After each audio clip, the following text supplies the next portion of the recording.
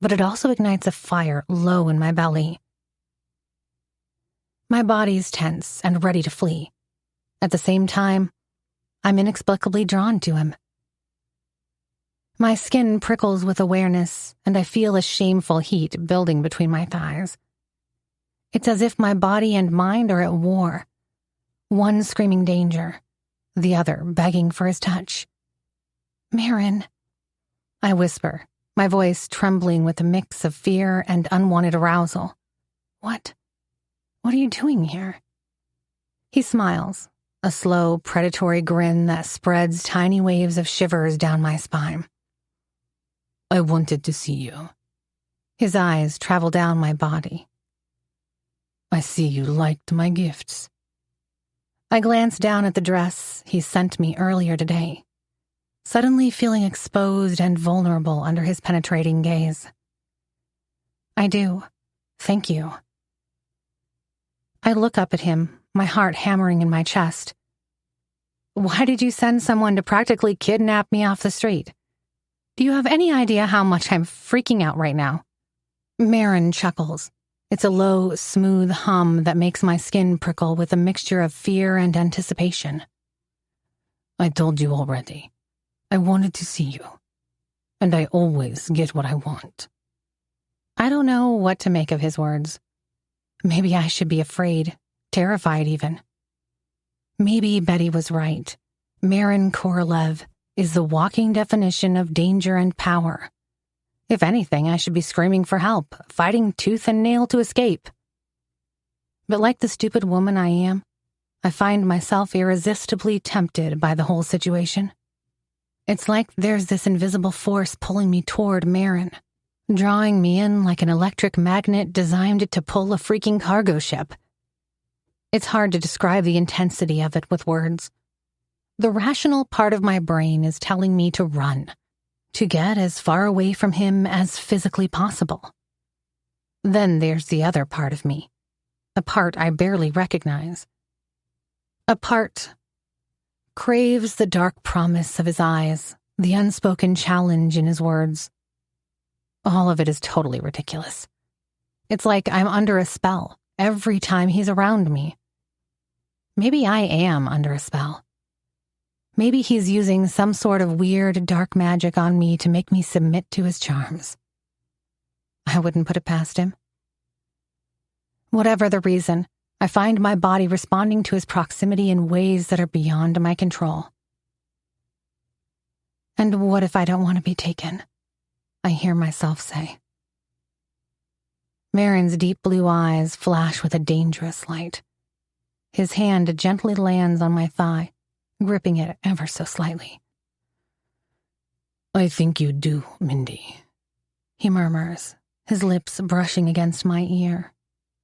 "I can see it in your eyes and feel it in the way your body trembles when I'm close to you.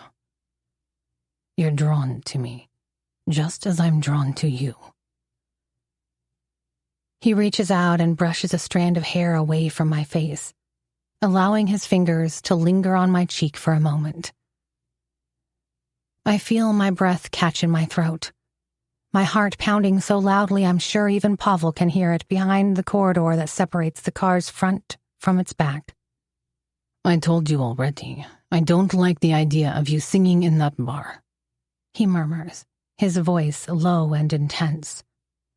"Especially when you're wearing the dress I gave you." Somehow I force myself to snap out of his whole goddamn spell and regain control of the situation.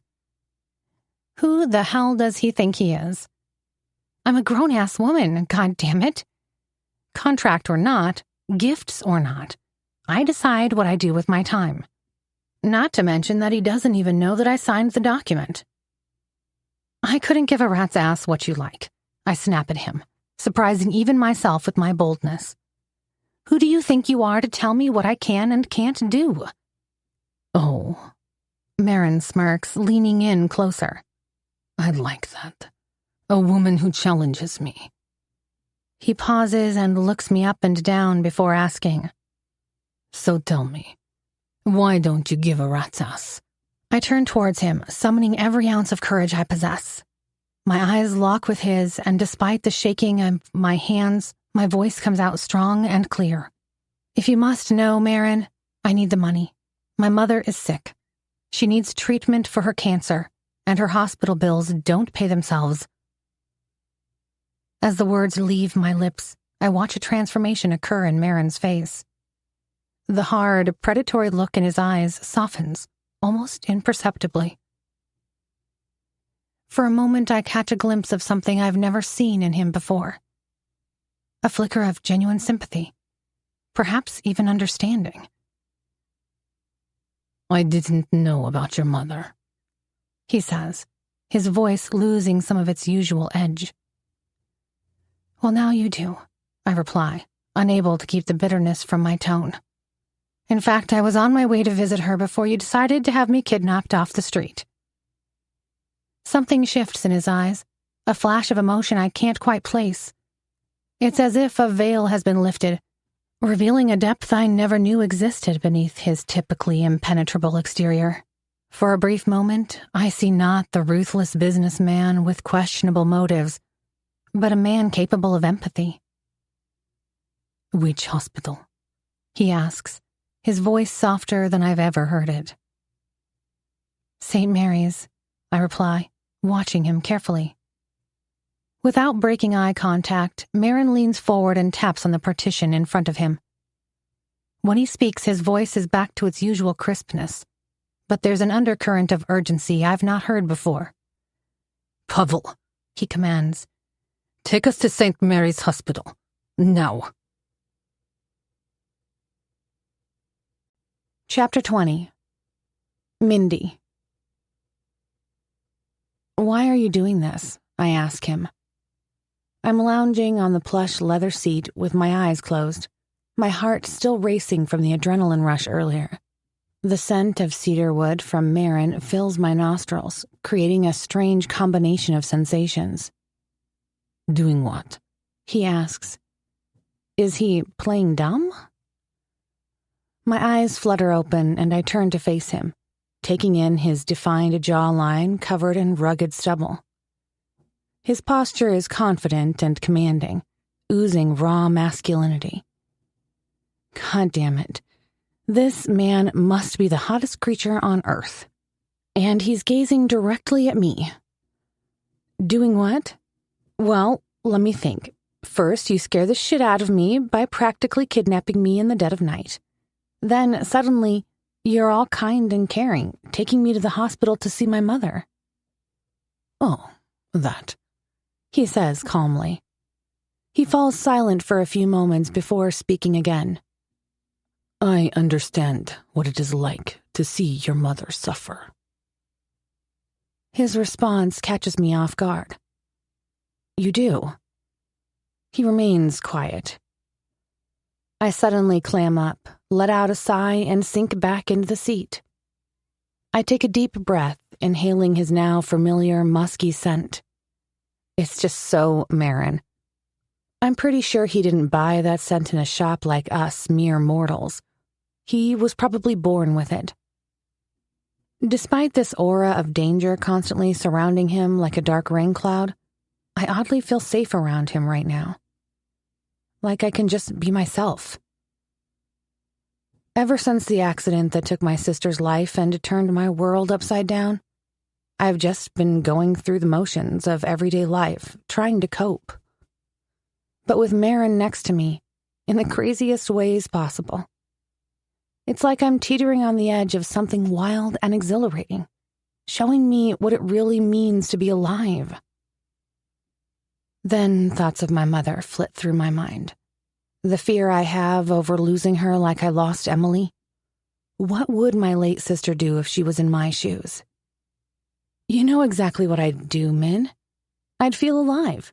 I'd embrace the chaos, the passion, the thrill of the unknown. I'd stop worrying so much about consequences and start living. The car takes a turn and comes to a halt.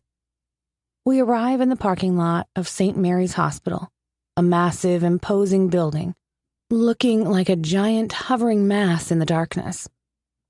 Most of its windows are black.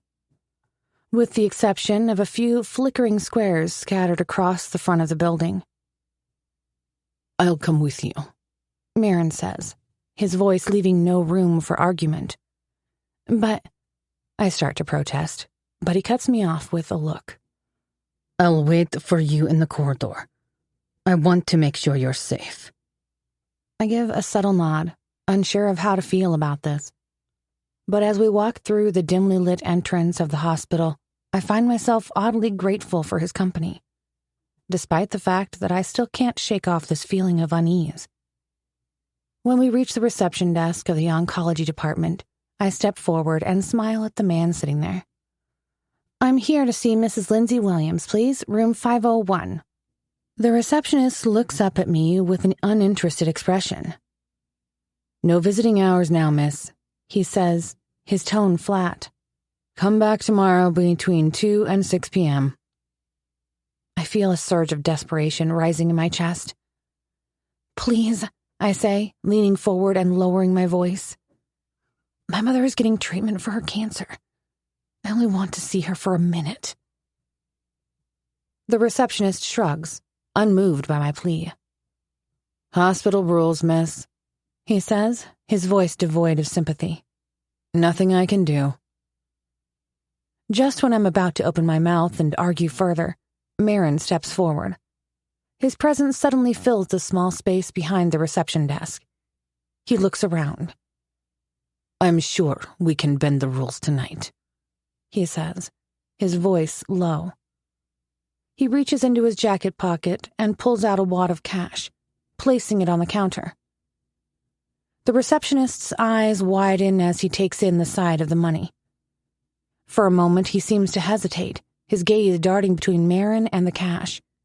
Then, with a quick, furtive movement, he slides the bills off the counter and into his pocket. He gives us a curt nod. "Just be quick," he mutters, his eyes averted. I gape at Maron, a mixture of awe and trepidation coursing through me. The casual way he just bribed a hospital employee both thrills and unnerves me. It's a stark reminder of the power he wields and the dangerous world I'm stepping into. As we navigate the dim corridor towards my mother's room, I feel Maron behind me, like a physical force at my back. His footsteps echo ominously in the silence, each one a reminder of the precipice I'm walking. I'm grateful for his support, but I can't shake the feeling that I'm being drawn deep into a world of shadows and secrets, one I'm not sure I'm prepared to face. For now, though, I push it aside. All that matters right now is seeing my mother, feeling the warmth of her hand in mine, and telling her how much I love her.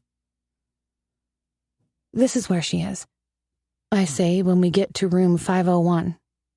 "I'll wait outside." He nods. I return the gesture with a smile and push open the door. As soon as I step into the small, sterile room and see my mom lying there, the reality of her illness hits me hard.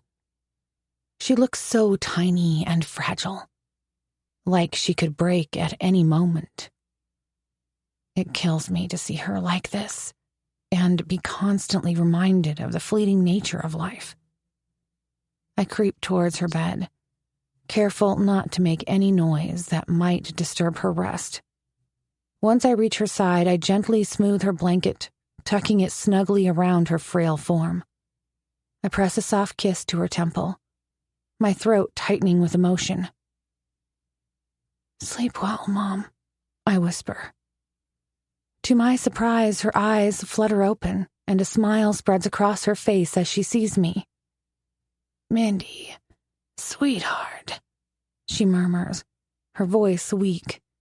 "Shh, Mom," I whisper, placing a finger to my lips. "I just came in for a short visit. I missed you." Her smile widens, and she reaches out to take my hand in hers. "I miss you every day, my sweet," she says, her skin cool and papery against mine. I swallow hard and gently tuck a strand of her hair behind her ear. "How are you feeling, Mom?" I whisper. Better, she says, her eyes crinkling at the corners. A lot better, my sweet. The new treatment seems to be helping. Relief washes over me like a warm wave, and I feel a smile tugging at the corners of my mouth. Good, I say, squeezing her hand gently. I'll speak to Dr. Walker tomorrow and get an update on your progress. She nods, then asks, Have you seen Alexis? How is she? The question catches me off guard, and I hesitate. I don't want to worry my mom with the harsh reality of my sister's drug and financial problems, or the constant arguments between us. She's doing well, Mom, I fib, plastering on a fake smile. A flicker of sadness crosses my mother's face. She hasn't been here yet, she says. I furrow my brow. Anger boils up within me as I think about my unreliable sister, and I really wish I could shake some sense into her. So, she hasn't come after all. She even had the nerve to borrow my car, claiming she was coming to visit our mother, but it looks like she was doing something else instead. Damn it, Alexis. She will, Mom, I say firmly. I'll make sure of it. My mother smiles, her eyes drifting closed once more. Thank you, Mindy, she murmurs, her voice fading. I love both my daughters, even if they're silly sometimes. She gives me a weak smile. You're always taking such good care of me. I place another gentle kiss on her forehead, my heart aching with love and worry. Of course, Mom, I say softly. You just relax now, okay? Everything will be taken care of. I promise. She nods, slipping back into a peaceful slumber. My beautiful, kind-hearted mother. I sit with her for a few more minutes, watching the gentle rise and fall of her chest. Finally, with a heavy sigh, I stand up and make my way towards the door, pausing one last time to look back at my mother's fragile form. I love you, Mom, I whisper, my voice barely audible. More than anything in this world. Then with a final glance, I slip out of the room and back into the corridor, where Maron is waiting for me. His eyes lock onto mine as I appear, his gaze intense and searching. How is she? He asks. Better, I sigh. A flicker of understanding passes over Maron's face, softening his usually hard features. Good, he says, his eyes never leaving mine. I know this is hard for you, Mindy. His words catch me off guard. I'm not used to this side of him. It's so unlike the boss hole I saw every day at the office. You do? I ask, unable to mask my surprise. Maron's jaw tightens, a shadow passing over his face. I also have some challenges with my mother, he admits. I'm sorry, I murmur, resisting a sudden urge to reach out and touch him. There's still an invisible barrier between us, one I'm not sure I should cross. Maron shrugs, his expression becoming inscrutable once more. But I catch a hint of bitterness in his eyes, a flicker of pain that makes my heart ache. Silent and lost in our own minds, we walk back to the car. The receptionist at the front desk doesn't even bother to glance up as we pass by. When we get to the sleek black vehicle, he opens the door and gestures for me to get in. I pause, reflecting on the series of events that led me to this moment. However, as I lock eyes with Maron and feel the intensity of his gaze pierce through me, I can't shake off an eerie feeling. It's almost as if I was meant to be here, in this exact moment, with this dark and enigmatic man by my side. In a strange way, Maron's presence eases the loneliness that has been weighing on me these last few years, ever since the accident. Yes, it's a false sense of security. But right now, I don't have the energy to protest it. All I want is to be close to someone I can trust. And at this moment, as strange as it may be, that someone is Maron Korolev. My former boss with his piercing blue eyes and commanding presence. And so I slide into the back of his sleek black car, letting the leather seat envelop me like a cocoon. Go. Maron instructs Pavel as he climbs in beside me. Where are we going? I interject, keeping my voice barely above a whisper. To the airport, Maron replies, his voice calm and assured. Did he just say airport? To where? I shriek. What for? To fly to Moscow, he says casually. To do what? I feel a jolt of panic run through me. Is he serious? He wants to get on a plane to fly? And to Moscow, of all places. Right now. But I don't have my passport, is all I say, which is completely ridiculous. Just like the idea of flying to Moscow. He smiles a slow, confident grin that does nothing to calm my shock. Don't worry, he says, resting his hand possessively on my thigh. We're taking my private jet. You won't need your documents. I stare at him, still not understanding what the hell is going on. Your private jet? That's right. But why are we going to Moscow? I ask, my heart pounding in my chest. To do what? And when will we be back? Maron turns and leans in closer. He gently cups my face and turns my head towards him, his eyes boring into mine with an intensity that takes my breath away all over again. Don't worry, he murmurs, his deep voice a sensual caress. Everything is taken care of, Mindy. Trust me. I swallow hard, my pulse quickening. Please, Maron, I say, nearly begging. I need to know what's happening. I wasn't planning for any of this.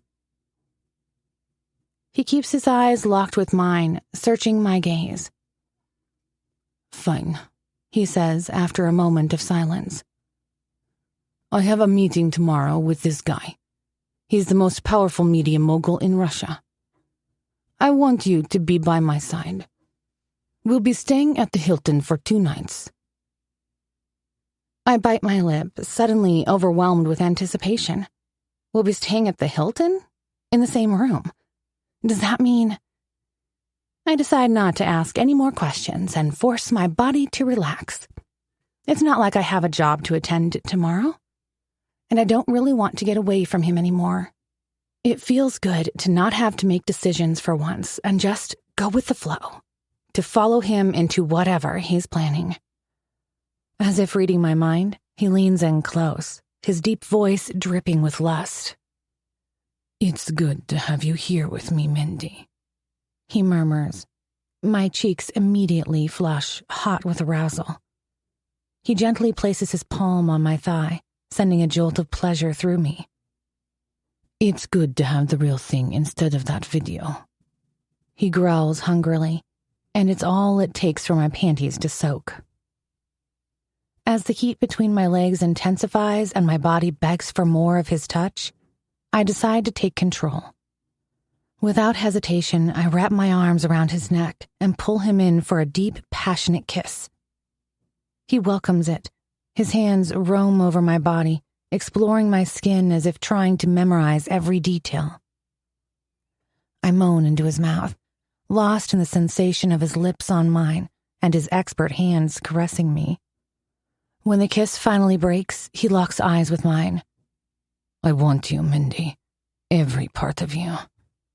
He whispers against my lips, his breath warm and intoxicating. And it only fuels the fire he ignited within me earlier. I can feel myself getting wetter and wetter with each passing moment, my body betraying my better judgment. We crashed together again, our lips meeting in a desperate, hungry kiss. His strong hands continue to roam my body, leaving trails of heat in their wake. I'm lost in the sensation, drowning in his touch, when a sudden impulse from reality breaks through the haze of desire. I wrench myself away, my chest heaving as I struggle to catch my breath. "Maron," I choke out. "I can't just disappear without a trace." Maron's eyes darken with desire and something else, a possessive hunger that continues to thrill and terrify me. He leans in closer. "Yes, you can." Silence falls between us as I process his words. "Everything will be fine," he continues. "Take it as a short trip to a country you've never been to. While I'm doing business, you'll have a taxi at your disposal. It will take you wherever you want. See sights, shop to your heart's content. You'll have everything you need." He leans in close, his lips gently grazing the sensitive skin on my neck. I suppress a moan, my body responding to his touch like a live wire. "And when we're both finished with our obligations..." He pauses, his hand gently stroking my cheek. He leans in close to my ear. "I will fuck you all night until you're completely spent." Holy freaking shit. How is it that he just needs to say a few words to make me ridiculously wet all over again?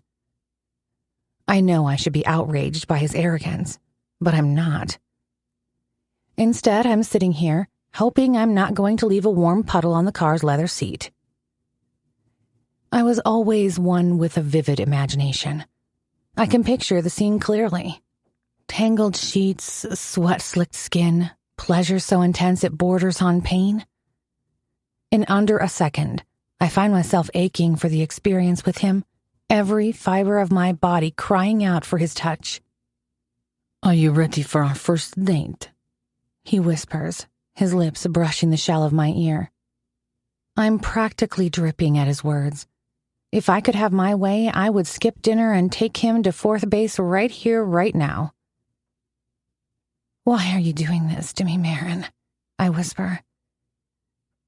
"Because I want you to sign that contract." He runs his finger along my chin. "I want you to experience what we could have together." I don't even know what to do with all this. I'm a grown-ass woman, not a horny schoolgirl with raging sex hormones. But I feel exactly like the latter. I also feel like I'm losing pieces of myself in whatever this is.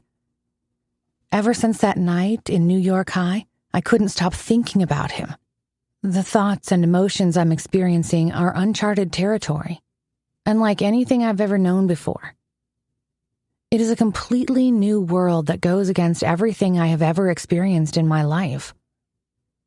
But in this moment, none of that matters. All that matters is the inexplicable chemistry and the visceral pull between us. Maybe it's all a lie, Mindy. Sure, maybe. Whatever the case, my body is betraying me to a man I barely know. I don't have the answers. I don't know what to make of it. What I do know is that every time he's near me, I'm more turned on than I thought I was capable of. And I can't help but marvel at this newfound ability my body seems to have. Sure, I always had a high libido. But this is beyond anything I ever thought possible. I never knew I could desire someone so much. As we silently glide across the empty streets of the city, something strikes me. I haven't checked my emails since before I left for the gig. Perhaps it would be wise to do that before we get on the plane and I have to switch my phone to airplane mode for several hours. So I pull up my emails, filtering through all the promotions and newsletters until one email catches my eye. The subject line says, "Update on Mrs. Lindsay Williams' progress." It's about my mother. I quickly tap the screen to open the contents of the email. "Dear Miss Mindy Williams, I hope this letter finds you well. I'm writing to inform you of the latest developments regarding the treatment of your mother, Mrs. Lindsay Williams. We are pleased to report that the current treatment regime has been effective, and her condition is currently stable. However, it is necessary to continue with another set of treatments over the course of the next 2 months to ensure her ongoing recovery. The total cost of these treatments is estimated to be $92,720. I would like to note that her health insurance only covers $34,570 of this amount. We understand that decisions regarding medical treatment can be difficult, and we want to ensure that you are fully informed and comfortable with any course of action moving forward. Therefore, please take the time to consider this information and let us know if you would like to proceed with the recommended treatment plan. If you have any questions or concerns, please do not hesitate to contact us. Your mother's health and comfort are our top priority, and we are here to support you in any way we can. Thank you for your attention to this matter. Sincerely, Dr. Thomas Walker, Chief Oncologist. Chapter 21. Mindy. Maron's voice jolts me awake. I sit up abruptly with my head spinning. "Wake up, Mindy," he says, a sense of urgency in his tone. "What?" I grumpily reply, rubbing my eyes and trying to shake off the remnants of a fitful slumber. As reality slowly sets in, memories from the past couple of hours flood my mind. Being tucked into Maron's car against my will, the hospital visit, getting back in Maron's car to drive to the airport. It all seems like a distant memory. The only thing that feels real is the intoxicating oaky scent that still lingers in my nostrils. "Where are we?" I groggily ask. "At the airport," Maron answers, his voice snapping me out of my daze. "The plane is waiting." I push myself up, feeling like an airport is the last place I want to be right now. It's late, and I'm exhausted, hungry, and disoriented. I want to sink back into the warmth of the car seat. I must have dozed off on the way here. My body is aching for the comfort of a real bed and a good night's sleep. But even as I try to cling to the fleeting moments of rest, a nagging thought invades my mind. Dr. Walker's email. The glimmer of hope treatment that could save my mother's life, at a cost that makes my head reel.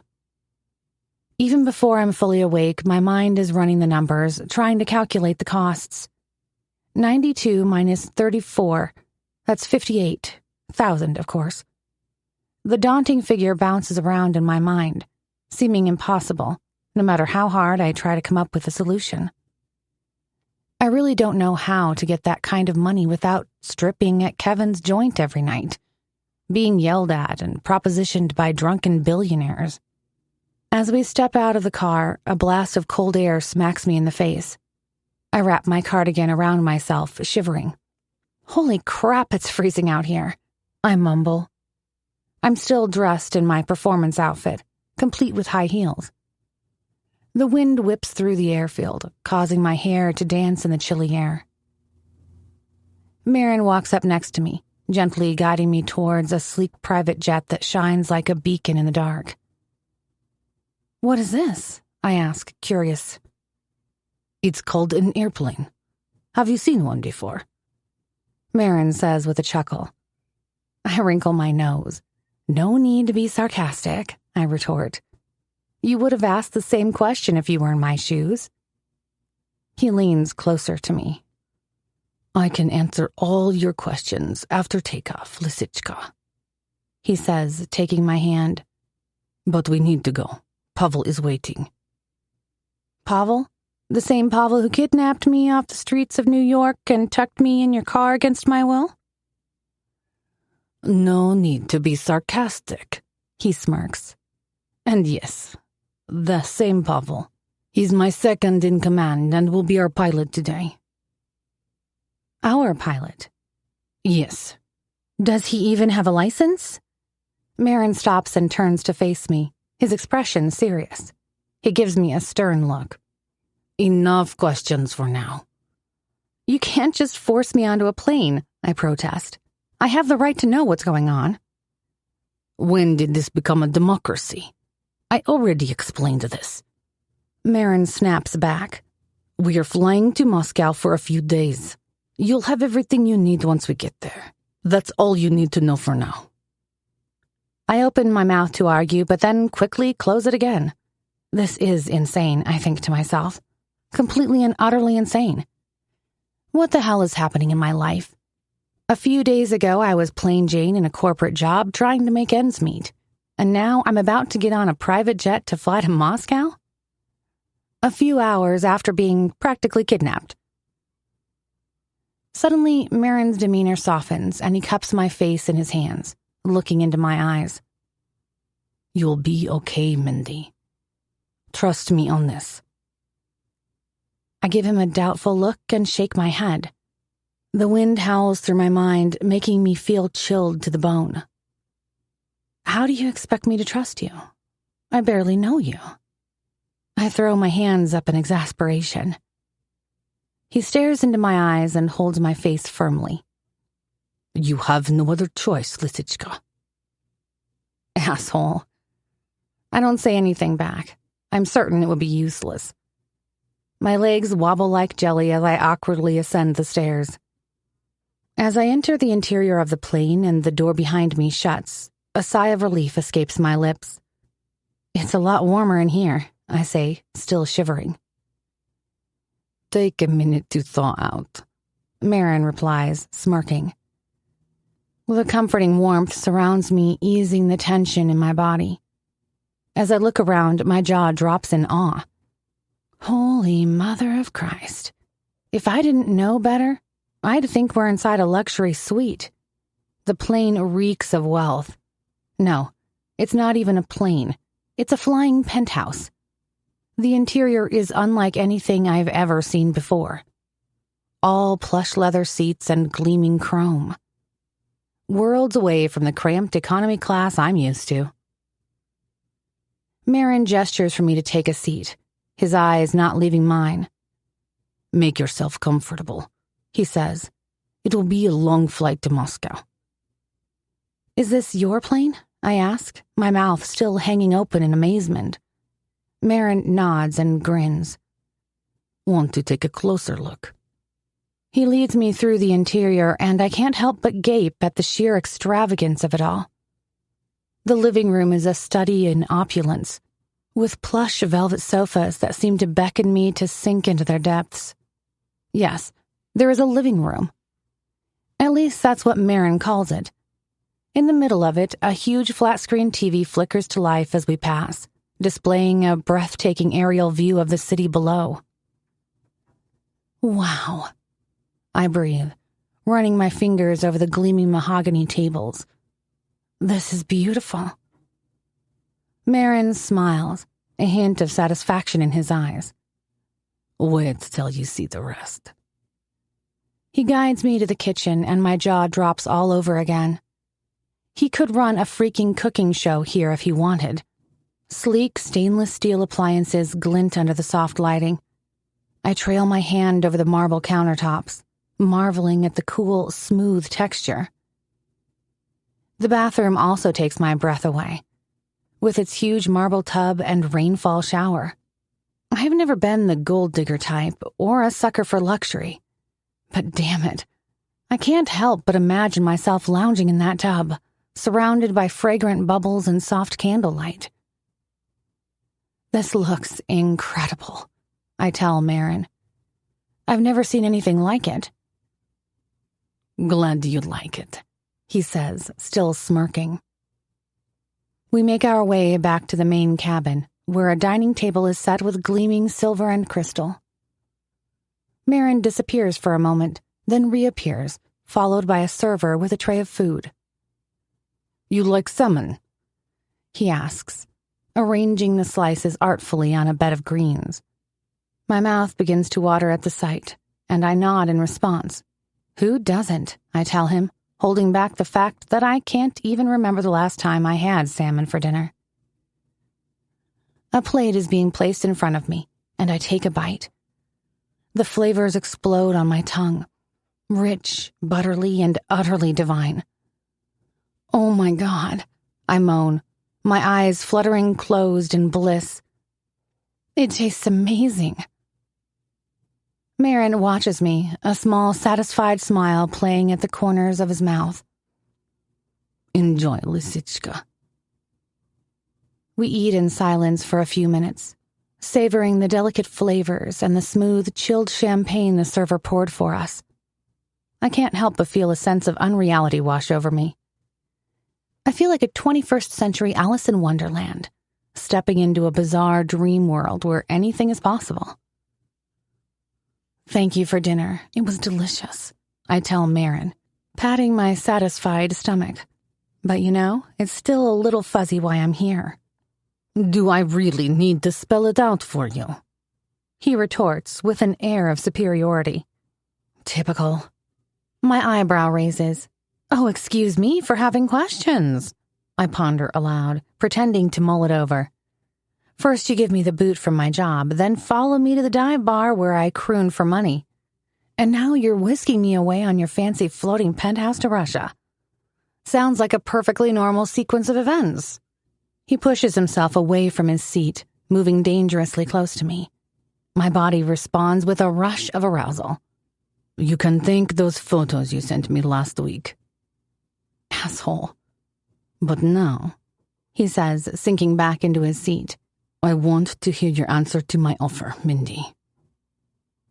I take a deep, shuddering breath. My heart begins to pound in my chest.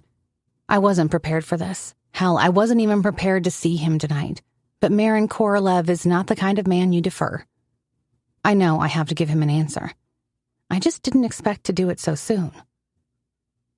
Once again, my mind drifts back to all the reasons I'm doing this. My mother, my sister, and let's not forget the email Dr. Walker sent me earlier. Damn it, Mindy. What's even making you hesitate? You have no job, no money, just a shady bar gig at NYC High.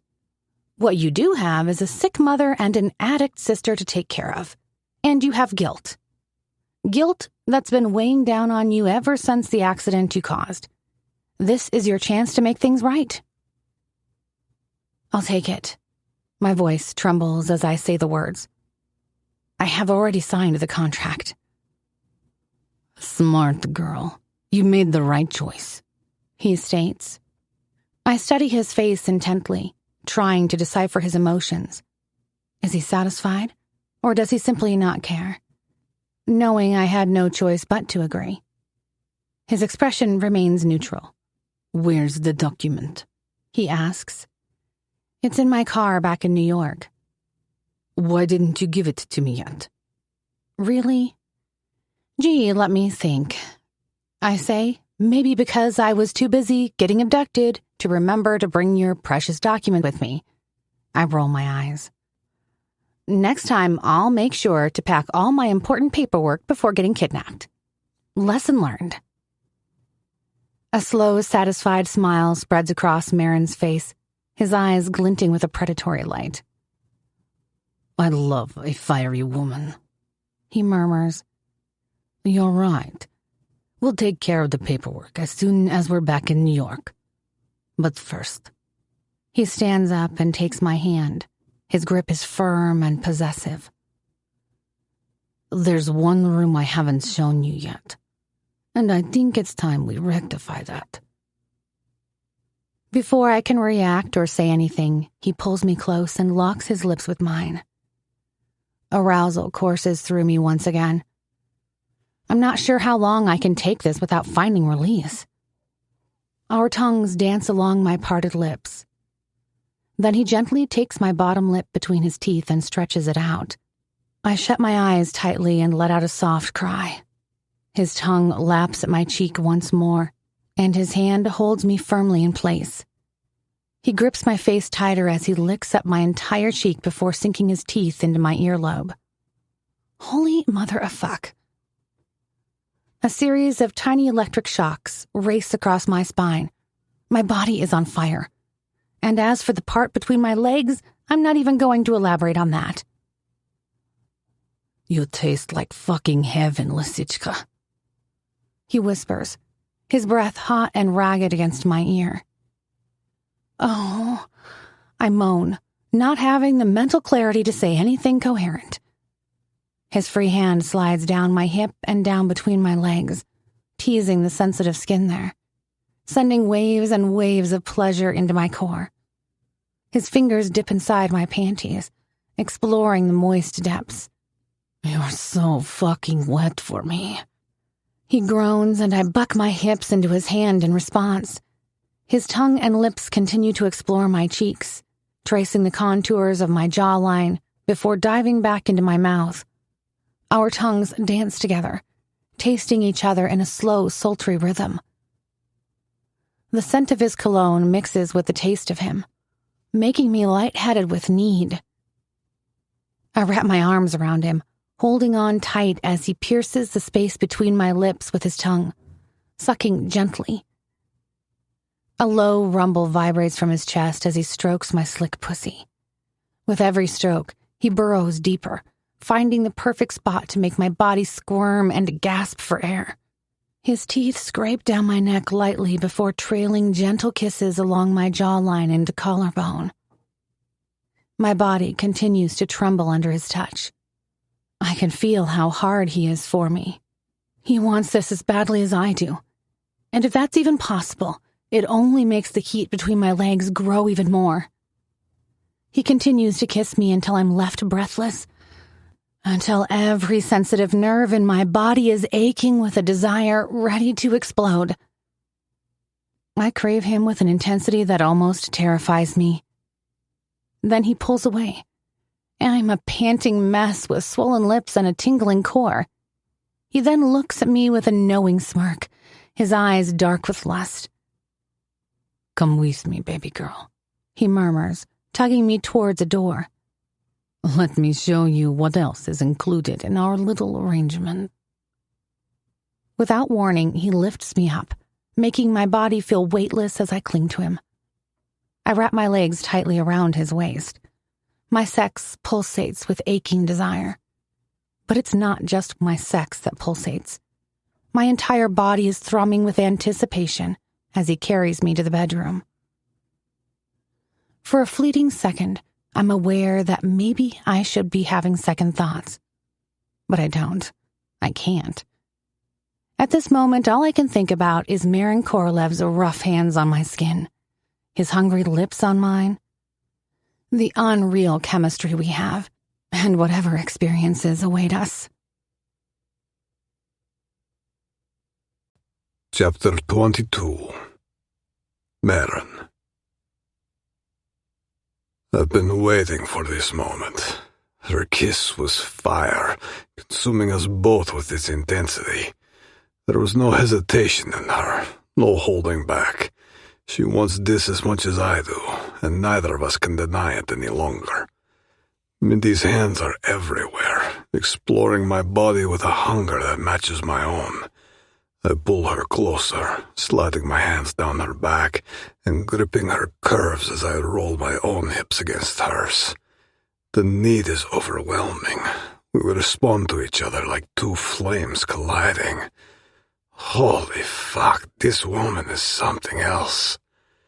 As I kiss her neck, her hands work their way to the buttons of my shirt, popping them open with ease. I can feel her fingers trembling against my skin as she explores my upper body. My cock is aching to be inside of her.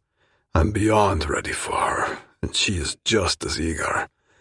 My body throbs with desire as her hands move lower, undoing my pants and freeing my aching erection.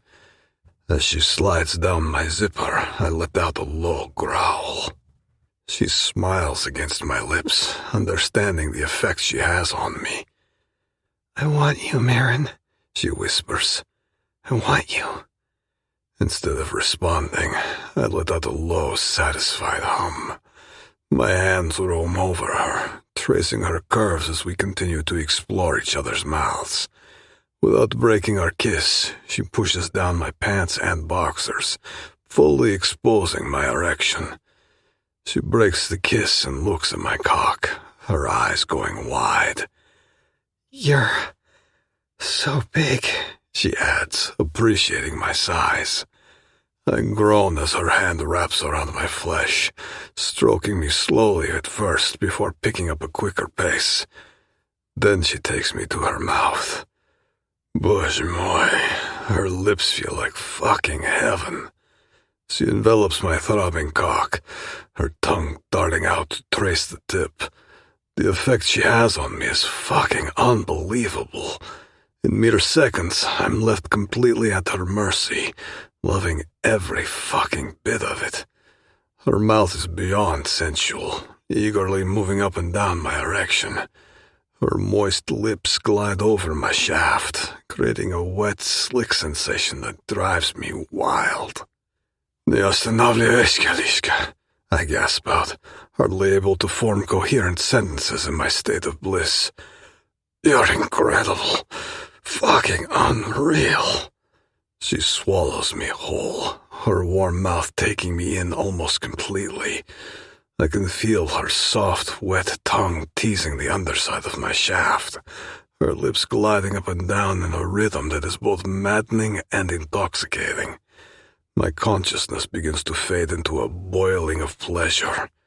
As her soft, warm lips and wet tongue continue to tease my shaft, I gradually lose all sense of time and space. My body melts into the sensation, every nerve ending alight with a pleasure that feels unreal. I've never experienced anything like it. The feeling is so intense that I'm not sure how much longer I can take it without exploding.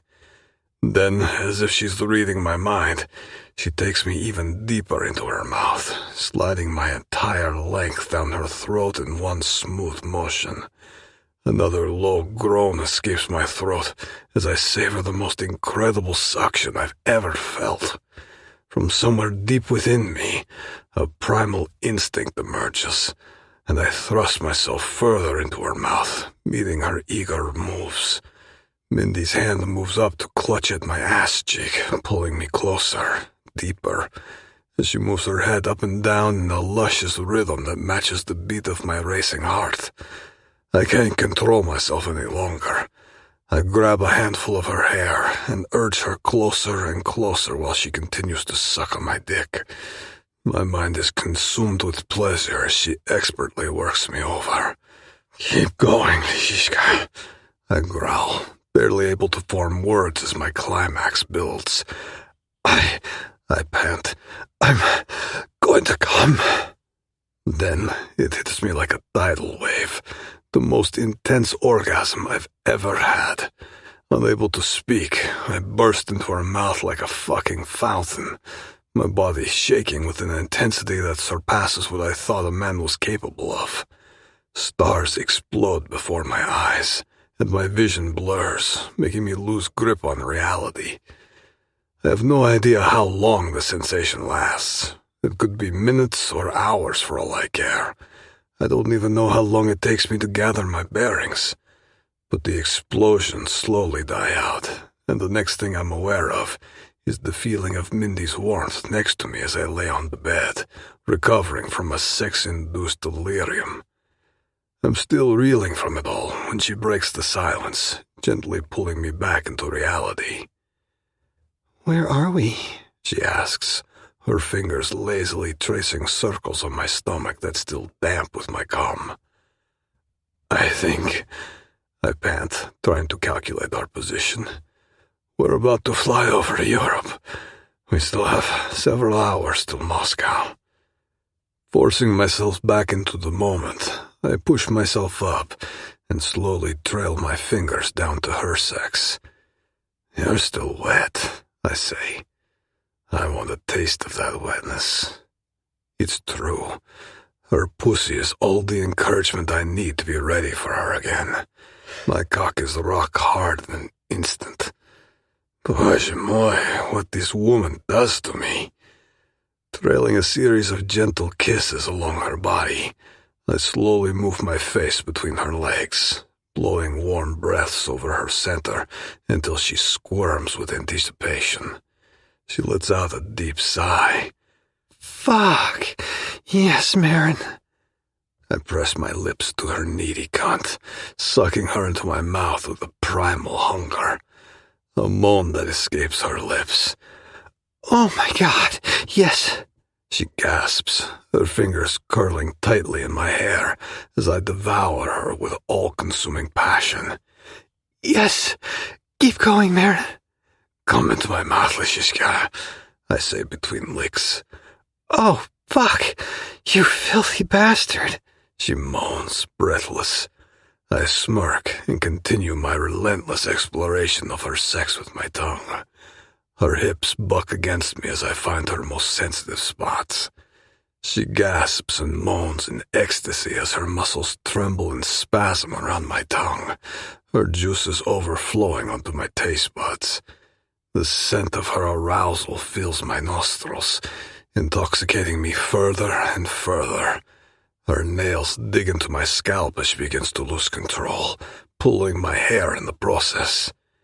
That's it, I murmur huskily, looking up at her with hooded eyes.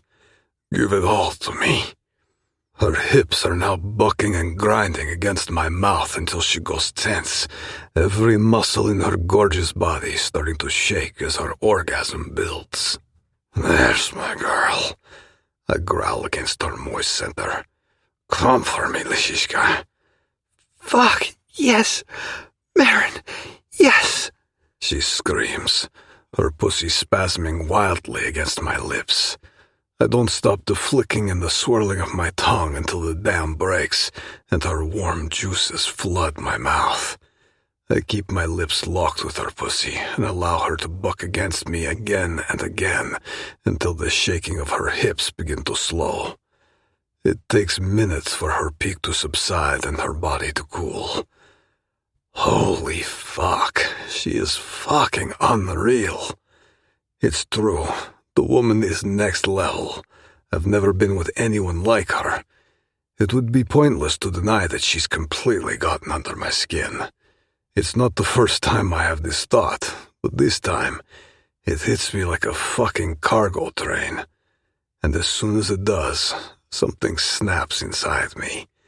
A sudden mix of jealousy and possessiveness. The unbearable thought that my idiotic half-brother fucked this woman. Driven by a raw and primal instinct, I stand and plunge my dick into her without warning. It's fast and savage, animalistic even. Her eyes snap open and go wide in surprise, but I don't fucking care. I want to impale her with my cock and see her pussy swallow it as a whole. I don't even care if she wants to protest. I continue to pump into her with primal force, making it clear with every wild thrust, I am the one in control here. But as I plunge my dick into her, Mindy jerks back to life, her eyes rolling up in their sockets, still wide from the shock earlier. She was jolted awake from the afterglow of her orgasm, yet she doesn't seem to mind. It's all the encouragement I need to fuck her even harder. You're, I pant, thrusting. Fucking, thrust. Mine, thrust. Lishiska, thrust. You hear me? I growl. Her hands wind around my neck and her thighs tighten around my waist in response. She can say whatever the fuck she wants, call me a bastard even. Her body is betraying her. It's clear who it is she really wants. You asshole, she growls back at me. I'm not even sure she realizes the filth that pours out of her mouth. Her eyes are rolling back in her head. I can't stop now. I can only go harder. My possessiveness fuels my desire. Anyone, I growl in her ear, who, thrust, touches you, thrust, is dead, thrust. Do you, thrust, understand? Fuck you, you bastard, she responds, sinking her nails deep into my flesh, drawing blood. Hot pain flashes across my chest, but it only adds to the pleasure of being inside her. I want to tear away her self-control.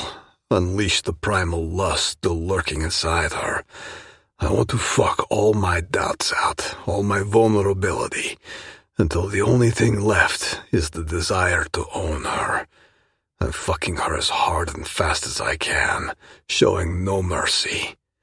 Ah! Mindy's head drops back, and she cries out in the addictive mix of agony and ecstasy. I'm coming, you asshole! She gasps. I continue pushing deep. I thrust. Fucking own thrust.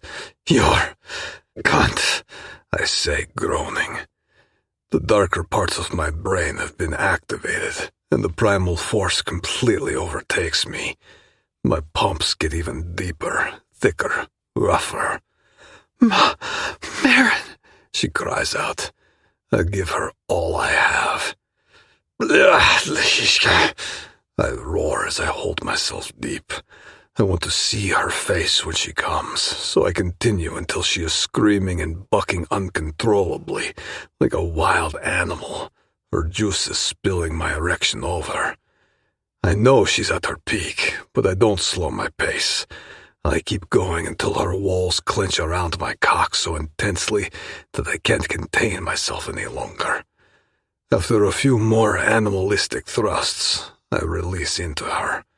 My cum spills hot into her tight pussy as we both explode into what feels like a supernova.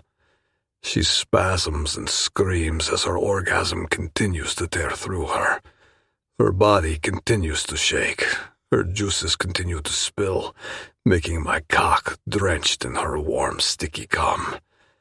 I collapse on her panting, laying on top of her until the shaking of her thighs gradually begin to fade. We both lay there spent for several minutes, like a couple of used-up rag dolls, waiting for our bodies to cool down from the high. Boy, moi, I can't believe I've just had the orgasm of my fucking life. Yeah, she's definitely gotten under my skin. Even more so than I could have imagined, or ever thought possible for me. Which is a fucking dangerous territory for a man like me. Chapter 23. Maron. You fucking disappointed me, Korolev. We had an arrangement, and you fucking disappointed me. I'm sitting across from Leonid Shirkov, the powerful Russian media mogul. The air in the lavish conference room feels heavy and suffocating, and the tension between us is almost tangible. I can practically feel his calculating gaze burning me as we engage in a high-stakes game of negotiation. Every word he speaks feels like a loaded gun pointed directly at me. My mind flashes back to the first time I met Shirkov. We were at the Bratva gathering over a decade ago. I was still green, barely out of my father's shadow, when he approached me with that same calculating gaze he wears now. So, you're Korolev's boy, he'd said, his voice dripping with disdain. Let's hope you're smarter than your old man was. I didn't fully understand what he meant back then. Now I do. It doesn't help that he's right.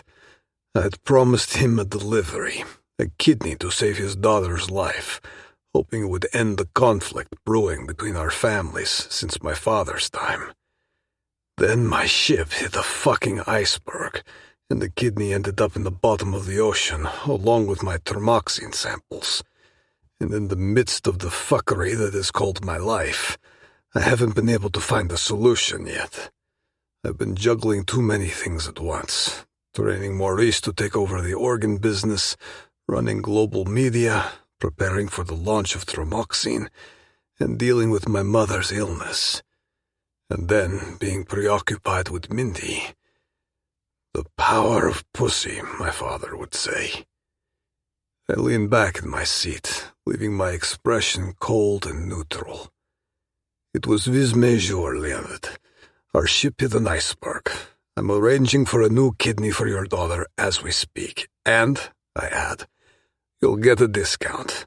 I'm covering 30% of the cost. Best I can do. I feel a flicker of sympathy for the man's plight, but I quickly smother it. In this world, sympathy is a weakness, and weakness is a luxury no one in the Bratva can afford. Shirkov doesn't seem too pleased with my offer. He slams his fist on the table, causing the glasses to rattle on the hard wooden desk stretching between us. I don't give a shit about your excuses or your discount, Korolev. My daughter is fucking dying, you understand? She needs that kidney. My daughter is dying. Hearing this triggers something deep within me. My mind immediately drifts back to my own late daughter, Cordelia. It guts me to even think about the moment I lost her. Even as I sit here with a man as rich and powerful as Shirkov, I can't help but feel a twinge of sympathy for him. He's a heartless motherfucker, a cold-blooded murderer who wouldn't hesitate to put a bullet in my head if that served his purpose. And yet I can understand his pain, his fear of losing his daughter. I get why you're frustrated, Shirkov, I tell him, keeping my voice calm and even. We both wanted the same thing. Get that kidney to your daughter. But we need time. Suitable organs don't just magically appear. Shirkov scoffs and leans in closer, locking eyes with mine. Well, guess what, Korolev? Jennifer doesn't have the luxury of time. And neither do you. He emphasizes each word with a sharp nod. I raise an eyebrow, keeping my expression impassive. Is that a threat? He bares his teeth in a humorless smirk. Call it a promise. He rises from his seat, looming over me.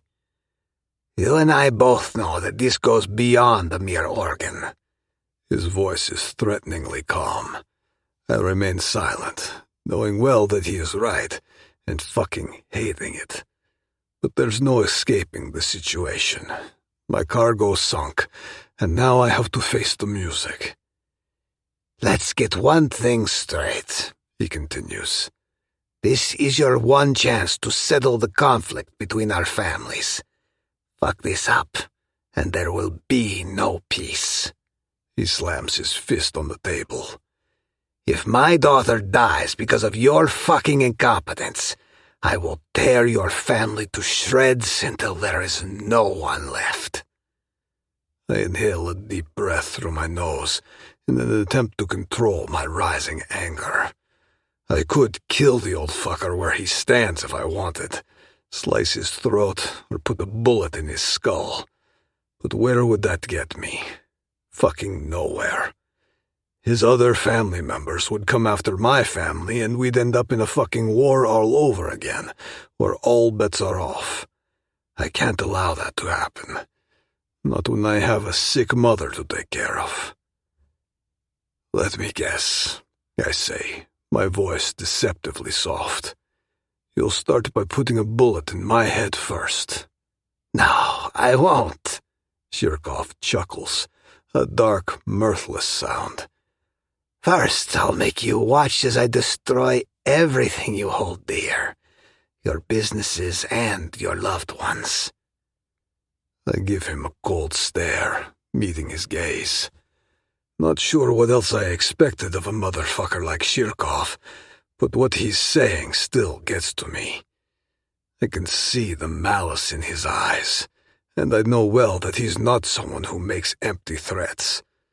But then again, I am no stranger to being threatened. However, the mere mention of my family ignites a fiery rage within me, boiling and bubbling like molten lava in my veins. My hands tremble with the urge to launch myself at him and rip his head off, but I force myself to stay composed. Giving in to my anger would only lead to the destruction I'm trying to avoid. You do what you have to do, Shirkov, I say, my voice like steel.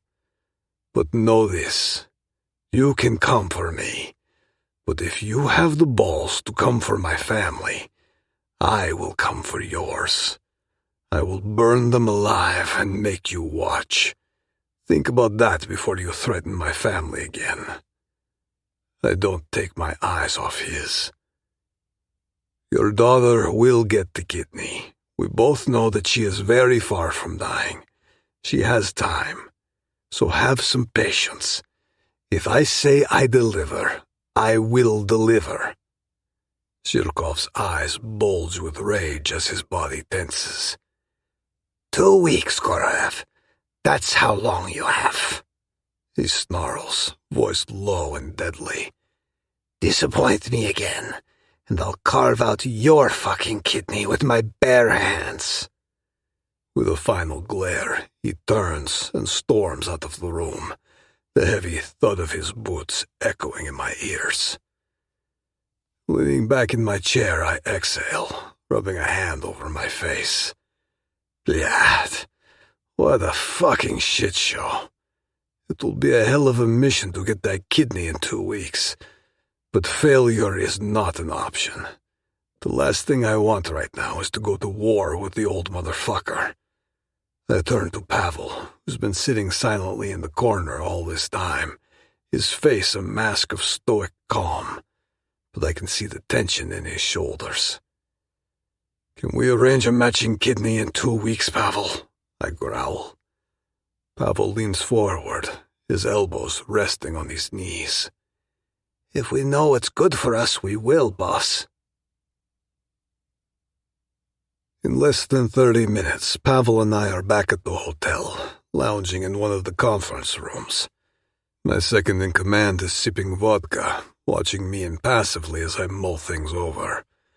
Fucking Shirkov. He is the last fucking problem I want to be dealing with right now. I'd rather be upstairs in my suite, balls deep in Mindy. Instead, I'm down here, thinking about how to get a kidney for Jennifer Shirkova and then ship it halfway across the world. A snap decision has me reaching into my pocket and pulling out my phone. I speed dial Maurice's number.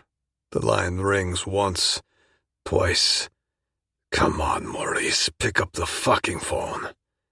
A groggy voice answers, thick with sleep and irritation. Jesus, Maron, do you know what time it is? It's the middle of the night. My grip tightens on the phone, my jaw clenching. Listen up, Maurice. We've got a situation. I hear a rustle of sheets and a muffled curse. What's going on? We need the Shirkov kidney. ASAP. What? Shirkov? Yes, the buyers got me by the balls. Maron, that shipment isn't due for another week at least. These things take time, and... I slam my hand against the oak table, my patience snapping. Damn it, Maurice! We do not have another week. We need that fucking kidney yesterday. There's a tense pause on his end of the line. I can practically hear his mind racing. Maron, you know I've never done this before. I'm still learning, and if something goes to shit... Nothing will go to shit, Maurice, because you're going to make sure of it. My words are clipped, leaving no room for argument. This is your chance to prove yourself, brother. Show me you have what it takes. Find me a kidney and get it shipped. We have 2 weeks to get it to the buyer. Maurice exhales heavily. When he speaks again, his voice is tight but resolute. Fine. I'll get to the compound in the morning and see what I can do. You have 48 hours to get this underway. Not a minute more. Jesus, Maron. 48 hours? That's not even possible. The clock is ticking, brother. And the price of failure? I let the unspoken threat hang in the air.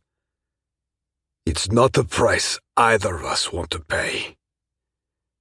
There is a long, heavy silence on my brother's end. Fine. I won't let you down this time. You better not, Maurice. Sleep tight. I hang up the phone abruptly and turn to look out the window. The lights of Moscow shine brightly through the tinted glass. After a brief pause, Pavel speaks up. Everything all right with Maurice, boss? I fucking hope so, I say. He's been doing okay so far. He's not going to fuck up this one. But I'll be watching his every move, just to be sure. Can I be honest with you, boss? Pavel says. Tell me. The kidney situation is the least of my worries, he says. I have other things on my mind. I frown. Like what? Look, boss. Pavel clears his throat. We've been in some pretty shitty situations in the past, and we always found a way out, right? He shoots me a look. We'll get that kidney to Shirkov in time. I'm sure of it. Yes, Bratok, but it's not every day we sink an entire fucking cargo ship. I scoff. We don't have the luxury of handling this casually. And I'm not suggesting that we should, Pavel says. We'll leave nothing to chance, boss. I'll contact some people in Bangladesh as a backup plan, in case Maurice fucks up. We're going to be fine, boss. I promise. Right. I glance at my second-in-command. What's bothering you, then? Right now, I'm more concerned about your position. Pavel hesitates, giving me a side-eye. You're a single man with no strong alliances. It makes you vulnerable. Shirkov knows this too. I frown, not entirely following his train of thought. What does that have to do with the kidney situation? Pavel sighs, a hint of exasperation creeping into his voice. Shirkov is allied with his wife's family, boss. The Sokolovs. A very powerful clan with deep ties to the government and the criminal underworld. If they decide to make a move against you, we are under a bigger pile of shit than we've ever been. I wave a hand dismissively, even as a cold knot of unease settles in my gut. It won't get there, Pavel. I can handle Shirkov and his in-laws. But even as the words leave my mouth, I know I'm being naive. Fucking Pavel has a point as usual. The Bratva is an ancient organization, steeped in tradition and rigid hierarchies. A man without a wife, without an heir to carry on his legacy, is seen as weak, unmoored, an easy target for ambitious rivals and hungry wolves. I lean back in my seat, rubbing a hand over my face. Blyat. You're right, I admit grudgingly. I am in a vulnerable position. If Shirkov decides to use this kidney situation as an excuse to come after me, we'll be fighting a war on two fronts. Pavel nods, his expression grim. Exactly, boss. And with all due respect, you're not getting any younger. You need to think about the future of the organization, about securing your legacy. I feel a flicker of annoyance at the implied criticism, but I know it's just my ego. My second-in-command is only speaking the truth. As the Khan, it's my responsibility to ensure the continuity and strength of the Bratva, and right now I'm failing in that duty. I stand up abruptly, pacing the room like a caged tiger. My mind is racing, weighing options and discarding them just as quickly. Yes, I need to secure that kidney for Shirkov, and hopefully bury the hatchet with him for good. But what good is a truce if I'm seen as a weakling? It's not like Shirkov or any of these Bratva fuckers can be trusted. If they think I'm vulnerable, they will find an alibi to come after me and my empire. I must start thinking long-term, shore up my alliances, and strengthen my position within the underworld. And I know exactly what I need to do to make that happen. I stop in my tracks as something dawns on me. There's only one way to kill two birds with one stone, solve both my immediate problems and my long-term vulnerability. I must get married. I just need to do it sooner than I had planned. I turned back to Pavel, my eyes glinting with a new sense of purpose. I'm going to get married, Pavel, and I think I know just the woman for the job. Pavel frowns at me. Not your chief accountant, right? I level him with a steady gaze. Not that it's any of your fucking business, but yes, that's why I brought her here. Pavel shakes his head, his expression a mix of disbelief and apprehension. Boss, she's a nice girl and everything, but she's from another world. You can't form an alliance with her family. In your position, you need... I cut him off, my tone brooking no argument. I don't care about the Bratva's old-school ways, Pavel. That woman is mine, and I will marry her. It may not lead to an alliance, but it will be a solution to our problems. Just wait and see. Pavel stares at me, his head still shaking in disapproval. Boss, you know I'm loyal to you, have always been. But allow me to disagree with you on this one. You are about to make the mistake of your life. A smirk tugs at the corners of my lips, one that holds both certainty and determination. No, Pavel, I say, my voice unwavering. I'm about to make the best fucking decision of my life. And it's you who has to trust me on that. Chapter 24. Maron. I head back to the luxury suite Mindy and I share, only to find it empty. I'm about to call out her name when I hear muffled conversation coming from behind the closed bedroom door. Uh-huh. Mindy keeps repeating, her voice strained. And how long will it take? Oh, I see. It's trial stage, right? Right, no guarantee. I understand. All new treatments are like that. Thank you. Yes, I appreciate that, Dr. Walker. She must be talking to her mother's oncologist. I knew her mother's condition was serious, but the heaviness in Mindy's tone suggested it might be even worse than I thought. After what feels like an eternity, the bedroom door finally opens, and Mindy emerges. Her eyes are red and puffy, her cheeks streaked with tears. She looks utterly devastated, and it takes every ounce of my self-control not to rush over and gather her in my arms. "What's wrong?" I ask. Shit. Sorry, Maron. She sniffs, using a paper tissue to dry her tears. I didn't realize you were back. It's all right. I keep my tone gentle. Tell me what's wrong. Mindy takes a shaky breath, her lower lip trembling. My mom, she whispers on the verge of crying. Her cancer's become aggressive, and she needs more treatment than we initially thought. But even with that, there's no guarantee that she'll make it. I just spoke to her doctor. I step forward, cupping her face in my hands, my thumbs brushing away the fresh tears that spill down her cheeks.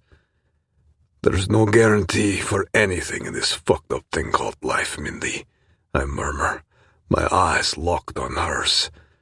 Desperate to offer her some kind of comfort, I turn to the booze cupboard and pull out a bottle of premium vodka. Want some? I ask, holding it up. She manages a weak nod. Yeah, please, she says, her voice hoarse. I could really use one right now. I pour 2 generous shots, handing one to her before clinking our glasses together. We down the vodka in unison, the smooth, fiery liquid burning a path down my throat. As I watch Mindy savor the drink and her eyes fluttering closed for a brief moment of respite, I can't help but be struck by her beauty once again. Even in her distress, with her face bare of makeup and her hair tousled from running anxious fingers through it, She is fucking stunning. My woman. For life.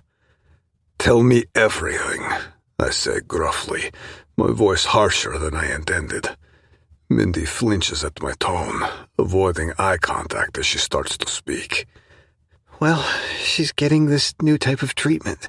It's only recently been approved by the FDA, but there's still no guarantee that it's going to work, she confesses, her voice heavy with worry. It's almost like she's being experimented on. No one knows how her body will react, not even the doctors. My mind goes straight to my mother and her illness. I've seen death firsthand too many times growing up in the Bratva. I should be numb to it by now, but the idea of losing someone close still scares the shit out of me. It doesn't matter how tough you are. We're all soft when it comes to family. Life can be a bitch, Mindy, I murmur, unsure what else to tell her. I look at her. Who is paying for her treatment? Do you have anyone to help you? I ask. A sibling, a friend, anyone? I can see her trying to keep up a strong facade. My sister, Alexis.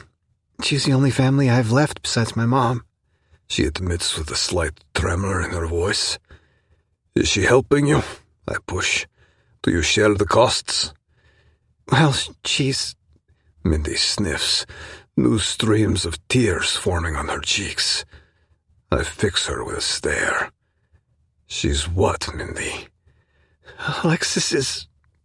It's complicated, Maron, she says. Let's just say she's dealing with her own troubles right now. I feel a flicker of annoyance at her reluctance, and at the way she seems to think she has to handle everything on her own. So nobody's helping you. My eyes remain fixated on her. How much is the new treatment? No, Maron. She glances at me. I know what you're thinking, and we're not doing that. I can handle this myself, and I will. I step closer and lift her chin. How much? Well, the insurance covers half, and... She doesn't reply immediately. 58,000, she whispers, her voice barely audible. But I'll... Fine, I say, pulling out my phone and opening the banking app. I tap on Mindy's account details that I still have from her global media days, my fingers flying over the screen. In a matter of seconds, the transaction is complete, and the money is transferred to her account. I look up, meeting her stunned gaze with a cool, impassive one of my own. It's done, I say. What else worries you? Mindy's eyes widen in shock, her mouth falling open. What? No, Maron, you can't... Too late. It's done. Let's move on. Maron, she whispers, her voice choked with emotion. I don't know what to say. Thank you. I shrug, slipping my phone back into my pocket. You're welcome. She continues to stare at me, stupefied. A ghost of a smile flickers across her face, making me feel a tug in my chest. Something warm and unfamiliar, something I don't quite know how to name. There's something about her, something that draws me in like a fucking magnet. The way she looks at me makes me feel like she can see past all the bullshit, all the posturing and the power plays. Like she sees the man beneath the monster. I push the thought aside, and my jaw tightens. I've never been a man to give grand gestures of affection. I never learned that shit, and I never needed to. But as I look at Mindy, at the way her eyes shine with a tentative kind of hope, I can't help but feel a flicker of something else. Something that feels dangerously close to caring. I tilt my head and grin. Actually, there's one way you can show your appreciation. Is that so? Come here, I tell her, and watch as she moves closer to me. The vulnerability in her eyes, the way she leans into my touch, it all crystallizes my earlier decision. This woman, with all her complexities and contradictions, is exactly who I need as my wife. Not just to protect my position in the Bratva, but for myself. Mindy, I begin, my voice low and serious. There's something I need to discuss with you. She looks up at me, curiosity mingling with the lingering sadness in her eyes. What is it, Maron? I take a deep breath, choosing my words carefully. You know my world is complicated. She nods slowly, her brow furrowing. Okay. I need a partner, Mindy. Someone strong, someone who can stand by my side and face whatever comes our way. I pause, gauging her reaction. I need a wife. Her eyes widen in shock. Maron, what are you... I press a finger to her lips, silencing her. I know it's too early. We're not there yet. But I need you to play a role, to be my wife in the eyes of others. Effective immediately. Play a role? Her voice is a mix of confusion and intrigue. I nod, allowing a smile to play on my lips. Think of it as practice for what will come later. Her breath catches, and I can see the wheels turning in her mind. And what exactly does this practice entail? I lower my voice to a seductive murmur. That's what I'm about to show you. Without warning, I capture her lips in a hungry kiss, pouring all my pent-up desire and newfound determination into it. The day is still young, and we have all the time we need to explore our new arrangement. Chapter 25. Maron. Mindy suddenly breaks the kiss. She steps back, looking up at me with an all-serious expression. One moment we're devouring each other, losing ourselves in the heat of the moment. The next, she is stepping away from me. It is a stark shift that leaves me breathless and confused. I need to ask you something, she says. I furrow my brow, not sure what got into her. Ask, I reply. What is the Bratva to you? I'm caught completely off guard by the unexpected question. None of the women I've been with have ever asked me anything like that. All they cared about was if I liked their new outfit, or where we were going for dinner. And of course the inevitable, when are we getting married? But the Bratva, that's a different story. My mind scrambles, searching for any clue that might explain where she got this from. How does she know about the Bratva? I don't think I ever mentioned it to her. No, I'm sure I didn't. The fact that I'm the leader of one of the most feared organizations in the criminal underworld isn't exactly the kind of thing you casually tell people about.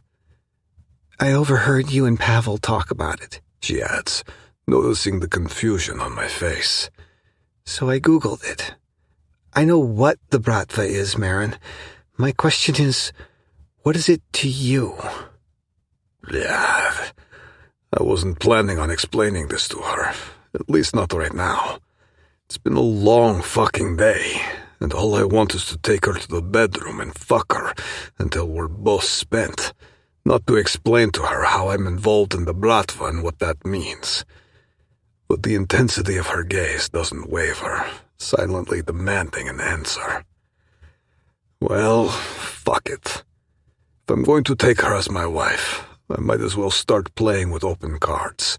It's not like I can hide this from her forever. I don't know what's on the internet, I begin, watching her expression closely. But the Bratva is the Russian Mafia. I need to tread carefully around this topic. The last thing I want is to scare her. I know that, she says. Why does it matter to you? She meets my gaze with a mix of determination and concern, her eyes continuing to search mine for answers. Because I was born into it, I tell her, keeping my eyes locked with hers. When my father died, I became the head of the Bratva, the Bakan. I pause, giving her a moment to process my words. You're the head of the Bratva? Da, I nod, taking a step closer to her. Despite my initial fear that this might scare her, she doesn't back away. Her arms linger at her sides, tracing the smooth curve of her hips. And that means I have certain obligations to fulfill, I tell her. One of those obligations is to find a wife and have an heir. A wife, she repeats, licking her lower lip, seemingly processing my words. Da, I tilt my head, and I've already found the perfect candidate. She looks at me, her smile faint. And who is your candidate? I lean closer to her and cup her face. Don't pretend you don't know it, Lichishka, I whisper against her lips. It's you. She looks taken aback. Do you truly mean that, Maron? She asks, searching my gaze. Yes, I say firmly. I've never been more sure of anything. And why me? I'm getting a little annoyed with all the questioning. I don't want to talk about this more than what's necessary. I'd much rather show her my intentions by claiming her and making her mine. I gently hold her face again. Because I said so, I say curtly. I told her what she needed to know, and I have no desire to waste more time talking about this. So I end the conversation by kissing her. As my lips crash into hers, a rush of emotions floods through me. In that moment, I forget about the dangerous world I come from, the obligations that weigh on my shoulders, and the secrets I keep hidden. All that exists is the warmth of Mindy's touch, the taste of her lips, and the undeniable connection we have. And relief. Relief that she's responding to me. Relief that she wants me, despite being aware of my fucked up background. Relief that I'm a good judge of character, after all. I knew all along that she was a resilient woman, one who doesn't scare easily. And now she's proving that to be true. As our mouths clash, Mindy's hands hungrily claw at my crotch. I break away from the kiss and saunter over to the leather couch, never breaking eye contact with her. A look of surprise crosses her face, but this time I want to take things slow. No more reckless lust. I want to savor every goddamn second with her. I want to revel in the certainty that this vixen belongs to me. Now strip for me, I command, my hand tightly gripping my throbbing cock. With a half smile, she follows my order and slowly removes her top. The skirt follows suit shortly after. Don't stop there, I growl, feeling my desire skyrocket. Lose the bra. She teasingly smirks at me and takes her time as she unclasps it, revealing her perfect breasts.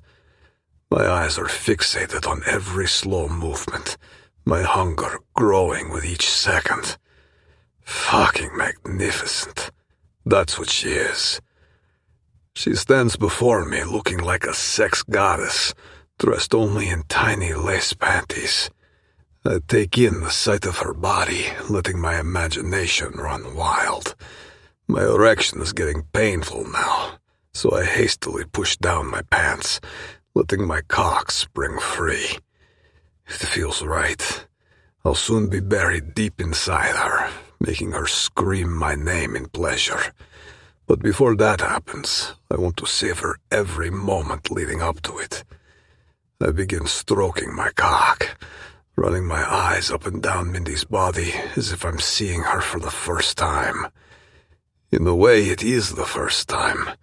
Every one of our encounters so far were fast and wild, but not this one. This time I'm taking my time with her, and I can't fucking believe how incredible she is. Whoosh my, this woman is really something else. She has a way of making me forget my troubles. My mother's declining health, the shit show with Shirkov. It all fades away when I'm with her. In this moment we share, nothing else matters but the sexual chemistry between us. The pure, raw force that draws me to her like a magnet, overpowering any rational thought. Take off your panties, I command.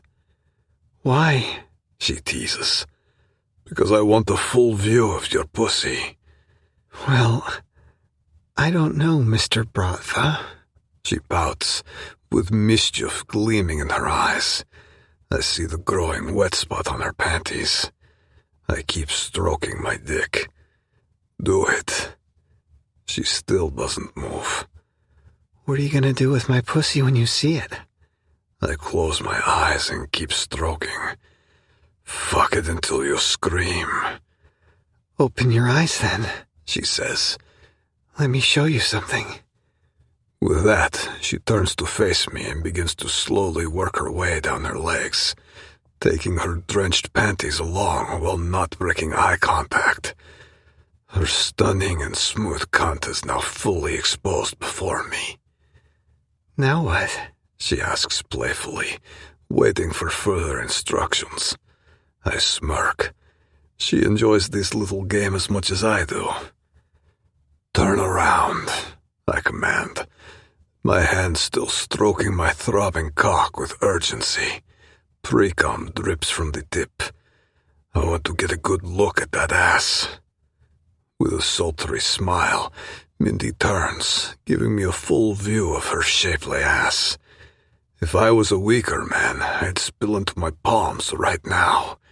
She's fucking beautiful, an epitome of femininity with a perfect hourglass figure and peach-shaped ass calling out to be explored. I can hardly wait to lose myself in her once again. Turn back. She does. I can't fucking get enough of the sight of her. My eyes roam her naked body and stop at the smooth little triangle between her thighs. It's waiting eagerly for my cock to drill into it. Holy fuck, Lishishka. You're unreal. My primal instincts scream at me to ravage her. I've never wanted anyone this badly before. My hands are trembling as they reach for the impeccable curves of her body, like an addict battling withdrawal symptoms. Come here, I command. She obeys, climbing onto the sofa with her eyes fixated on me. Lie down, I growl, and she eagerly follows my order. Her beautiful nude form is only a few inches away from me, exposed, vulnerable, and fully at my mercy. Slowly I lift my hands and slide them down her belly, then to her pussy. It's swollen with desire, soaking wet to my touch. You're aching for me, I growl. Her eyes flutter closed at the contact, and she lets out a sigh. Maron. I tease her nipples with my fingers. What is it? She takes a moment to answer. Make me come. I can't fucking take this anymore. Without a word, I spread open her slick lips and seek out the delicate bundle of nerves nestled there. Her face is a canvas of raw desire as I begin to tease and taunt her with my fingertips. Her body writhes and bucks under my touch. She moans. You're better than any toy I've ever had. She spreads her thighs wider, begging for more. I'll take that as a compliment, I smirk. Do you pleasure yourself often? I ask, continuing to stroke her clit. Yes, she confesses with a sigh. It was my only way to find release, until I met you. Pathetic, right?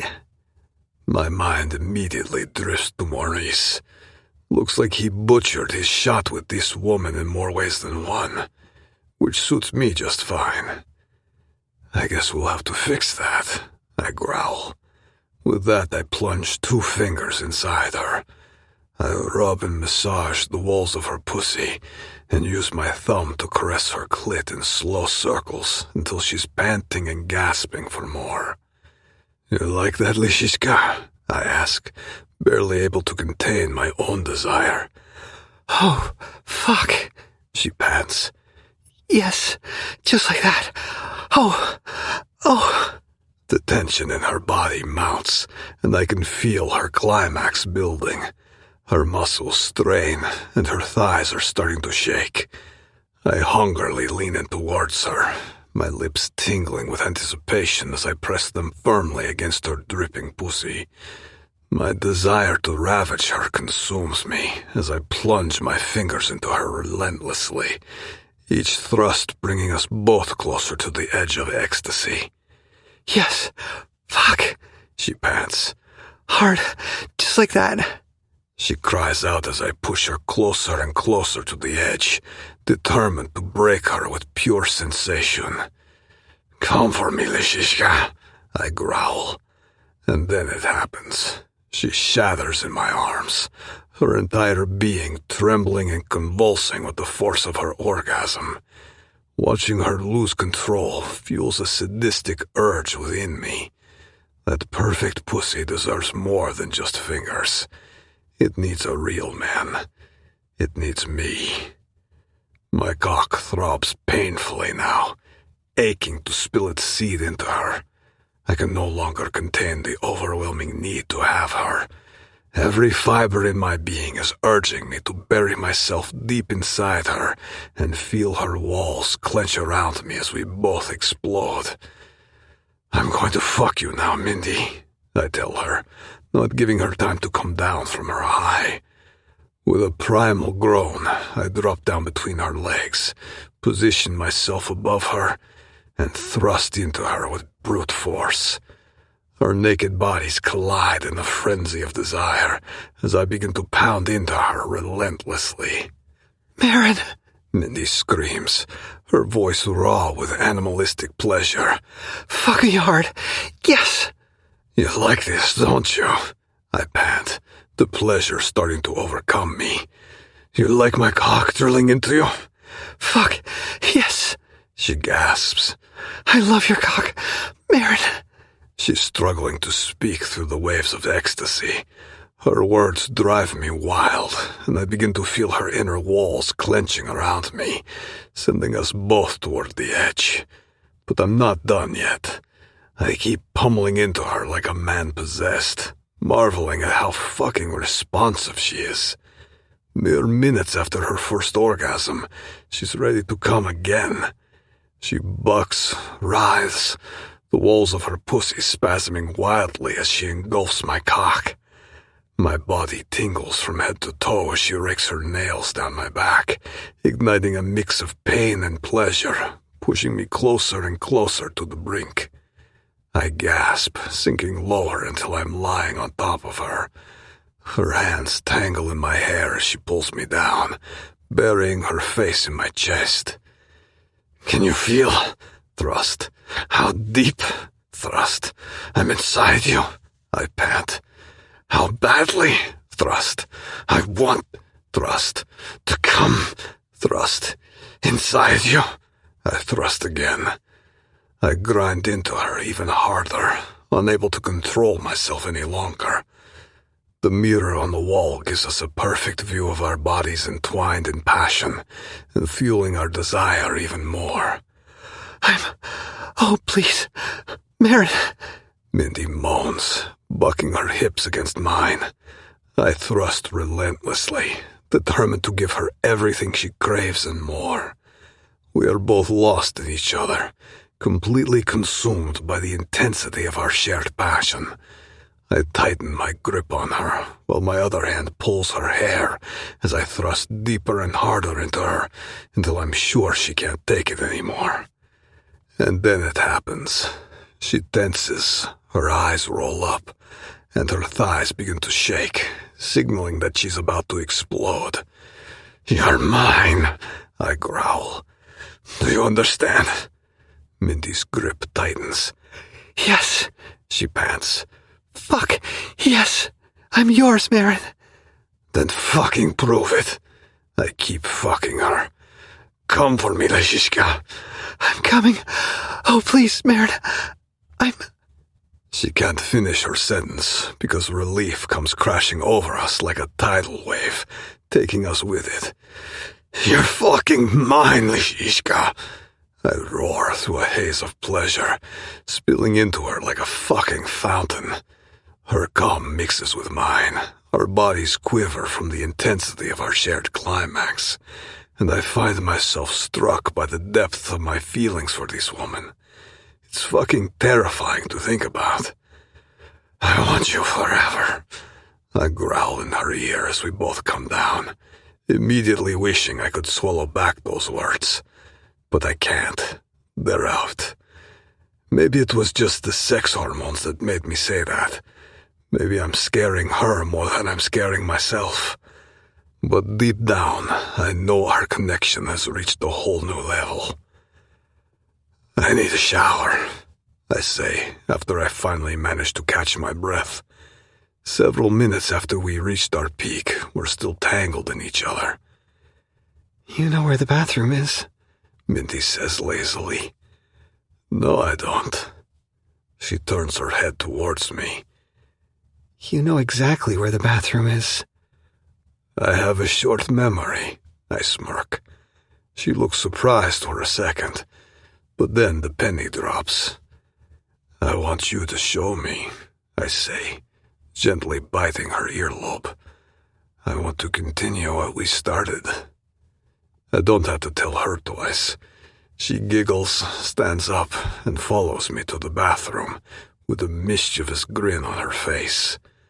Mere moments later, we're both under the hot running water, her hands wandering down to my pubic hair, stroking the base of my cock.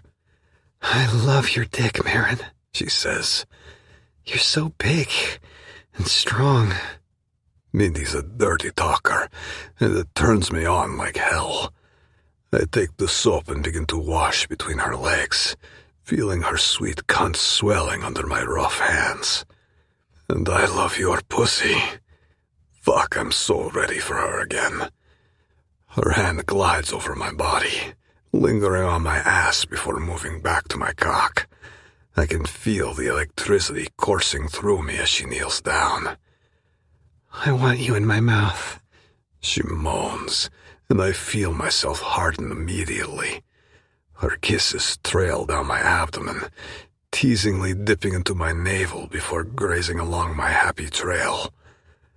"Then what are you waiting for?" I growl out in pleasure. Looking up at me, she takes me slowly into her mouth. I close my eyes and let myself be consumed by the sensation. At this moment, the only person that exists for me is Mindy, and her lips around my cock. Her head bobs up and down, taking me deeper with each movement. My hands find their way into her hair, pulling it back so I can fully appreciate the view of her sensuous lips wrapped around me. I clench my buttocks, pushing my hips up in search of more depth. "Fuck, that feels amazing," I exclaim as I lose myself in the rhythm of her mouth. "Bоже mой." She continues, her movements relentless. My cock is throbbing, desperate for release, but I refuse to spill my seed into her throat, because once that happens, this euphoric moment will be over, and I'm not ready for that. I want it to last. I know that right now, being here with Mindy in the shower and sharing this experience of mind-blowing pleasure is exactly where I belong. An eternity would not be enough to savor this sensation.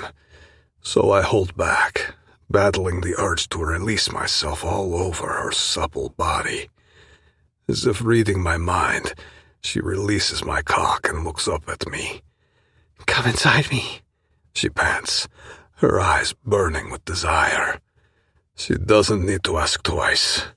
With a primal groan, I pull her up against the wet wall, take her leg in my hand, and thrust into her. My mind is overtaken by an animalistic urge, and I begin fucking her again, pushing my length deeper and harder into her, until we both reach the brink of ecstasy. It takes less than 2 minutes for her to scream my name in pleasure once again. Her walls spasm against my dick, and I can feel her hot cum engulf the base of my cock.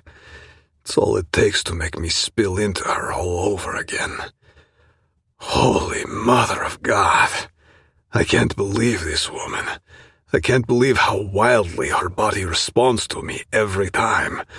How I can make her come again in less than 5 minutes after we finished fucking. Maron, She pants against my bare skin. I've never had sex under the shower. I don't say anything. Still tangled together, we wait for our bodies to cool and catch our breath under the warm water. I stroke her breasts and kiss her neck, feeling intoxicated by the rush of possessiveness flowing through me. I know then that I never want to let her go. She's mine forever. Driven by a sudden idea, I lift her in my arms and carry her to the bedroom. I lay her down on the bed and watch as her sensual body spreads out over the bedsheet. Still reeling from the force of our encounter, I lay down next to her. We lie there for many minutes, maybe even an hour, with our bodies intertwined, basking in the afterglow of the passionate sex marathon we just had. As I lay there, my mind drifts into uncharted territory, a place in my fucked up head I haven't explored before. It's as if my soul fled my physical body, and I'm observing us from above. Strange sensations arise and fade, emerging from the depths of my subconscious. Longing, passion, and a mixture of feelings that I struggle to label. Is this what they call romantic love? What the fuck are you thinking, Dolboyev? I'm brought back from my wandering thoughts by the feeling of soft hands tracing lazy patterns on my chest. There is something you said the other day that stuck with me, Mindy says softly, breaking the comfortable silence between us. I turn to face her. What is it? I ask. She pauses briefly before speaking again. You said you had a daughter, she says. My body tenses up. Yes, I say curtly. Mindy keeps stroking my naked body, and I find comfort in her touch. Tell me about her, if you want, she says. Normally this question would frustrate me, but somehow it doesn't. In fact, it's the opposite. I am sensing a sudden urge to open up to her. Maybe it will bring some relief, or maybe it will be an outlet for all the pent-up emotions since Cordelia's death. For the first time in my life, I want to share this painful chapter with someone else other than Pavel, and that someone else is Mindy Williams. I squeeze my eyes shut, feeling Mindy's gaze on me. Cordelia, I say. That was her name. I pause. She was the most innocent and compassionate human being ever born into this world. The moment seems to come to a sudden halt. I guess Mindy was not anticipating this answer, not from a man like me. I take a deep breath, unsure if I can continue. But the world didn't understand her because she had no words. She spoke through her heart. She must have been a special child, Mindy whispers. She was, I murmur, keeping my eyes closed. She was born with Down syndrome, and people have this misconception that those with Down syndrome are disabled, are dumb, and that makes me fucking angry, because they are special. They see the world through their hearts. I understood that watching my daughter. The way she moved through her short life in this fucked up world, showing love like no other.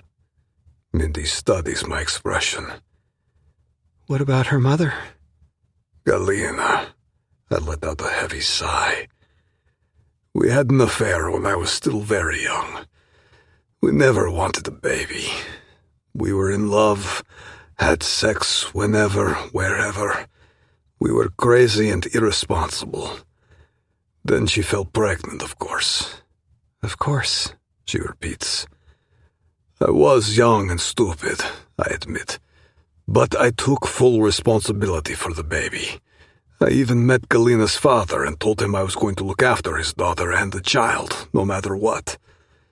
And then Cordelia was born. There she was, the perfect baby, even with her condition. I'm so sorry, Maron, she whispers. I can't imagine how hard it must have been to lose her. It was hard. So much so that Galina couldn't take it. She disappeared from the hospital overnight. Never saw her again. But I never blamed her. She was young, not even 20.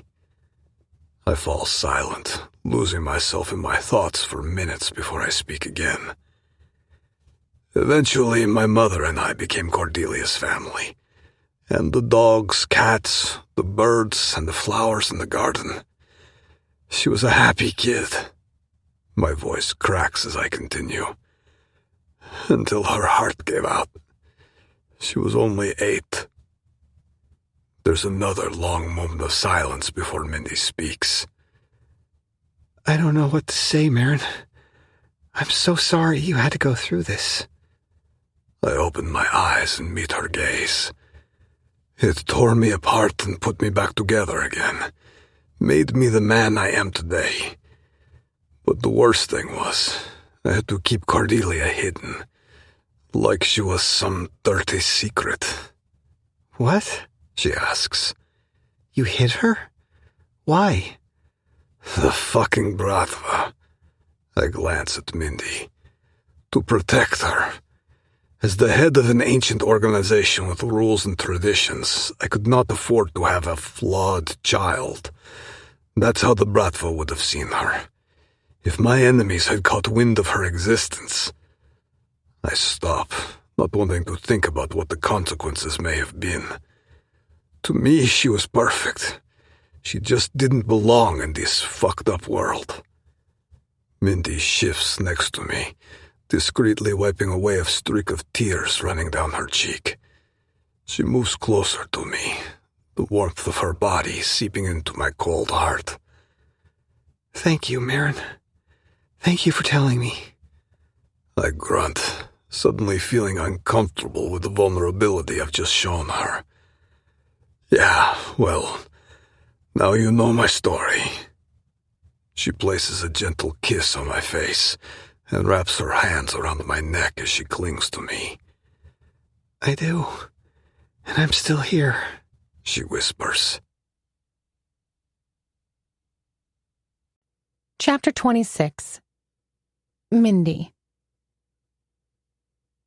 Oh my God, Mindy, Betty exclaims, rushing over to me with a look of relief and concern on her face.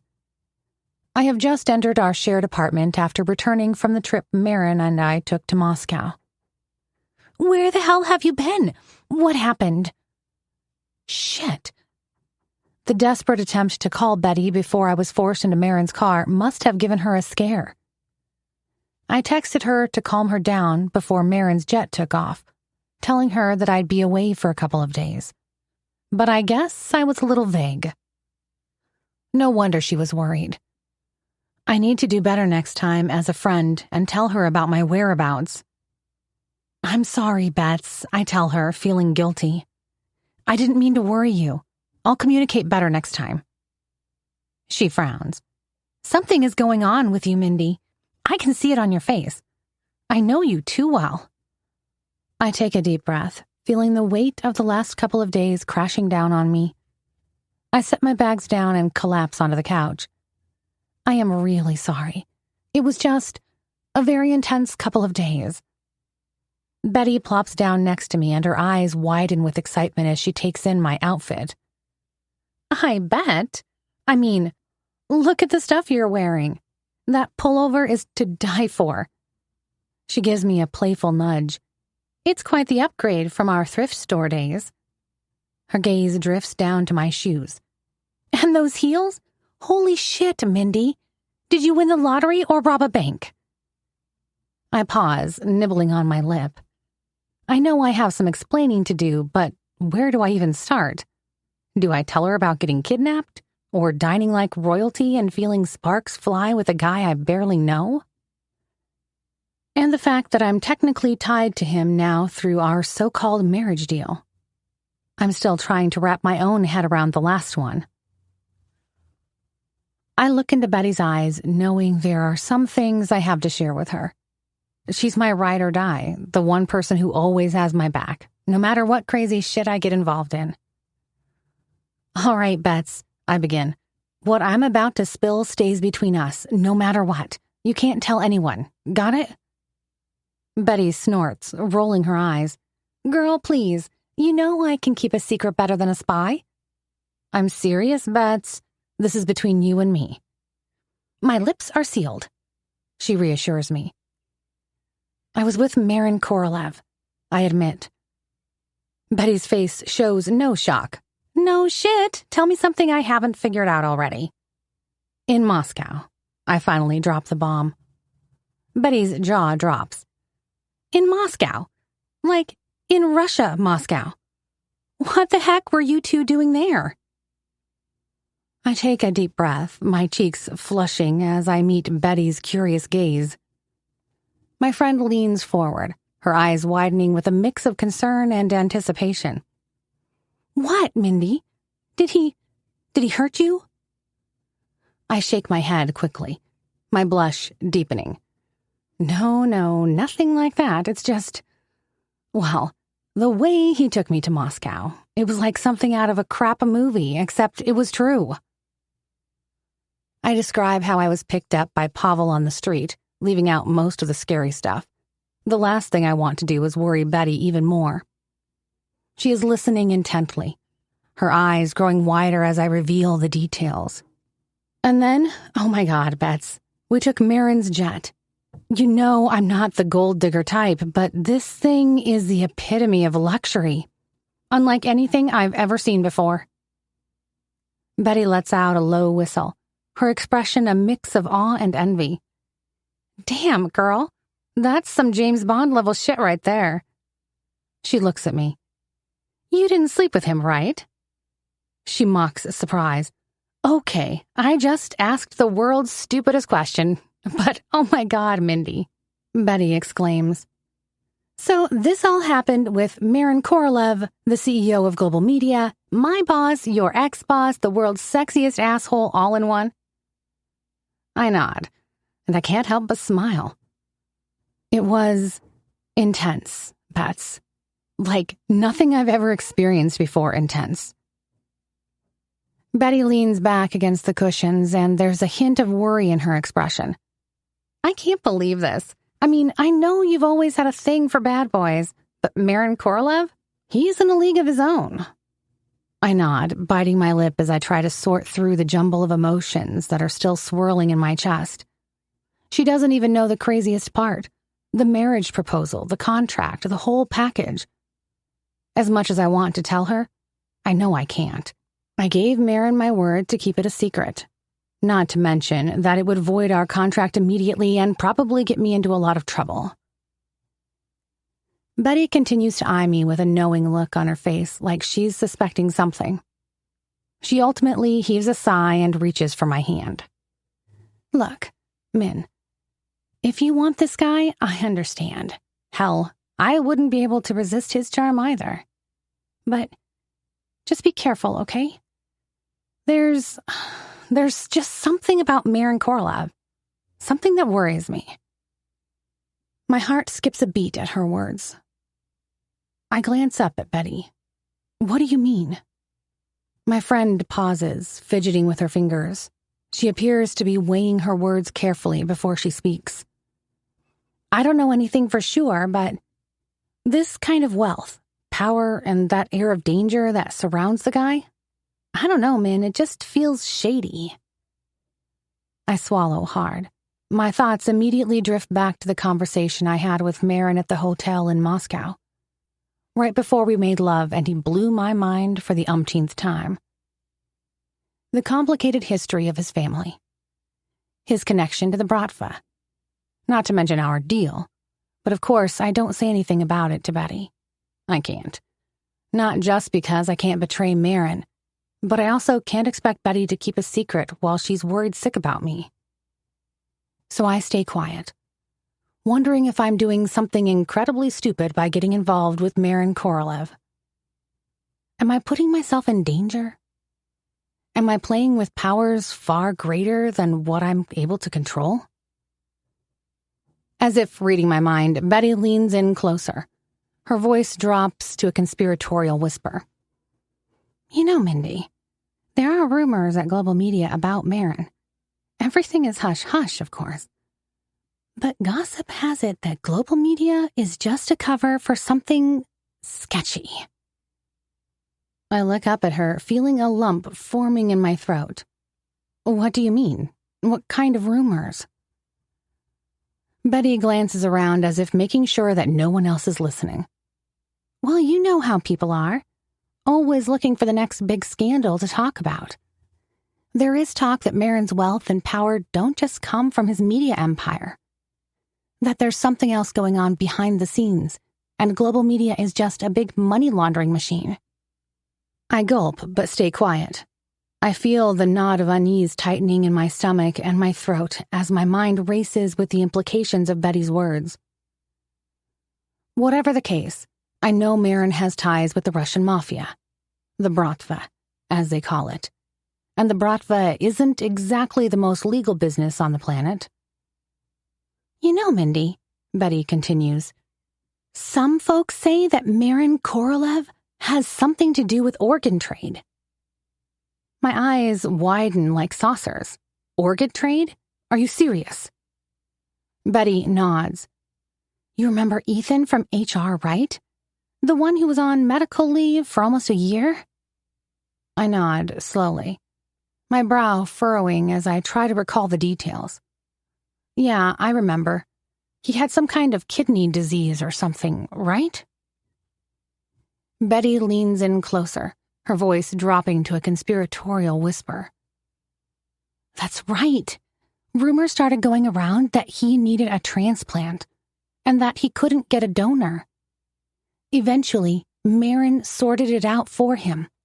That's how the guy is still alive. He paid it back to Maron in installments. My eyes widen. Uh-huh. Betty shrugs. But then again, this might all be just talk. You know how it is. People love a good conspiracy theory. Maybe it was nothing but a favor for a loyal employee. Whether Maron did Ethan a favor or not, there's still a knot in my stomach. Knowing that Maron was born into the Bratva, I can't help but think that there's an element of truth to Betty's gossip. If Maron is really involved in organ trade, what other shady stuff could he be into? Drugs, guns, human trafficking? How does he pay for all his expensive suits, his limo, and that fancy flying apartment? My hands are trembling slightly as I meet Betty's gaze. Thanks for telling me, Bets. A part of me wants to believe that it's all just gossip. Maybe it is, but you're right, I gotta be more careful.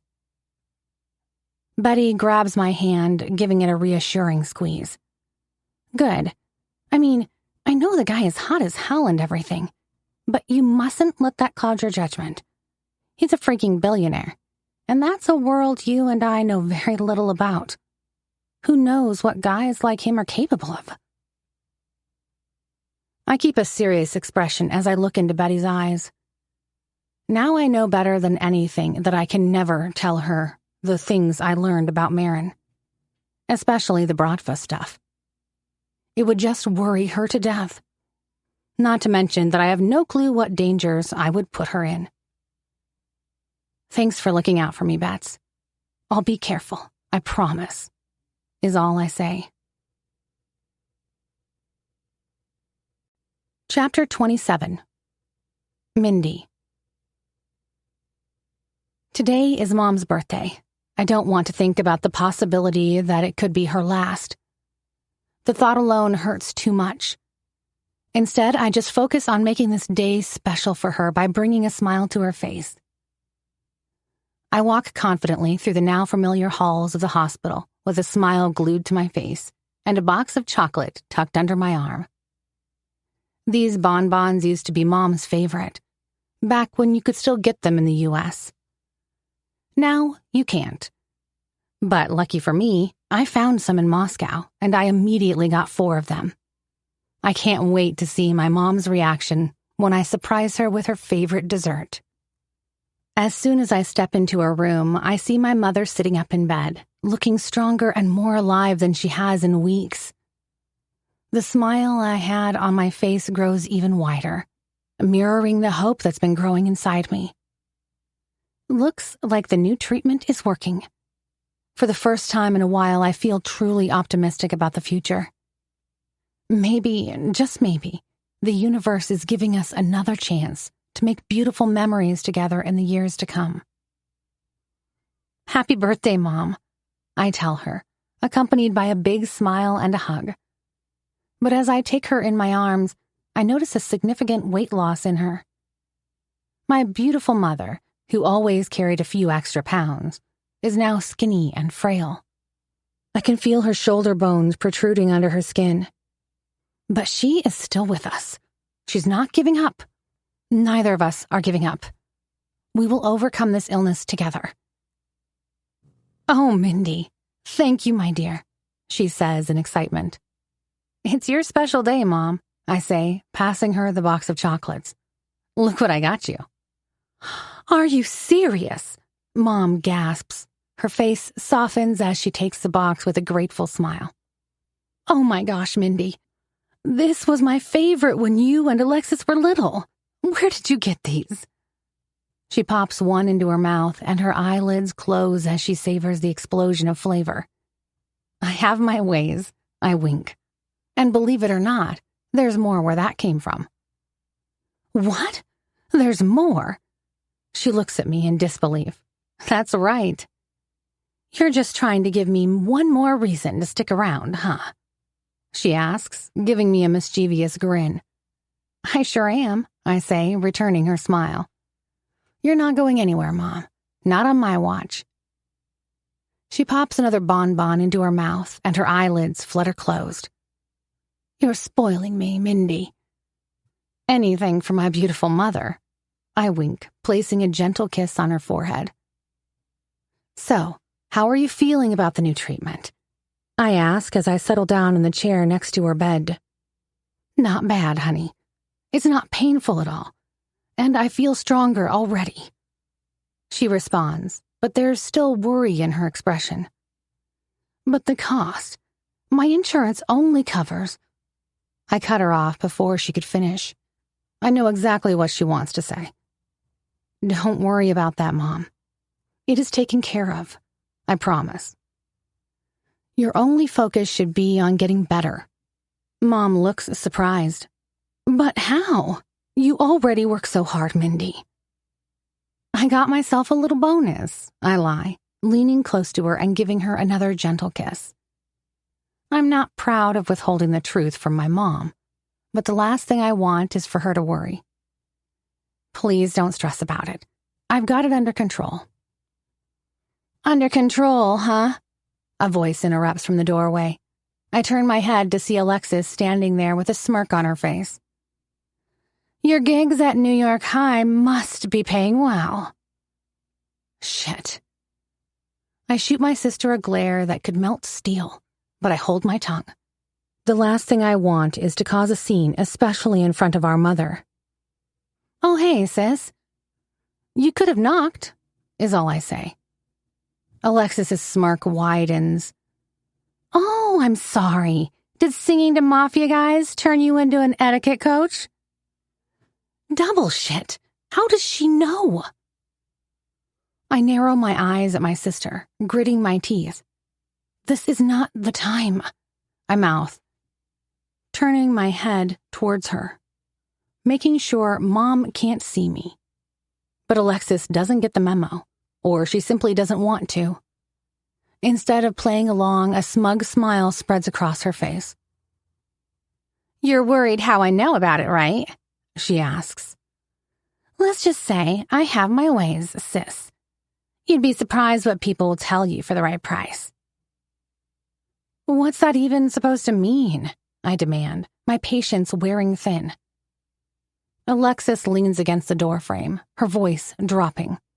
"Working for Stardust always had its perks," she says. She's referring to the gossip magazine she works for. "Especially when it comes to digging up dirt on people, even on my own sister." I feel my blood run hot with anger. "You're spying on me?" She shrugs, seemingly unbothered by my shock. "It's what I do for a living, remember? And honey, you've been giving me plenty of material lately."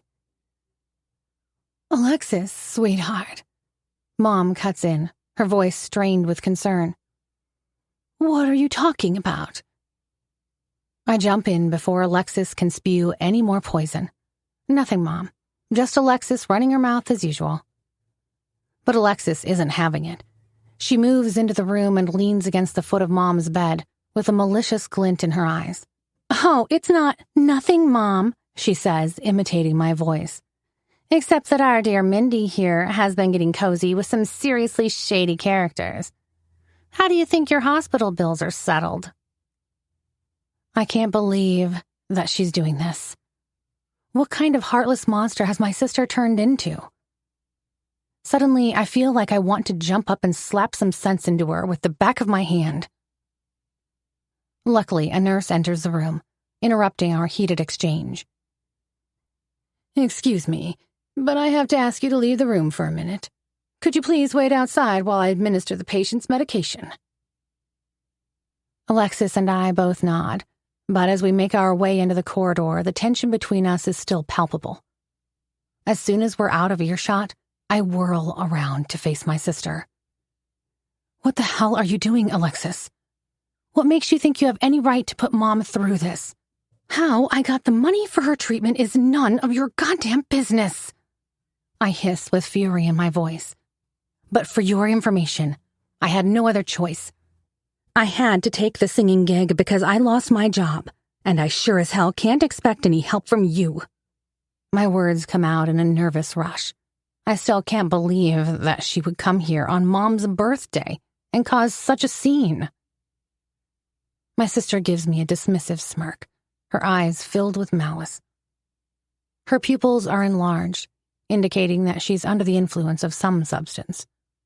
Most likely the painkillers that have been slowly unraveling her life for years. "Little Mindy, Mommy's favorite girl," she says, her voice dripping with sarcasm. "You've always been the golden child, haven't you?" "What the hell does that have to do with anything?" I shot back, my hands curling into tight fists at my sides. "You have some nerve, showing up here and causing a scene. When was the last time you bothered to check on Mom? When was the last time you lifted a finger to help our family?" I can no longer control my frustration. "Even when you took my car the other day, you told me you were coming to see Mom, but you never showed up, and I don't even want to know where you were. When did you become such an irresponsible, selfish bitch, Alexis?" I know her response, even before she opens her mouth.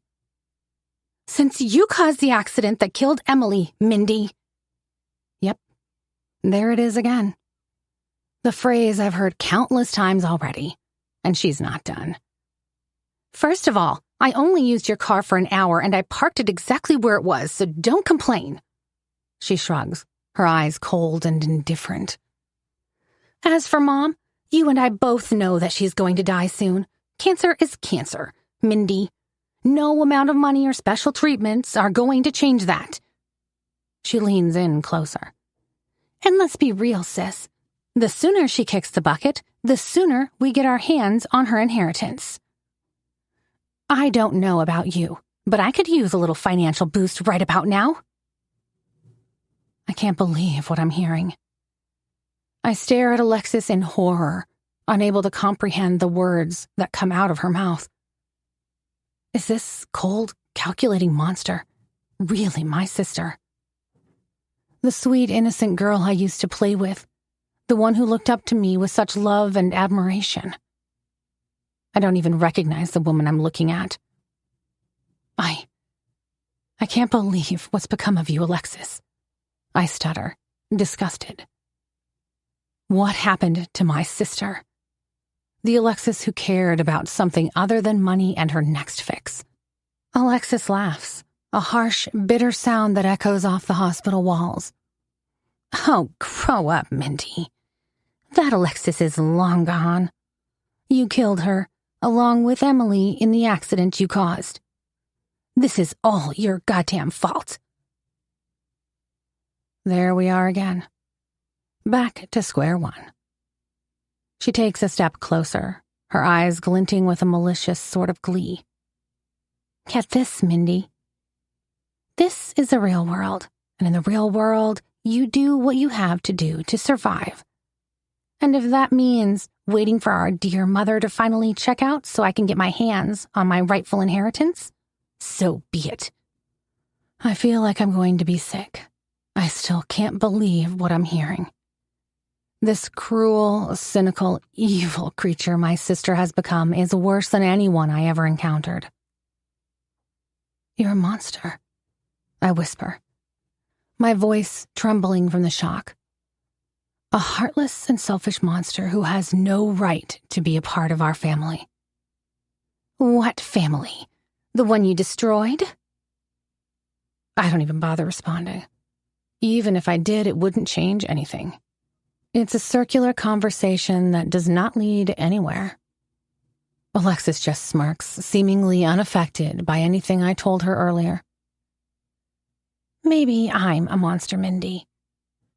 But at least I'm not a hypocrite like you.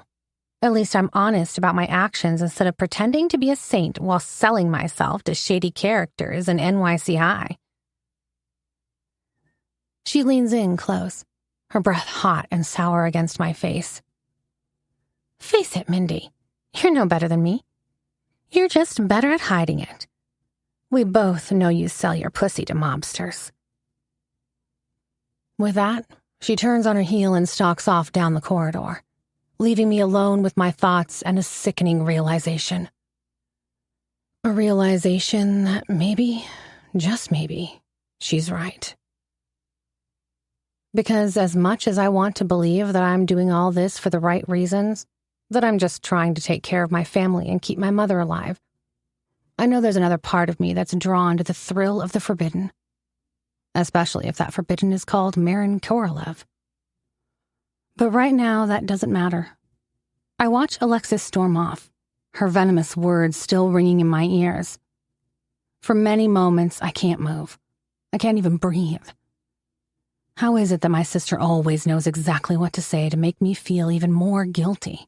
To twist a knife in me where it hurts the most? I lean against the wall, my heart pounding so hard I'm sure it's audible from 2 rooms away. I know I can't go back to Mom like this. I can't let her see how shaken I am.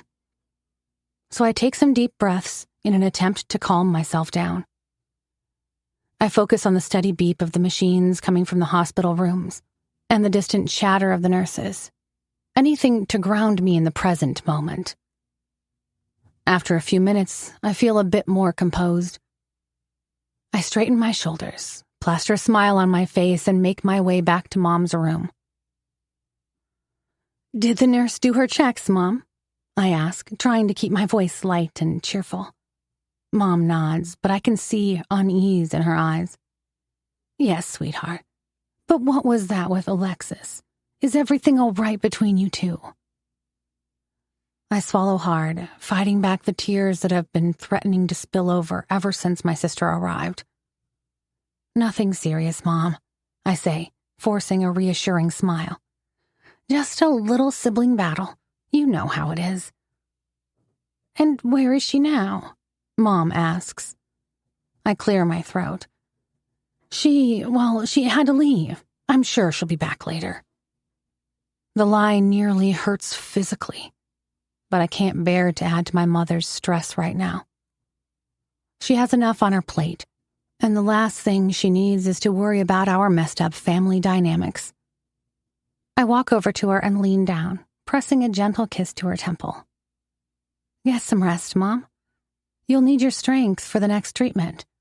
I'll check back tomorrow, okay? She nods, her eyelids already drooping with exhaustion. All right, sweetheart. Thank you for being here, for everything you do for me. I don't know what I'd do without you. I have to blink back the tears that still sting my eyes. Just a few more minutes, and I can cry in the car. I love you, Mom, more than anything in this world. I love you too, Mindy, always and forever. With one last squeeze of her hand, I turn and make my way out of the room, my heart heavy with the weight of all the secrets and lies that are piling up around me. As I walk through the hospital corridor, I can't shake the feeling that things are starting to spiral out of control.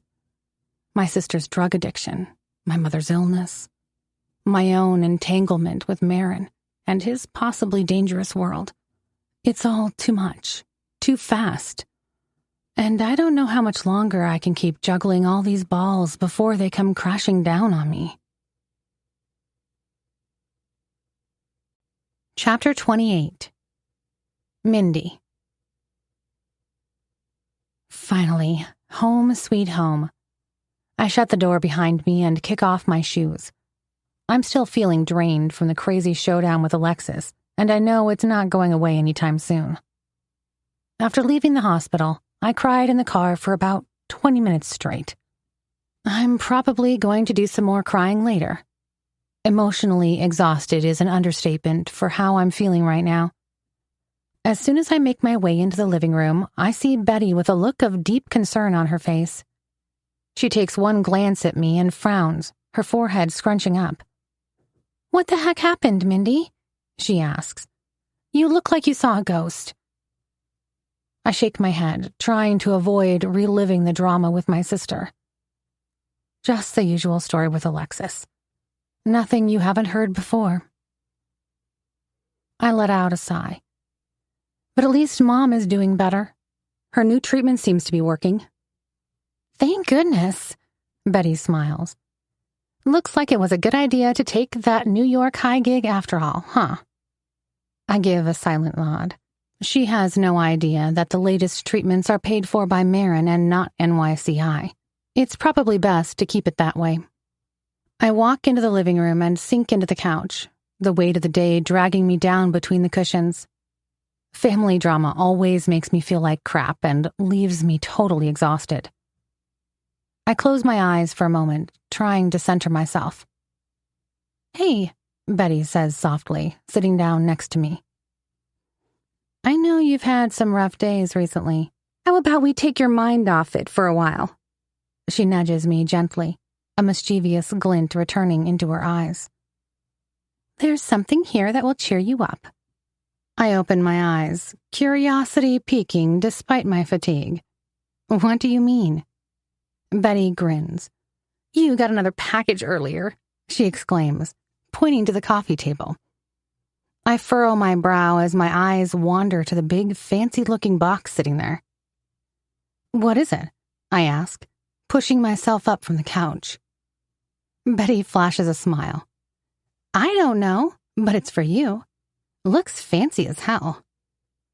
I walk over to the package and take a closer look. It's all dressed up in black paper with a shiny silver bow. I touch its smooth surface, feeling a mix of thrill and butterflies in my stomach. It must be another gift from Maron.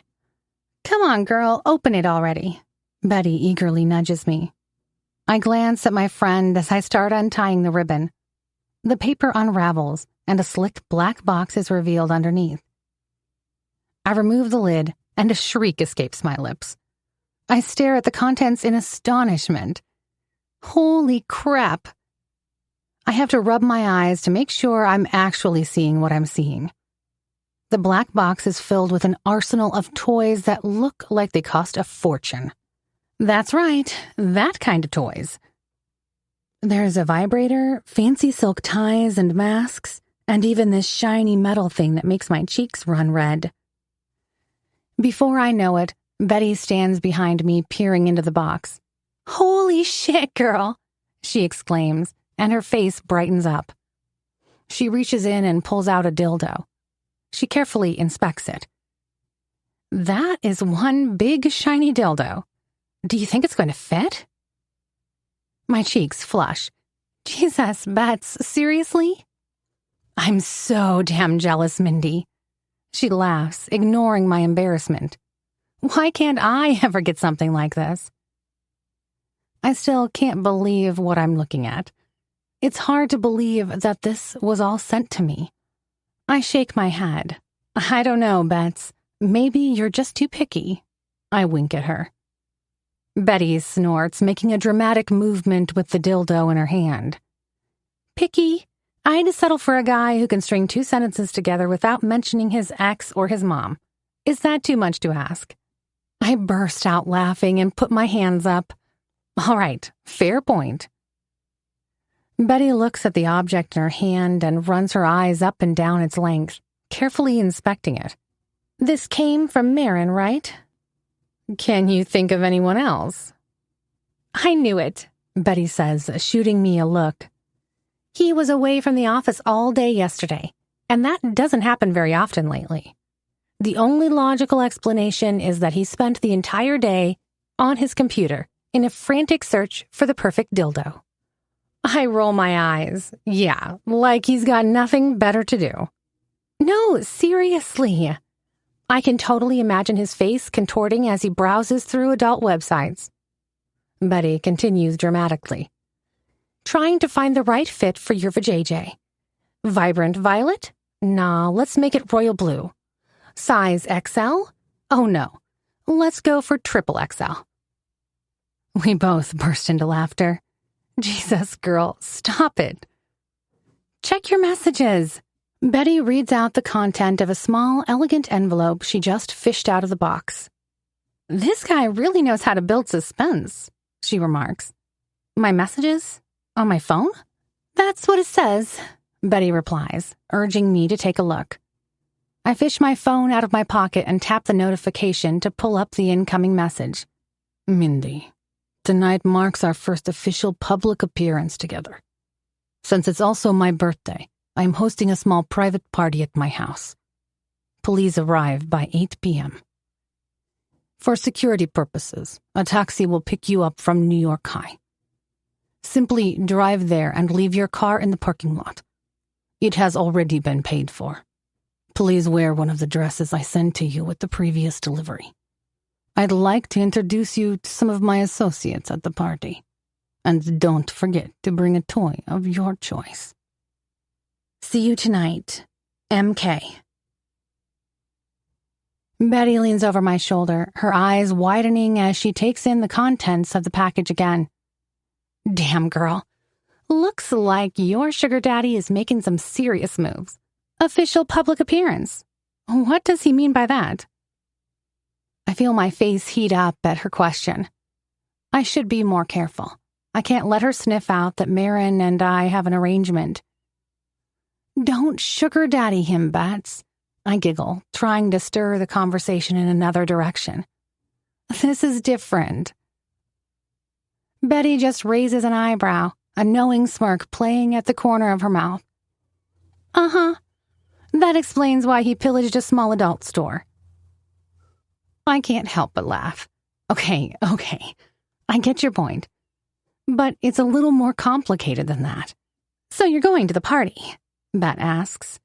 I know I'm being nosy, but you have to understand this is just too damn exciting. I nod. Looks like it. To Maron Korolev's house. That's if he lives in a regular house, not some freaking extravagant mansion floating on water or something.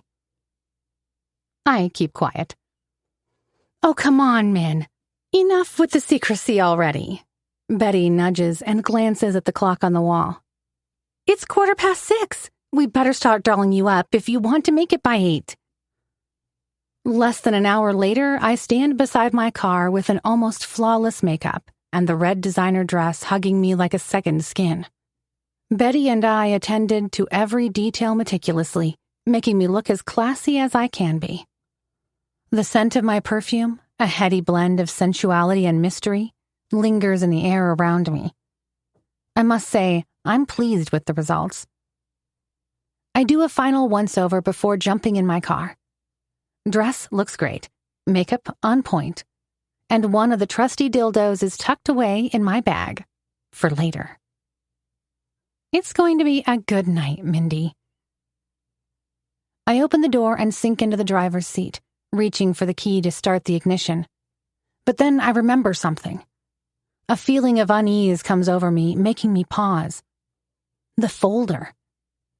I quickly glance at the glove compartment. For a moment, I'm overcome with fear that something is wrong. Alexis was the last one to use my car. Having to be suspicious of my own sister hurts, but I can't shake it off. What if she opened the folder while she had the car? What if she took it? With trembling hands, I lean over and open the glove compartment. To my relief, the folder is there just as I left it. Everything looks exactly how it should be. I exhale as I pull the folder out. With slightly shaky fingers, I open it, my eyes scanning the contents. It appears to be in perfect order.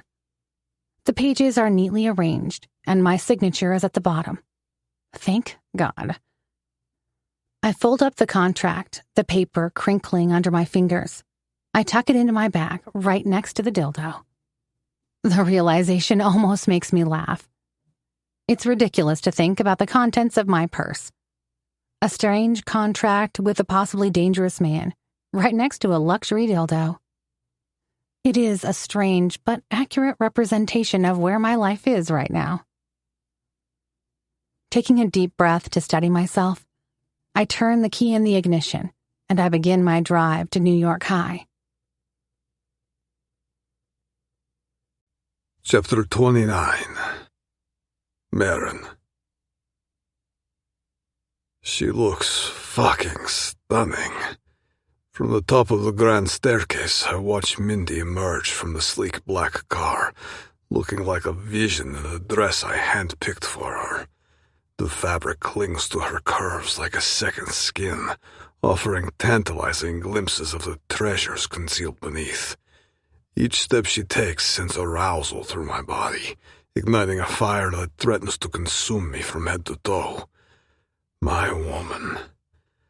The chauffeur escorts her to the foot of the stairs, and she begins her ascent. The soft click of her heels on marble echoes through the foyer, like a countdown to the moment when she'll be within my reach.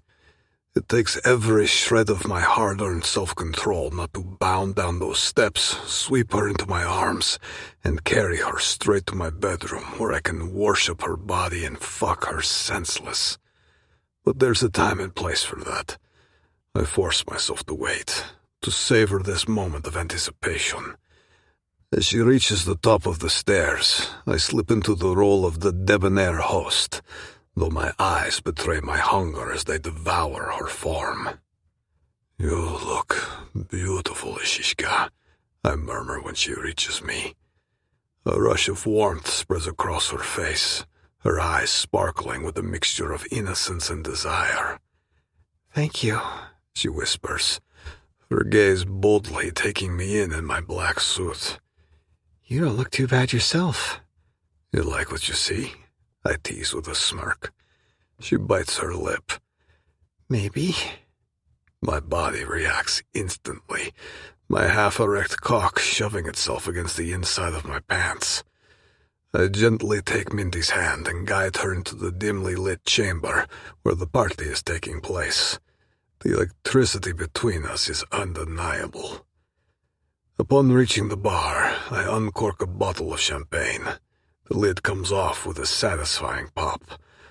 I pour 2 glasses of the amber liquid, watching in satisfaction as the bubbles dance inside. I hand her 1 glass. "Let's kick off the night." "Wait," she says. "First, I've got something for you. I want to give it to you while I'm still sober.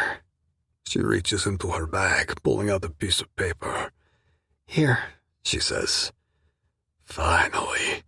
Exactly what I've been waiting for. I take the blue folder from her, the one holding the contract for our arrangement. I flip it open and look at the bottom where her signature is supposed to be. Miss Melinda Grace Williams, it reads. Good. Better than good. Thank you, I smirk, leaning closer and speaking into her lips. Best decision of your life. I hand her a glass of champagne. To us, I say, and raise my glass in a toast, locking my eyes with hers. To my beautiful wife. She smiles back.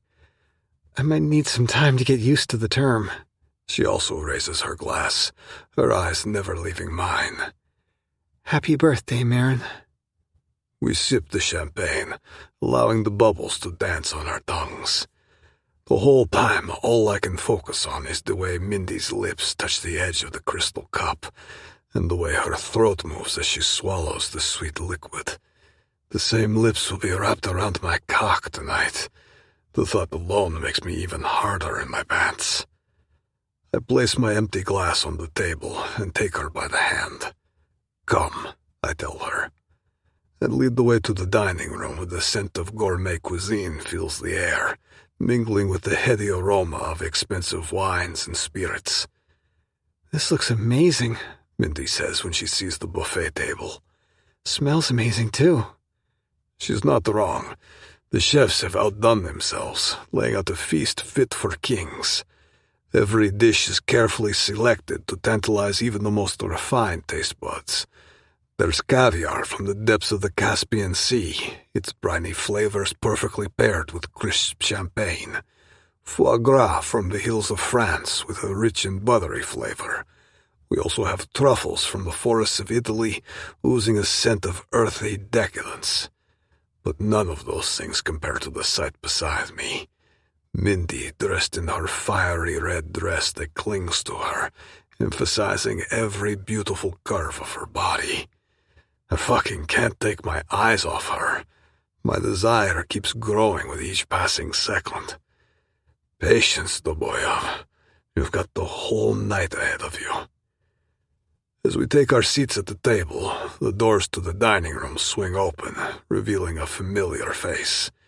It's Pavel. He walks over and nods in a silent greeting, his eyes flickering briefly to Mindy with a look of appraisal.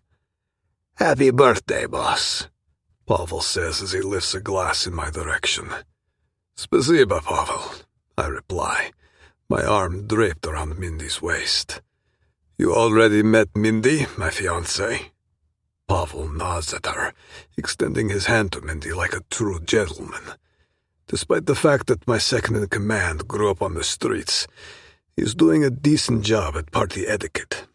He can behave when I need him to. Behind Pavel, my brother Timofey saunters in, a glass of vodka already in hand. He's flanked by a few of my Bratva comrades. Maron, Timofey booms, clapping me on the shoulder. Happy birthday, Bratok. He looks at Mindy by my side. I see you've brought a beautiful guest to celebrate with us. I grin, wrapping my arm possessively around Mindy's waist. Timo, this is Mindy, my fiancée. Mindy, meet my brother Timofey. It's a pleasure to meet you, Mindy says, smiling shyly. The pleasure's all mine. Timofey's eyes widen. Fiancé? He looks at me. We need to catch up more often, Maron. I feel like I'm missing out on your life. What time is the wedding? Am I even invited? Maybe if you behave well. I smirk at my brother. Timofey lifts his glass to Mindy before looking back at me. You know well, that's not my strong suit. There's a moment of silence before Timofey turns and raises his glass toward the crowd of guests. It's about damn time you settled, Maron, he shouts. We thought you'd never recover after Elena ran off. His gesture is followed by a chorus of drunken cheers and congratulations. Obliodak. My brother can never shut the fuck up. He also has a sixth sense to say the worst possible things at the worst possible times. I chuckle, my grip on Mindy tightening slightly. I was always going to, just needed to find the right woman. Is Maurice coming? Timofey inquires. Sure was me, Timofey. Seriously? I shoot daggers at him. No, I respond curtly. My brother's expression turns serious. Why not? Excuse me, I tell Mindy. Understandably so, there's confusion on her face as she looks at me. She still has no idea that Maurice and I are related. I was going to tell her later, but I wanted her to sign the contract first. Now Timofey is fucking up my entire plan, and I don't like it. I yank my idiot brother aside, making sure Mindy can't see us. Listen, Timo, I purposely left Maurice off the guest list. We had a major fallout over his behavior. He's been acting like an irresponsible asshole. You know he's always been the family fuck-up, but recently he's exceeded his worst self. He has no place here. I thought you two had smoothed things out, Timofey says with eyebrows raised. From what I've seen, Maurice has been on his best behavior lately. Even made an effort to visit Mom. Blad.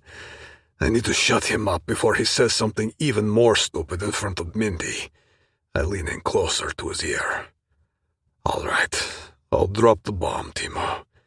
Maurice is Mindy's ex-boyfriend. They split up not too long ago because Maurice fucked up. Timofey's jaw practically hits the floor. Holy fuck. Maurice's ex? Talk about a shitty love triangle, Blatok. Whatever, I growl. I don't want Maurice here tonight, you understand? I don't even want him to know about this party.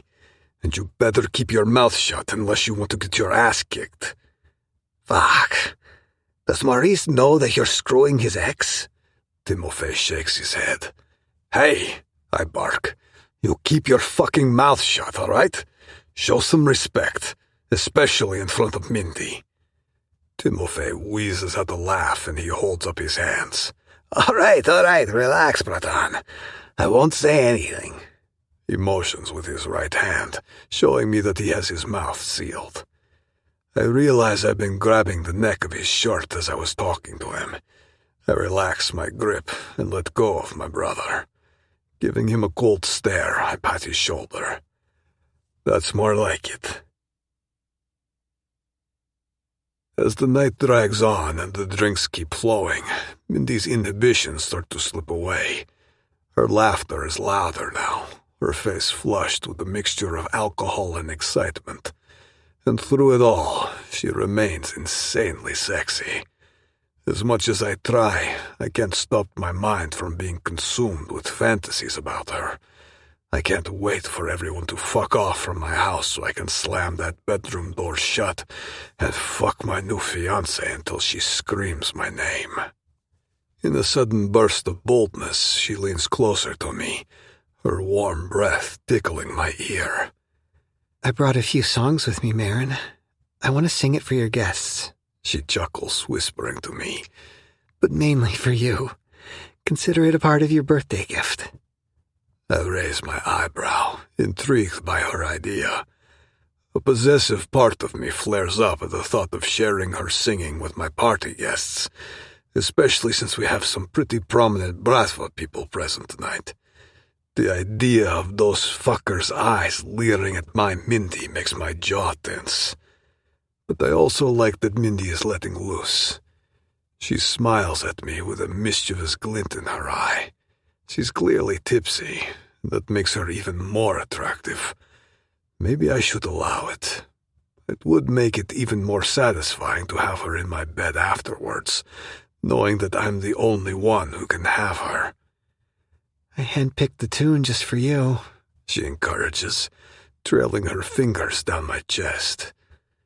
Fine, I nod in approval, giving her an appreciative grin. Only a few minutes later, she's walking up to the small stage in the rear of the room, her hips swaying seductively with every step. As soon as the crowd notices her on stage, they fall silent, their eyes glued to her every move. Mindy stands behind the microphone with confidence in her posture. Good evening, ladies and gentlemen, she says, scanning the room before her gaze lands on me. She winks at me playfully. I have prepared a few songs for our host, who also happens to be the man of the hour. She sweeps an arm out, keeping her eyes on me. Then she begins to sing. Music also comes through the speakers, following her low, smoky voice. It comes out as if she's trying to caress the microphone, filled with a raw sensuality that sets my blood on fire. She closes her eyes and lets the music wash over her, her body gently swaying to the rhythm. Holy Mother of God, she is beyond special. I can't take my eyes off her. She almost looks as if she's becoming one with the song, melting into its rhythm. Her face is a portrait of pure passion, dragging me along with her into the moment. I saw her perform before, but I still can't believe her talent. How is it that my former chief accountant is capable of something like this? She should have pursued a career in music instead of fucking around with boring numbers. Beside me, Timofey leans in, his breath tickling my ear. You're one lucky motherfucker, you know that, Maron? He murmurs, his voice laced with equal parts envy and admiration. Elena was a keeper, but this girl, she's next level. I nod, my eyes never leaving Mindy. I know, I murmur. My voice comes out low and rough with desire.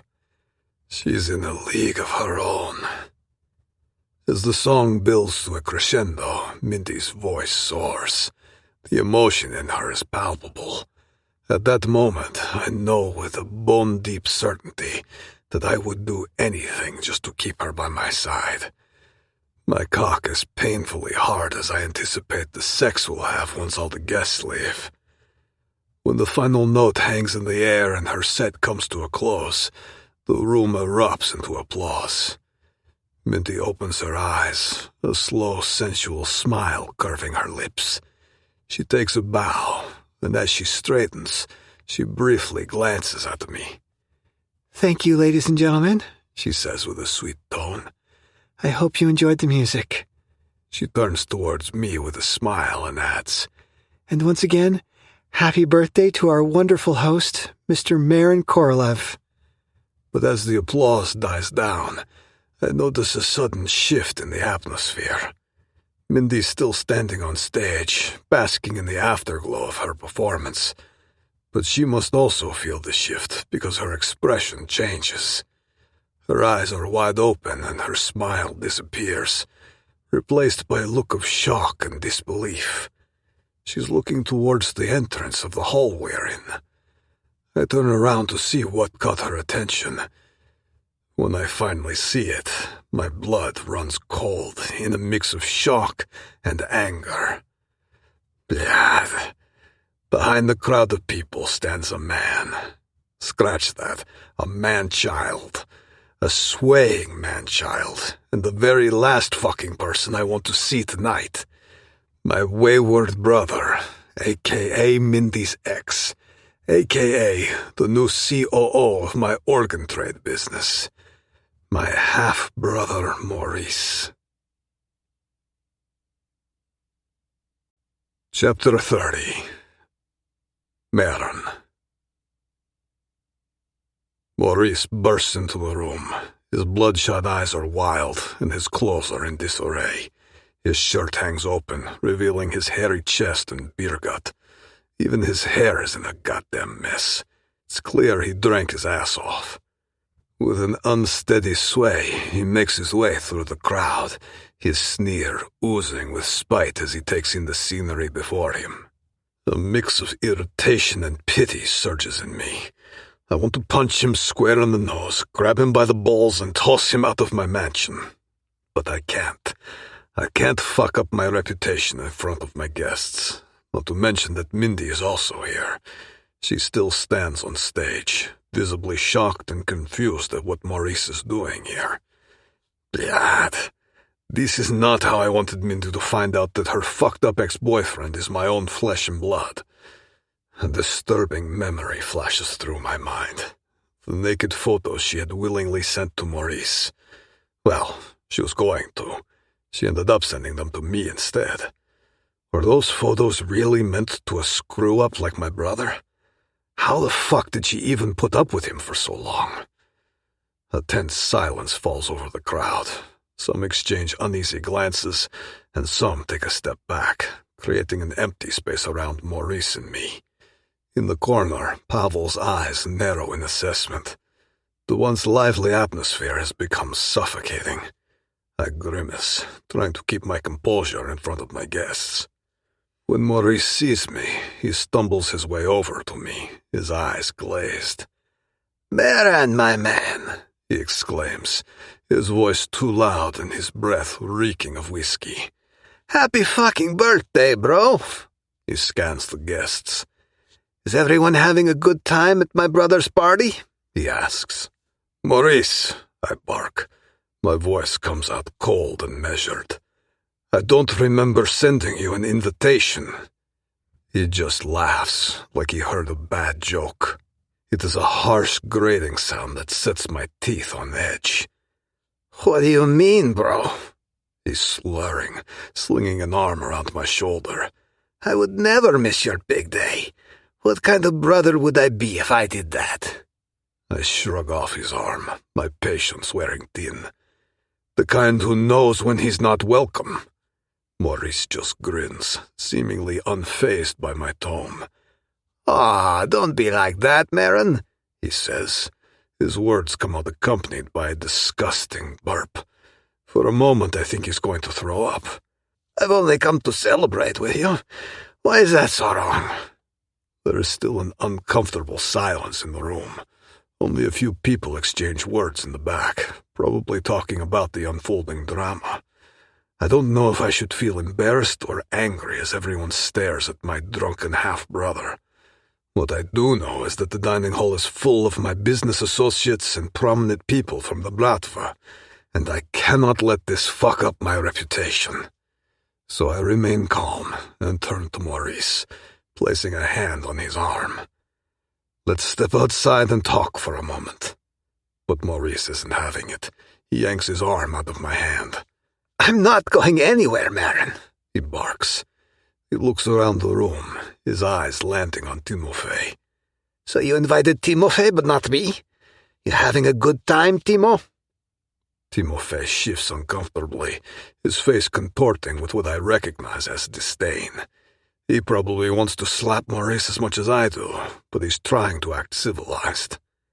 "Maurice, go and clear your head," he says quietly, trying to defuse the situation. "You're obviously drunk." Maurice's eyes narrow, and a bitter laugh escapes his lips. "Drunk? Yeah, I've had a few, all right," he spits out. "You want to know why? 'Cause I just visited your mother." "How does visiting her make you drunk?" I interject. Maurice shuts his eyes and lets all of his alcohol-induced feelings rise to the surface when he speaks. Fuck, Maron, I can't bear the state she's in. She gets on your nerves, man. She asked about Cordelia at least 50 times while I was with her." He turns back to Timofey. "And you, Timo? Why aren't you with her? Maron said you're her main carer." There is some motion in the room now. People either had enough of the drama or they're preparing to leave. I take the opportunity to step forward, grabbing Maurice by the arm. "All right, that's enough, Maurice. You need to leave while I'm asking you nicely." But he's still not having it. He pushes himself away from me, his eyes wild and unfocused. "Fuck you, Maron. Stop touching me, man. Why do you want to..." Suddenly his body tenses as he looks in the direction of the stage. He staggers towards it, his expression a little clearer than it was just seconds ago. Mindy still stands there, her face a mask of shock and confusion. Her eyes dart to Maurice, then back to me, and I can tell by the way she's staring at me that she's connecting the dots. Maurice stumbles towards the stage, shaking his head in disbelief. So, this is why you didn't want me here, Maron? He slurs, glaring at Mindy. His words are dripping with bitterness. You took my woman. Lad, so much for having a civilized party. Leave it to Maurice to fuck things up. My patience is wearing thin. I know I'll have a lot of explaining to do when I meet with my associates in the office next week. I also owe Mindy an explanation for what is happening. I just hope she'll still want to talk to me after this. But before any of that, I need to take care of my idiot brother before he causes more problems. I move closer to Maurice, speaking in a calm and measured tone. Be careful, brother. You're walking on thin ice here. But of course Maurice is not someone you just reason with, especially not when he's drunk. In a moment he turns into the man-child he is and lunges towards Mindy. His hands are stretched out, his face contorted with rage and hurt. I react instantly, moving on pure instinct. In a flash I'm between them like a human shield, protecting Mindy from my brother's drunken fury. I've had it with him. Until now, I've been trying to handle this in a civil manner, but enough is enough. I grab Maurice's arm with a grip like iron, my fingers digging into his flesh. He yelps in pain, but I don't loosen my hold.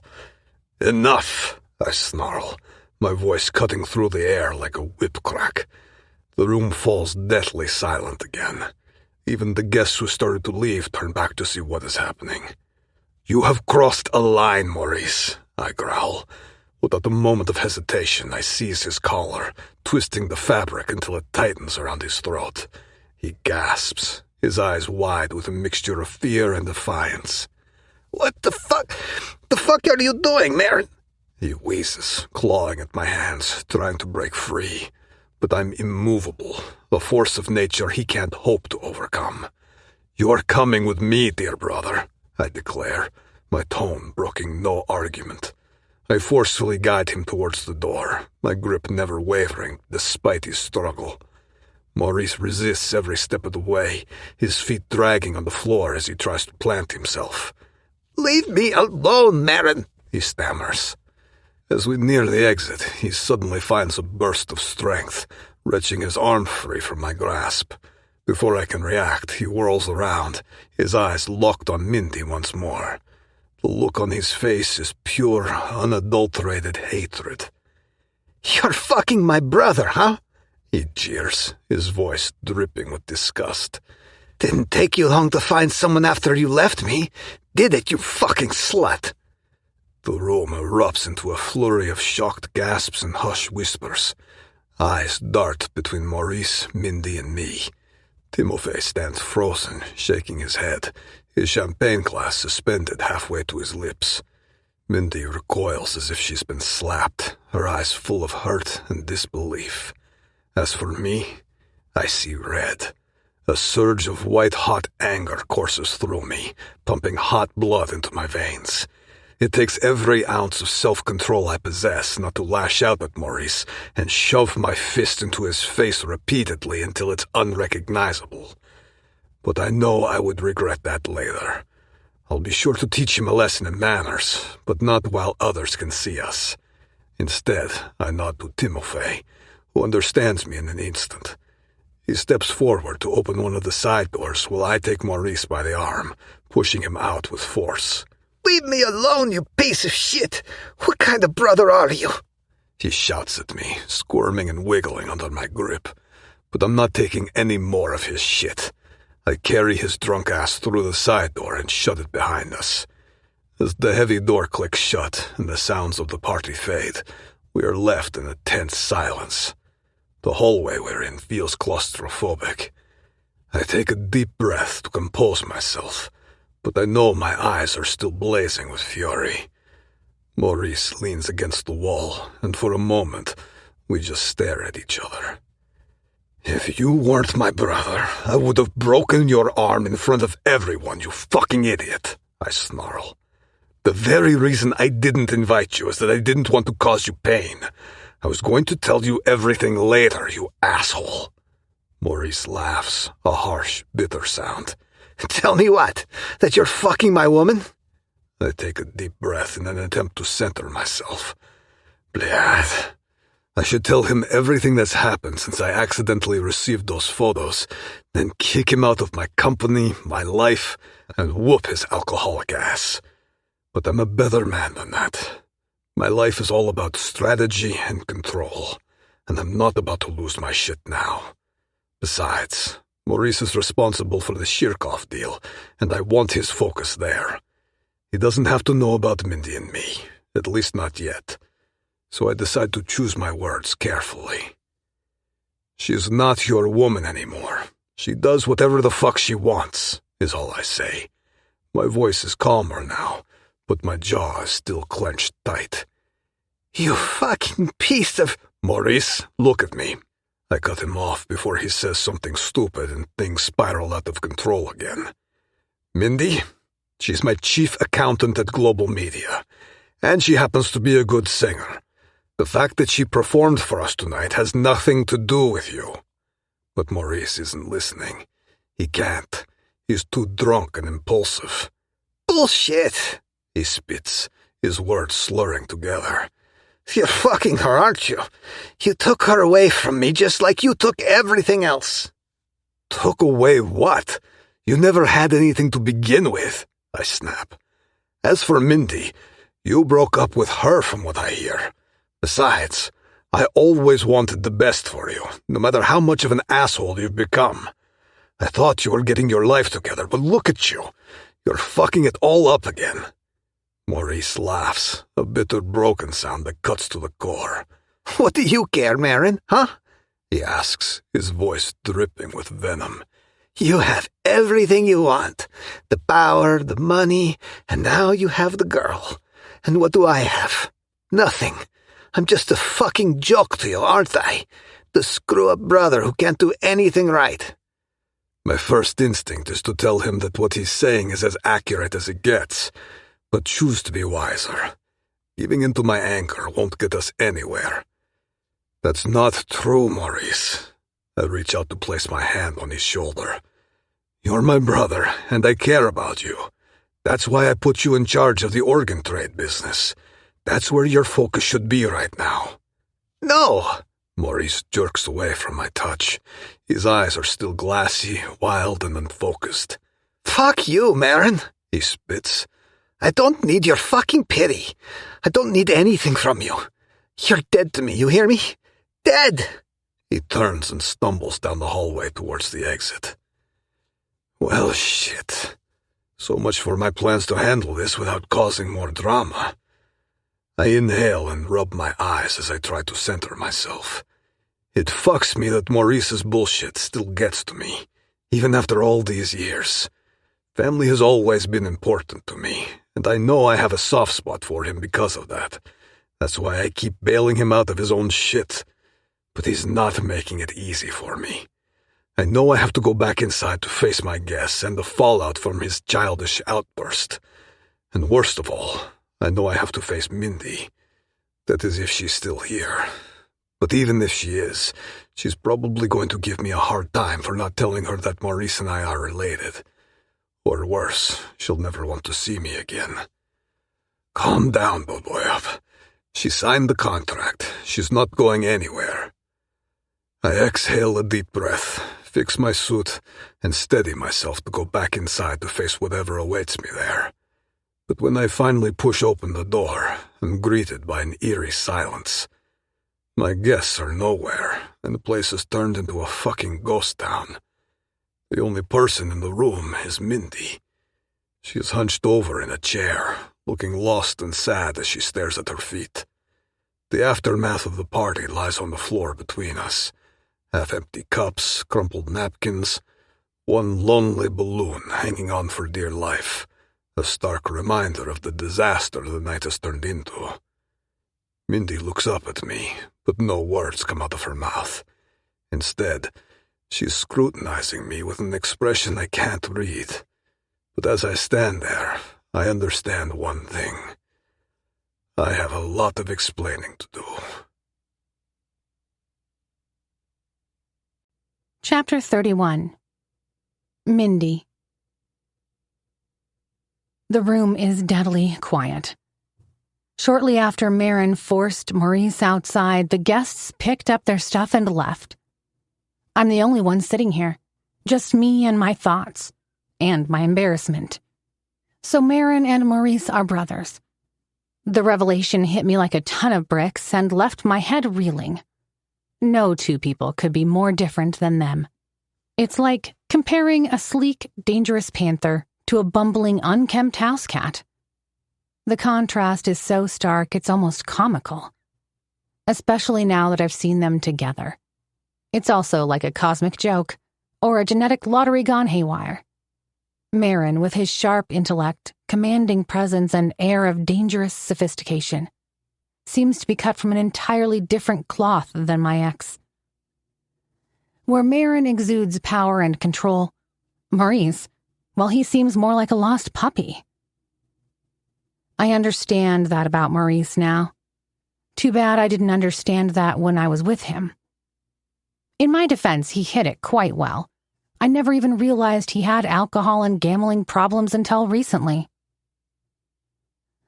But none of that is helping the situation. As I sit here in the aftermath of my ex-boyfriend's drunken tantrum, I can't help but wonder how on earth did I end up caught between Maron and him. The only reasonable explanation I can find is that it's another twisted joke of fate. The door creaks open, and Maron's robust form enters. He walks over, settling down next to me without saying a word. The silence between us feels heavy and oppressive. "Is there something you'd like to say?" I finally ask, turning to look at him. He lets out a weary sigh, rubbing his face with his hand. "That was my brother. Completely drunk and out of control," he replies. The frustration and tension are evident in his voice. "Sorry for not telling you that we're related, Mindy. I was going to do it later, but I didn't want you to be caught up in our family drama." "Did you know?" I ask, steeling myself for what I'm about to say. "Did you know that Maurice and I used to be together?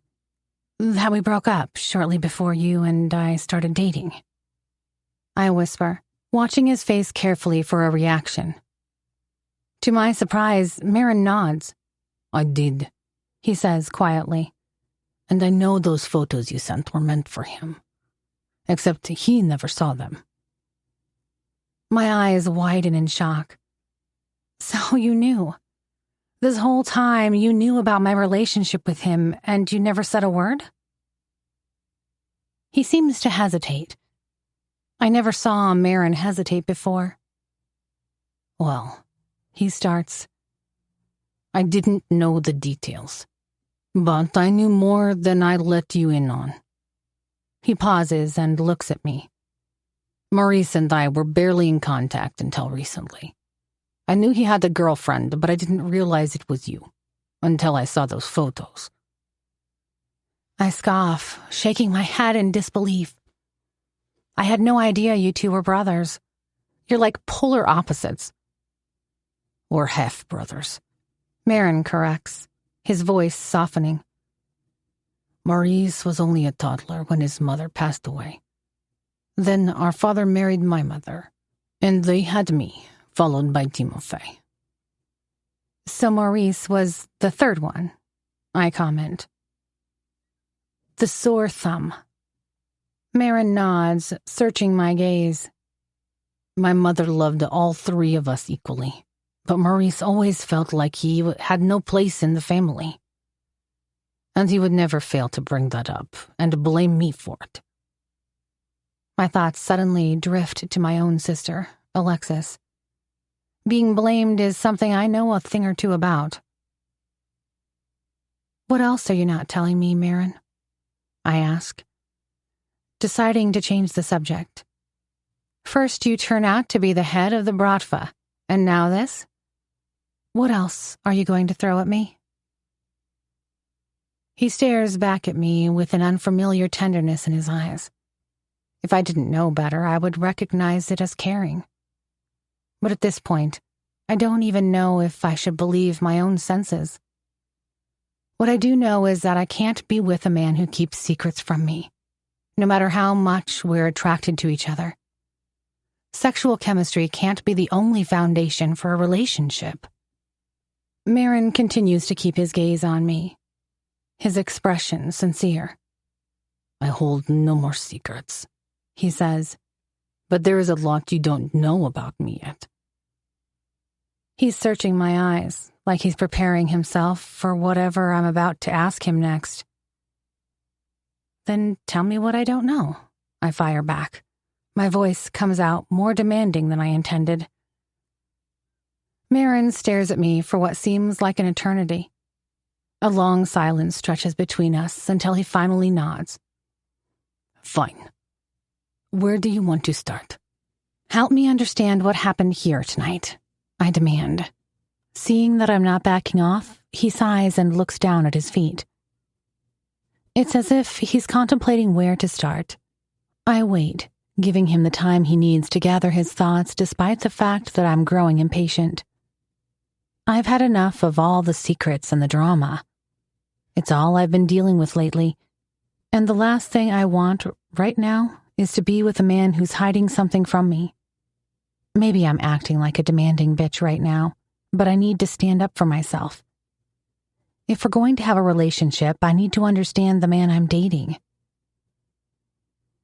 Maron reaches out to hold my hand, and there's an unspoken emotion in his eyes. I can tell he has something heavy on his mind. After a deep breath, he begins talking. You're right. Maurice was the sore thumb in the family. After our dad died, he started having problems. Got caught up in drugs, gambling, and blowing his inheritance on parties and booze. Meanwhile, I used my share to start global media. I shake my head in disbelief. How could I have been so blind about Maurice? How was he able to hide his addictive patterns from me during our time together? Your addiction to shitty dates is admirable, Mindy. Betty's words echo in my mind. Maybe she's right. Maybe I'm intently keeping myself blind because I'm afraid to be alone. Maron shrugs and continues. Look, I always tried my best to be there for Maurice, but instead of accepting my help, he constantly wanted to fight. Eventually, our relationship became this vicious cycle. He'd blow all his money on booze and then come crawling back to me for help. I wanted to support him, but it always ended up with me being the bad guy. So, in the end, I said screw it and walked away. We didn't talk for years. That's when he met you. I raise an eyebrow. He seemed relatively well put together when we were dating. Maron shakes his head. Maybe he was at the time. He was living on the money I gave him before we stopped talking. But in the end, his wallet started getting thinner, and he had to face the music. And instead of taking responsibility like an adult, he ended up in Marble Monkey. As I watch the hard, rugged lines of Maron's face and the fierce look in his eyes, I can't help but notice the change in his demeanor as he talks about his brother. I see a whole different side to him, one filled with genuine sadness. Just like when he was talking about his late daughter. How can a man like him care so deeply about someone like my ex? I recently hired Maurice to work for me. Maron continues. I made him an important member of my team, and to my surprise, he's done a good job so far. The man has brains, just doesn't know how to use it sometimes. Alexis crosses my mind again. My once bright and beautiful sister, who is now wasting away. Addiction is a bitch, and sibling relationships aren't exactly easy. I pause before adding, I have experience. Do you? Maron asks, trying to read my expression. I let the silence stretch between us and decide not to go into it. At least not now. Instead of responding to his question, I ask, so now what? Is this whole situation going to cause tension between you two? Maron looks confused.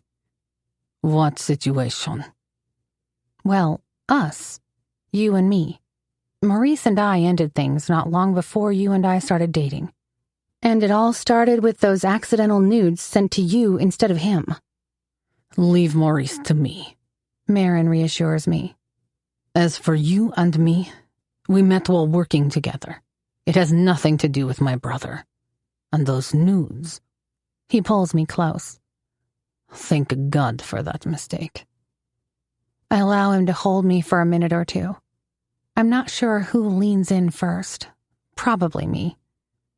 Our lips meet in a gentle, soft embrace that quickly turns passionate and needy. In a moment, we both know what we need. For the first time, our kiss truly feels like an attempt for both of us to seek comfort and reassurance in each other. Despite my previous doubts, it feels true, genuine. Like I matter to him. Like he cares. For the first time in my life, I feel like this relationship is far more than just another one of my desperate attempts to seek comfort and safety in one of my shitty dates. This man wants me close to him just as much as I want him close to me. And what a man he is. Big, strong, and gorgeous, with a libido to match mine. In one fluid motion, he hoists me over his shoulder and strides up the hallway. My head spins as I watch the corridor turn upside down as he takes me up the stairs. When we reach the bedroom, he kicks the door open and carries me to the bed. Then he lowers me slowly, his hot breath warming my neck. His lips crash into mine once again, this time with an even more fierce hunger.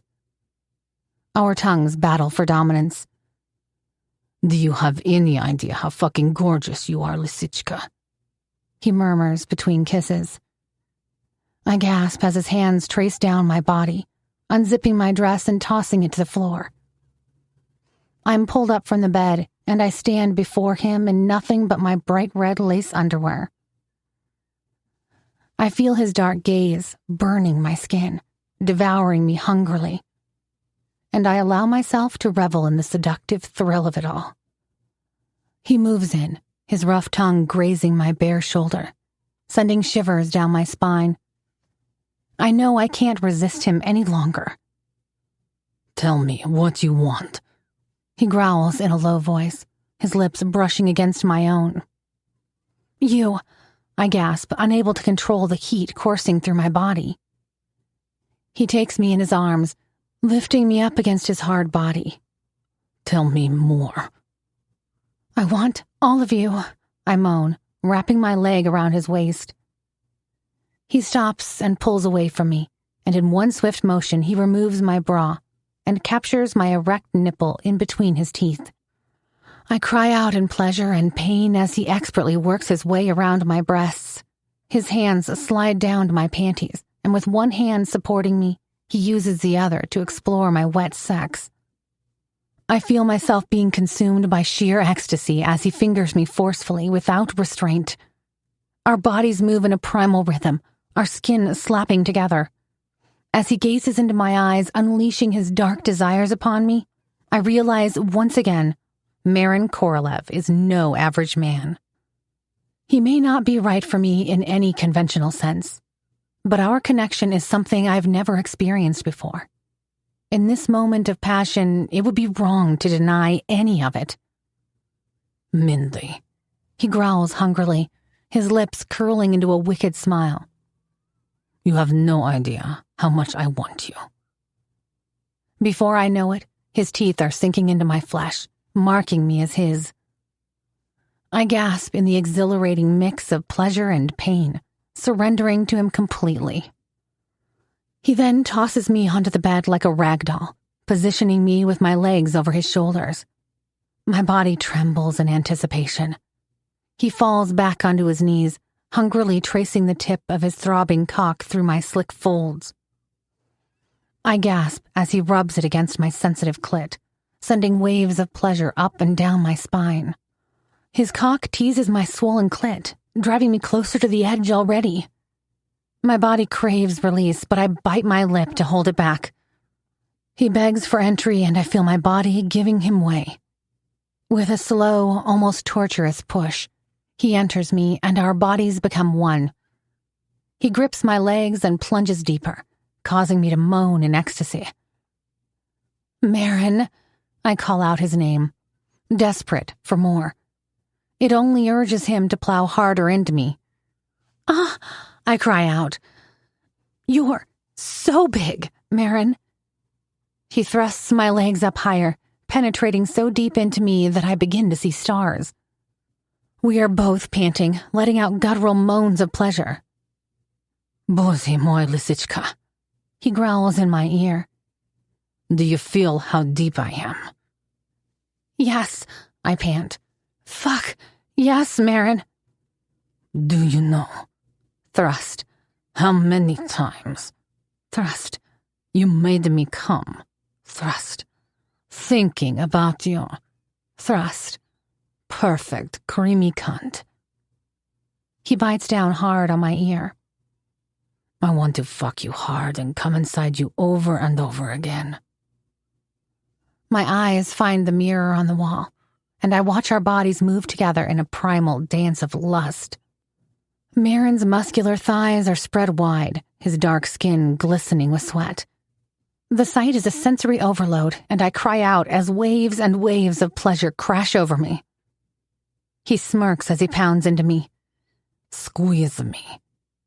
He pants, thrusting even harder and faster. Our eyes lock in an intense gaze as I comply, clenching around him with almost all of my strength. His lip curls in appreciation as he urges me on. Harder. I squeeze tighter, feeling the power behind my actions send tingles through my body and down to my core until we both reach our peak. I feel myself spasm around his cock. My muscles begin to tense and my vision darkens. The force at which he releases his load almost hurts. 1,000 little explosions go off in front of me, like an impressive show of fireworks. My entire body is shaking from my orgasm, making me lose my grip on reality for what seems like an eternity. The next thing my mind can comprehend is Maron's hands dropping to the bed as he grunts, coming down from his own high. Holy freaking shit. Sex with Maron is unlike anything I've ever experienced before. We lay there for a while, just enjoying each other's presence. Eventually, it is Maron who breaks the silence. Did you bring the toy? He asks. I nod, then reach over to my bag. Let's christen it. I agree. He smirks, placing a few gentle kisses on my belly. My tits perk up at the sudden impulse, and I can feel my pussy getting wet again. Mere minutes after my last orgasm, I'm all ready for him. Maron grips the pulsating vibrator and holds it against my swollen folds, massaging my clit in slow circles. The first jolts of pleasure move through my body like electricity. In less than 2 minutes, I can feel my orgasm starting to build, until I'm on the brink of ecstasy once again. Maron understands me without words and knows how to pick the right moment. With expert precision, he presses the toy against the right spot, igniting a fiery explosion of pleasure. Shit, shit, shit. Maron? I cry out, succumbing to the intense sensation coursing through me. Come for me, baby, he commands with desire in his eyes, watching me as I have yet another mind-blowing, squirting orgasm.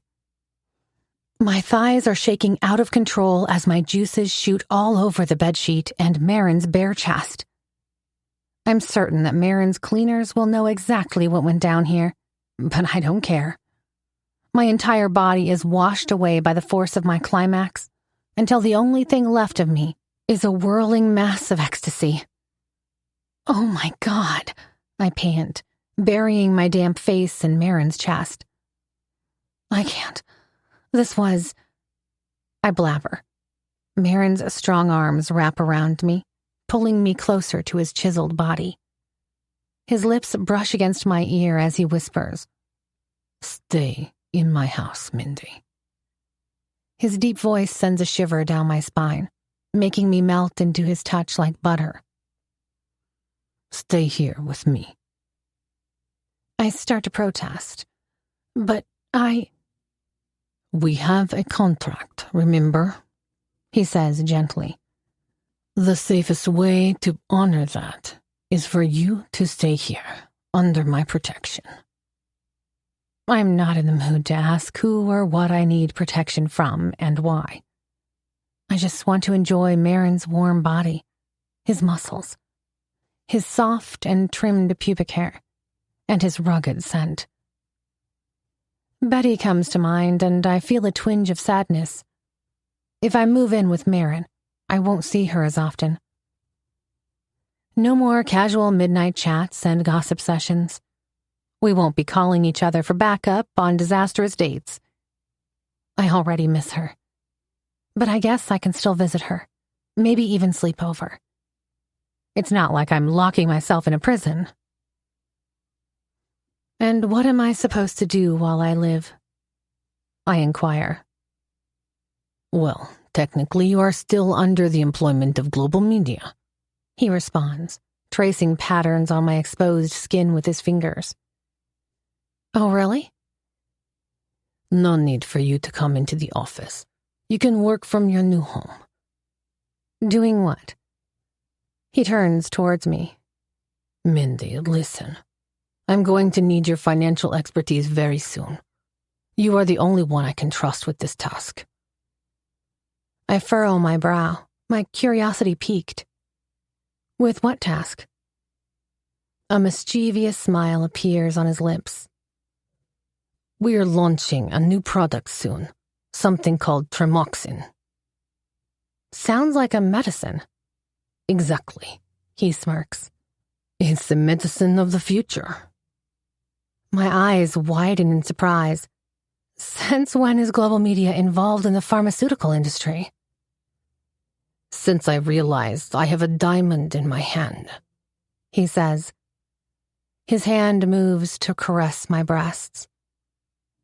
"I'll explain everything later," he murmurs. "But let's get some rest first. It's been a long day." Chapter 32. Mindy. My bladder wakes me up in the middle of the night. Still half asleep, my first instinct is to reach for Maron's comforting presence. But the space next to me is cold and empty. I open my eyes, and when they finally get used to the darkness, I realize he's not in bed. Feeling a sense of unease, I glance at the clock. 1:46 a.m. I wait a few minutes, assuming he's gone to use the bathroom. But when he doesn't return, I get up. I walk to the bathroom door and turn on the light. He's not there either. After taking care of my needs, I crawl back into bed, but sleep eludes me. Where could he have gone in the middle of the night? I slide from beneath the covers, my bare feet sinking into the plush carpet. I reach for my pink silk robe, drawing it around my body like a protective shield. On a whim, I grab my phone from the nightstand, slipping it into the pocket of my robe. The mansion is dark and silent as I step out into the hallway. The only sound I hear is the soft padding of my footsteps on the polished floors.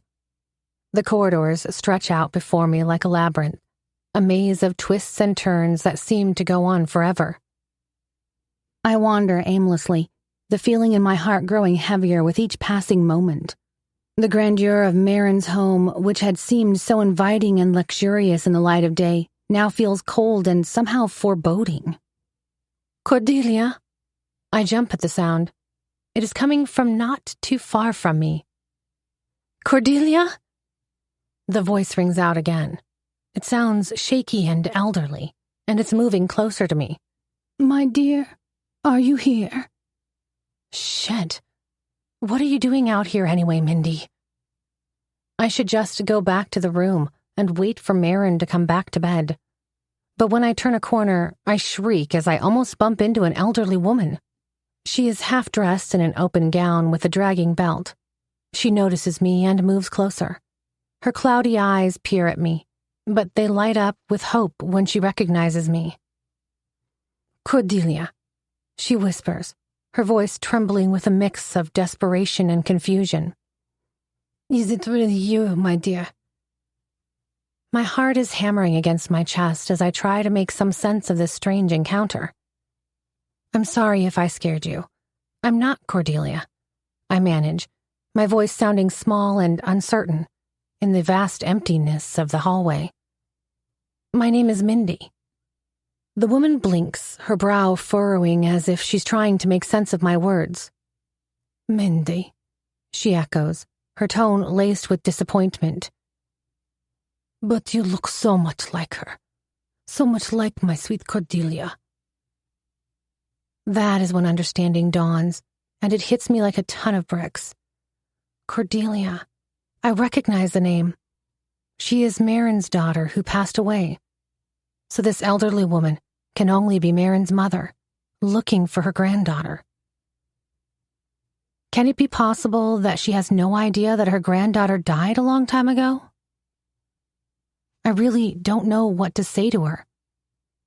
I'm just about to take her hand and guide her back to her room when suddenly I hear a sound from the other end of the corridor. Footsteps. Heavy, purposeful, drawing closer with each passing second. Mother, a familiar voice calls out, and I feel a jolt of recognition. It's Timothy, Maron's brother. Maron introduced us to each other at the birthday party. He takes a step towards us, his eyes flickering between the old woman and I. Hey, Mindy. Sorry for the confusion. He looks at the lady. Moja dorogaya, mama. Let's get you back to your room. It's the middle of the night. Who are you? She asks Timothy. He shakes his head. Fuck, mama. You're confused again. I'm your son. He gently takes her by the arm and sighs. Sorry, Mom. I didn't mean to be rude. I'm just sleepy. Let's go back to your room. But the old woman shakes her head and stares at me. Her eyes are wide with desperation and excitement. Cordelia is here, she insists, her voice trembling with a childlike petulance. We can't just leave her here. Timothy glances at me and sighs. Davaya, Mama, don't be stubborn, he says gently, reaching out to take her arm. She's not Cordelia. Her name is Mindy, and she is, He hesitates for a second. Maron's wife. Maron's wife. The words feel strange and pleasant at the same time. I glance at Timothy as he stands there, looking pretty clueless about what to say to his mother, and a thought crosses my mind. Since the old lady is so convinced that I'm Cordelia, I decide to have a little play with her. Maybe it will calm her down. I step closer and look into her eyes, patting her hand reassuringly. Yes, I am Cordelia, I tell her, trying to keep my voice as soothing and childlike as possible. Looks like those vocal control lessons I took when I was a kid are proving to be useful in more ways than just one, because the old lady visibly calms down. When she looks at me intently, I add, I'm going to bed now, Grandma. You should rest too. I even pretend to yawn for maximum efficiency. I gently pat her shoulder, and my heart aches for her. She's so frail and confused. Timofey will take you back to your bedroom. I wave at her. Good night, Grandma. I'll see you tomorrow, I say, punctuating it with another yawn. She looks at me and her lips curl into a smile. For a short moment, she looks like she's found her way back here from a faraway dimension. Ah, good, she replies, visibly relieved. See you tomorrow, my dear." With that, she turns and starts walking away, muttering, "Cordelia, my dear child." Timofey looks at me with confusion in his eyes. How did you do that? My mother has been so stubborn lately. I haven't seen her so calm and obedient for a long time." He scrutinizes me. "Thanks, Mindy." I give him a half smile. Sometimes all it takes is a little understanding. Timofey's gaze runs over my pink silk robe with a knowing glint. I feel a flush of embarrassment, realizing that he must know I've spent the night with Maron. "Were you looking for something?" he asks. "Can I help?" "Oh, it's all right," I managed. "I was just looking for Maron, but I think I know where he is."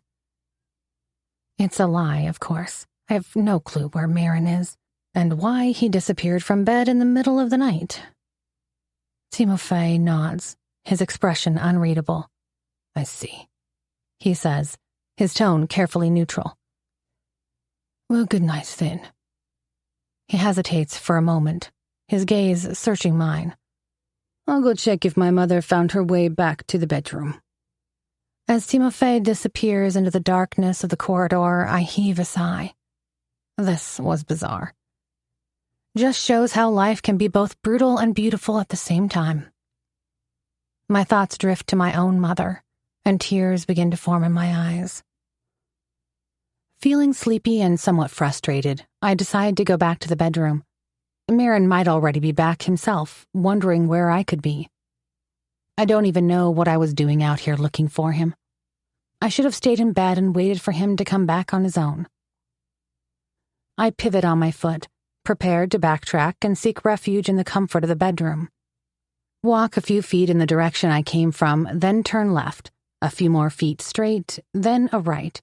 And then, with each step I take, I begin to realize that I have no clue where I came from. I take another right and find myself somewhere completely unfamiliar. Way to go, Mindy. Lost in the middle of the night in the Bratva boss's palace. But what's done is done. I silently curse myself for leaving the bedroom, but the situation speaks for itself. I'm hopelessly lost in this labyrinth of corridors. I look around and nothing seems familiar anymore. I must have reached a part of the mansion where I haven't been before. The wide open spaces seem to stretch out impossibly before me, like a never-ending maze of identical hallways and closed doors. I turn down one hallway, then another, my anxiety increasing with every unfamiliar corner and dead end. Unbelievable. I stop again and stand there like an idiot, trying to figure out how on earth I'm going to get back to the bedroom. That is when I hear someone speak. Finally, a real person. Maybe they can help. The voice belongs to a man, or men. It is barely audible first, coming from behind a closed door. There are also thuds. Then there's another man's voice that sounds familiar. I recognize Pavel's deep baritone. Bingo. I creep closer to the door, hoping that Pavel will save my ass and guide me back to where I came from. But as I get closer and closer to the source of the sound, I begin to hesitate. Something in me is telling me this isn't such a good idea after all. But before I can think better of it, my ear is pressed against the heavy wooden door. I strain to hear over the pounding of my heart. There are several men in the room. There is one voice groaning in pain, while the rest shout in anger. The words are difficult to make out, but I can hear the anger and frustration in Pavel's tone. "What the fuck were you thinking, Oleg?" I hear him say. "You know you're not allowed to drink on duty." Another thud rings out. "Ah!" a voice cries. "Пожалуйста, Pavel, don't hurt me." The next moment, the door swings open and a man storms out. His footsteps echo down the empty corridor as I stare after him. I hold my breath in my throat as I try to hide in a dark corner, praying he didn't spot me. But the door is now open enough for me to take a peek inside, and what I see makes my blood run cold. A naked man is bound to a chair. His face is a pulpy mess of blood and bruises. He slumps in despair, resigned to the agony that awaits him. I recognize Pavel as the man who looms over him. The air crackles with tension as Pavel prepares to unleash his brutal wrath upon the helpless man. But it's the figure standing in the corner that makes my heart stop in my chest. No. Maron is watching the scene unfold with a detached, almost bored expression on his face. His arms are crossed over his chest, and his posture is relaxed. It's as if the brutality playing out before him is nothing more than a mildly interesting diversion, a way to pass time. Oh, my God. I feel a wave of nausea rising in my throat as a sense of horror and disbelief washes over me. This can't be happening. This can't be the man I'm falling for. And the man I've just agreed to move in with, leaving my life behind to play the role of his wife? What the fuck did you expect, Oleg? Maron seethes, dripping with disdain. A pat on the back and a bouquet of flowers. That ship was carrying millions worth of cargo, you idiot. I'm sorry, boss. I know it was foolish. The man in the chair cries. Sorry isn't going to bring my cargo back, Mudak. Maron snaps. But if you tell us exactly what happened, you just might survive.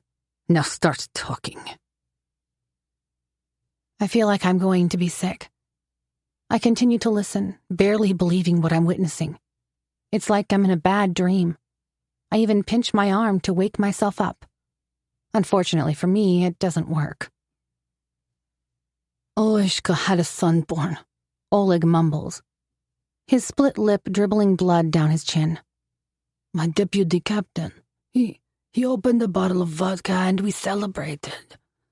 You know how he is, boss. More of the crew members joined, and we had a few too many. Maron's eyes narrow, his jaw clenching with barely contained rage. I can see the fury simmering beneath the surface. And, he urges Oleg. There was some girls working on the ship, Oleg continues. And, well, you know, we were drunk, and by the time I woke up, it was too late. I tried to steer us away from the iceberg, but Mnie okazał pakan. Please forgive me. Maron scoffs and says something to Pavel in Russian. All I see is that the man named Oleg drops his head and his shoulders slump in defeat. The room falls silent, and the weight of the last spoken words hang heavy in the air. For a long moment, no one speaks, no one moves. And then, like a coiled snake unleashing its venom, Maron strikes. He's across the room in an instant, his hand wrapping around Oleg's throat. His face is a mask of pure, unadulterated rage. You stupid, selfish, pathetic piece of shit, he roars. Do you have any idea what you've done? What it's going to cost me? He kicks him, and Oleg hisses in pain. Of course you fucking don't. Oleg doesn't say a word. Not that he could with Maron's hand around his throat. He gasps and sputters, his eyes bulging as he tries to claw at Maron's iron grip. But there's no mercy in those cold, ruthless eyes, no hint of compassion or forgiveness. I trusted you, Maron snarls, his fingers tightening around Oleg's windpipe. I gave you one fucking job. Get the ship from A to B. Paid you more money than you deserve. And you decided that having drunken sex with a whore was more important than doing your fucking job. He leans in closer, his lips nearly brushing against Oleg's ear. He shakes his shoulder. You've ruined everything, you asshole. And now you're going to pay the price. With a final brutal squeeze, Maron tightens his hold around Oleg's throat. It all happens quicker than my mind can comprehend. All I hear is a noise that sounds like a crack, and Oleg stops moving. Then Maron releases his grip, letting Oleg's body slump to the ground. He then turns to Pavel, his expression as cold and hard as granite. "Get rid of the body," he orders, his voice flat and emotionless. Oh, dear God. This can't be real. I can't believe what I just witnessed. My stomach lurches violently, and I clamp a hand over my mouth to stifle a gasp. My whole body is shaking, and cold sweat is breaking out across my skin. The world around me feels unsteady, and I have to brace myself against the wall to not faint. Pavel nods to Maron, his expression impassive. "Consider it done, boss." He reaches for Oleg's broken body, and he starts to drag him towards the door. I should run while I can, but I can't get my legs to move. So I lean against the wall and sink down to sit on the floor. I'm at a point where I don't even care if Maron sees me. He can come and break my neck too, for all I care. Maybe everything would be much simpler that way. Betty was right. How could you have been so stupid, Mindy? Are you really so blind and naive? He even told you that he's the head of the Bratva. What the hell did you expect, goddammit? The bottom line is, Maron showed his true colors tonight. The man who swept me off my feet with his power and magnetic presence is a cruel monster. A notorious criminal. A ruthless, calculating mob boss who will stop at nothing to protect his empire and his profits. Even if he has to torture and kill people. He wasn't just born into the Bratva. He is the Bratva. I guess Betty's gossips are true, after all. Global media is nothing more than a smokescreen to hide the brutal reality of Maron's real business, whatever that is. Drugs, weapons, maybe even human lives traded like cattle. And what about that launch he was talking about? Tremoxin. Is that a part of his illegal activities too? I still feel sick. It's like the ground is shifting beneath my feet and the walls are closing in around me. How? How could you allow yourself to be involved in this, Mindy? The signs were all there. The red flags waving in the wind. The mysterious disappearances, the hushed conversations, the air of danger and secrecy. All of those things cling to Maron like a second skin. I should have seen it coming. I should have trusted my instincts, listened to the warnings in my head screaming at me. But I didn't. Why? Because my body, my heart, and my stupid libido betrayed me. All I saw was the sexy, powerful man pulling me in like a magnet. And now? Now I'm in the midst of a criminal organization. And I'm not sure I can ever escape from it. Chapter 33. Mindy. I can't stay here. Just thinking about being stuck here with Maron makes me sick. Who is he anyway? Do I even know him? I signed a contract without really knowing who I was getting involved with. I need to get the hell out of here, ASAP, no matter what. But first I must find the exit, because I still have no idea where I am and where I came from. My heart is beating 1,000,000 miles an hour, and I can't catch my breath as I'm wandering these crazy hallways. This goddamn maze is never going to let me out. How long has it been since I left the bedroom anyway? Must be over an hour, maybe 2. Is Maron back to bed, looking for me?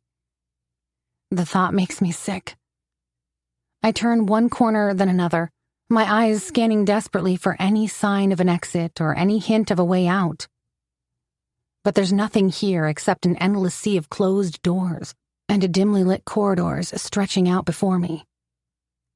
Still desperate, I start to descend a random set of stairs. My feet carry me down and down into the bowels of the mansion, Maybe there's a staff exit here, I think to myself. Maybe I can find a way out through the service quarters and slip away unnoticed in the chaos of the kitchen or the laundry room. But as I emerge into the cellar and take in the sight of the damp stone walls and the low, oppressive ceilings, I realize that I've only succeeded in getting myself even more lost. Shit. The cellar is a maze of its own, a twisting, turning labyrinth of storage rooms and utility closets. I pass a kitchen and laundry room, looking for a door that could lead somewhere, anywhere, out of this place. But it's no use. Every turn I take, every door I try only leads me deeper into the maze. As I wander through the damp, chilly labyrinth of the cellar in my silk robe that provides very little protection against the biting cold, I feel a new sensation rising up within me. I need to pee again. Didn't I go just an hour ago? Has it been longer? Not that it matters much. I have to find a bathroom soon. I start opening doors at random, my desperation mounting with each fruitless attempt. A storage room, a utility closet, a wine cellar. But not one damn bathroom. If I can't find one soon, I'll have no choice but to pee on the floor. The thought alone is humiliating. I open the next door and heave a sigh of relief. It's a cramped little bathroom shoved in the basement corner. Unlike the fancy bathrooms upstairs, it only has a dim light bulb and a grimy sink that probably hasn't been touched in ages. But it's a bathroom nevertheless. At this point, I'll take what I can get. I rush inside, slam the door behind me, and fumble with my robe to get it open. I then sit on the toilet and let out a shuddering sigh as I empty my bladder. I even close my eyes for a moment to savor the sensation of release. But my relief is short-lived. As I straighten up and move to the sink to wash my hands, I feel a new sensation rising up within me. Nausea. But not just any nausea. This is an overwhelming, all-consuming nausea. I barely have time to lean back over the toilet. Before I know it, I'm retching wildly as my stomach brings up the contents of my gut. A minute later, it happens again. More vomiting. All while gasping, choking, my eyes streaming with tears. It must be the stress. The terror, the adrenaline, and the horror of what I've just witnessed. I cling to the toilet like a lifeline, my knuckles white and my breath coming in ragged gasps. It takes about 10 minutes for my nausea to subside. Once I'm feeling better, I quickly clean myself up at the sink and focus my mind on my main mission. Get the hell out of this mansion. I wipe my face with the edge of my robe and approach the door to open it. But to my dismay, it won't budge. I make another effort, but to no avail. Shit. I'm washed over by a feeling of unease once again, but I convince myself it must be a temporary malfunction. Or maybe I just have to push a little harder. So I try again, but the handle remains immovable. It is clear that the door is locked from the outside. I'm hopelessly trapped. Damn it, Mindy. With growing apprehension, I hurry to the tiny window, desperate for some kind of help. I pound on the glass with my fist, hoping to catch someone's attention outside. It is a silly idea at this time of night, but it's not like I have too many other choices. As I inspect the window more closely, I realize it's purely decorative. There's no mechanism to open it. Feeling discouraged, I go back to the door and try turning the knob again, but it remains stubbornly locked. I lean against the door and give the knob a final, forceful twist. Nothing. No. I slump back onto the toilet, cradling my head in my hands. I inhale deeply, trying to regain composure, but my heart races and my hands tremble uncontrollably. This is a disaster, just like my whole life. Time just stretches endlessly as I sit there motionless, trying to figure out my next move. What the hell do I do now? Having no other option, I spend the rest of the night perched on the toilet. Sleep is out of the question. My mind continues to race, replaying the horrors I've witnessed over and over again. Countless scenarios of what would happen if Maron discovers I'm missing flash through my mind. The cold, hard porcelain under my butt becomes my unwelcome companion as hours crawl by at an agonizing pace. Every creak and groan of the old house makes me jump, my heart leaping into my throat. Is it Maron coming to find me? Or worse, has he sent one of his henchmen to take care of the problem? The darkness and the uncertainty feel oppressive, closing in around me like a shroud. As the first weak rays of dawn begin to filter through the tiny frame, I feel a glimmer of hope. Surely someone will come to clean or use this bathroom soon, right? I stand on shaky legs, my muscles protesting after hours of inactivity as I peer out the window. The world outside seems surreal in its normalcy. Dew glistens on manicured lawns. Birds chirp their morning songs, completely oblivious to the nightmare unfolding within these walls. I press my face against the glass, desperate for any sign of a potential savior. As I gaze outside, looking for anyone who might be able to help, I notice the gardener trimming the lawn. At last, a human being! It is a man in his 50s with a full bushy mustache and skin weathered by the sun. Clad in a green polo shirt and khaki shorts, his muscular arms guide the lawnmower back and forth across the grass. His movements are precise and systematic. I can hear the hum of the motor through the glass, which means he should also be able to hear me if I scream loud enough. "Hey!" I yell, pounding on the window to gain his attention. But the deafening sound of the lawnmower drowns out my cries. The man appears unaware of my presence, focused solely on his task. I keep yelling and knocking on the window as loud as I can, but to no avail. The man gradually moves to another area and soon he vanishes from sight. This is it, the end of the line for me. I'm going to rot here, trapped in this invisible cell reeking of urine. What an absurd way to go. Absurd, just like my entire life. My self-deprecating thoughts are interrupted by the distant sound of a vehicle, so I glance out the window once more. There's the guy again. This time he's perched on top a polished, ride-on lawnmower. Its thunderous engine overpowering all other sounds. The noise reverberates through the air with each pass across the lawn, causing birds to flee from the trees in protest. When he finally brings the vehicle to a momentary halt, I strike the window with my fist as forcefully as I can. He looks up. I continue to jump and wave my hands frantically. "Help!" I yell, hoping he can finally hear me. But my heart sinks as I watch him disappear once more. I attempt to call out for help again, but my voice emerges as a stifled cry. Unable to contain my emotions any longer, I crumple to the floor, sobbing uncontrollably. I can't believe this. How on earth did I get myself into this mess? What is it about me that attracts these bizarre life scenarios? Am I a part of some twisted cosmic joke? Just when I think things couldn't possibly get any worse, I hear a scratching sound from across the door. Someone with a key must be outside. The scratching continues, and my eyes light up as the door swings open, revealing the gardener, who had been working on the grounds. "Oh my God, thank you," I croak out through tears of relief. "I accidentally locked myself inside." The man doesn't say a word, but gestures for me to follow him, so I push myself up, and I gratefully do so. We exit the bathroom, and he starts leading me towards a different staircase than the one I used before. "Please," I plead as we move through the maze-like corridors.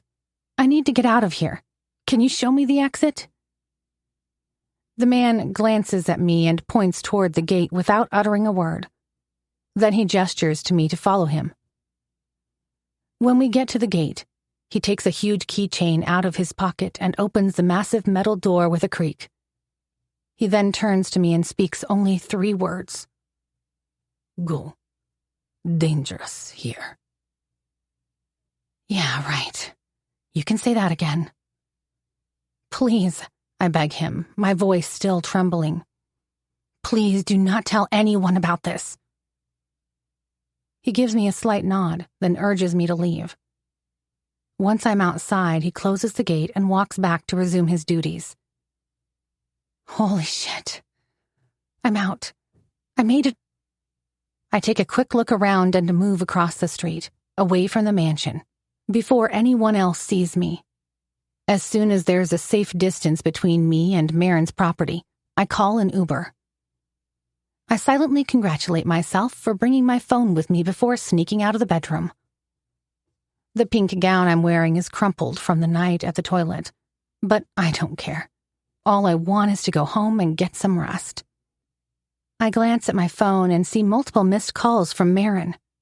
He's clearly looking for me already, but after spending the entire night huddled on the cold bathroom floor, too exhausted to move, I can't deal with it right now. I'm relieved to see my Uber pull up to the curb. It's a small victory, but a victory nonetheless. I managed to find my way out of that maze of horrors and lies and escaped successfully. As I slide into the back seat of the car, I feel a flicker of hope that maybe, just maybe, I can put this nightmare behind me, at least for now. I don't care about the curious glance the driver gives me as he takes in my disheveled appearance and my silk robe. I don't even care about the fact that I must look like a madwoman or a witch that just emerged from her underground cave. All I care about is getting to the safety of my cozy home, and as far away from Maron and his world as I possibly can. As the car pulls away from the curb and the mansion recedes in the rearview mirror, I allow myself to close my eyes and just breathe. I allow the exhaustion, the terror, and the feeling of relief wash over me like tidal waves. I'm tired, drained, dehydrated, and utterly spent from the long night I spent alternating between being huddled on the bathroom floor and sitting on the toilet seat. All I can think of is going home, crawling into my bed and sleeping until the world makes sense again. Miss, we've arrived. The driver's voice jolts me awake. I must have drifted off on the way here. I stumble out of the car and through the doorway of my apartment, feeling the weight of the night fall off my shoulders. Betty has already left for work. The silence and the emptiness that would usually make me feel lonely now feels like a sanctuary. I head straight to the bathroom, throw the pink robe onto the floor, and step into the shower. As the hot water washes over me, I can't help but feel endlessly grateful for the place I call home. Finally clean, I wipe myself dry and collapse into my bed. I burrow deeper into the covers, trying to lose myself in the comfort and safety of my sheets. For many minutes, I toss and turn, but sleep won't come. It must be one of those moments when I'm simply too stressed and exhausted to fall asleep. The bright daylight that streams through the windows isn't helping either. Frustrated, I decide to reach for my phone. I know I should put it down, get some rest, and deal with Maron and everything that's happened later. But a part of me is screaming at me to put an end to this nightmare once and for all. After some thinking, I open a new message and start typing. Maron, I have reconsidered your offer and have decided to decline. Please consider the contract null and void. I am sure you will find someone better suited to your needs. I'm sorry if this comes as a surprise, but my decision is final. Please do not attempt to find me. Mindy. My finger hovers over the send button, hesitating for a moment. But then, with grim determination, I hit it. I watch as the message disappears, winging its way toward Maron Korolev's phone. It's done. As I place the phone back on the nightstand, a feeling of closure floods through me. I have made my decision. I did the right thing. I try to remind myself that the worst is behind me, but somehow it doesn't ring true. There's still a gnawing feeling in the back of my mind, telling me that the worst is yet to come. I decide to ignore it, blame it on the stress. Finally, my eyelids close and I drift into a deep, dreamless sleep.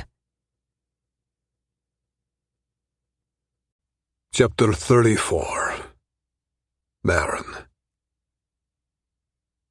"What do you mean, no alcohol?" I roar, my voice echoing through the dimly lit lab hidden in the bowels of Moscow's industrial wasteland.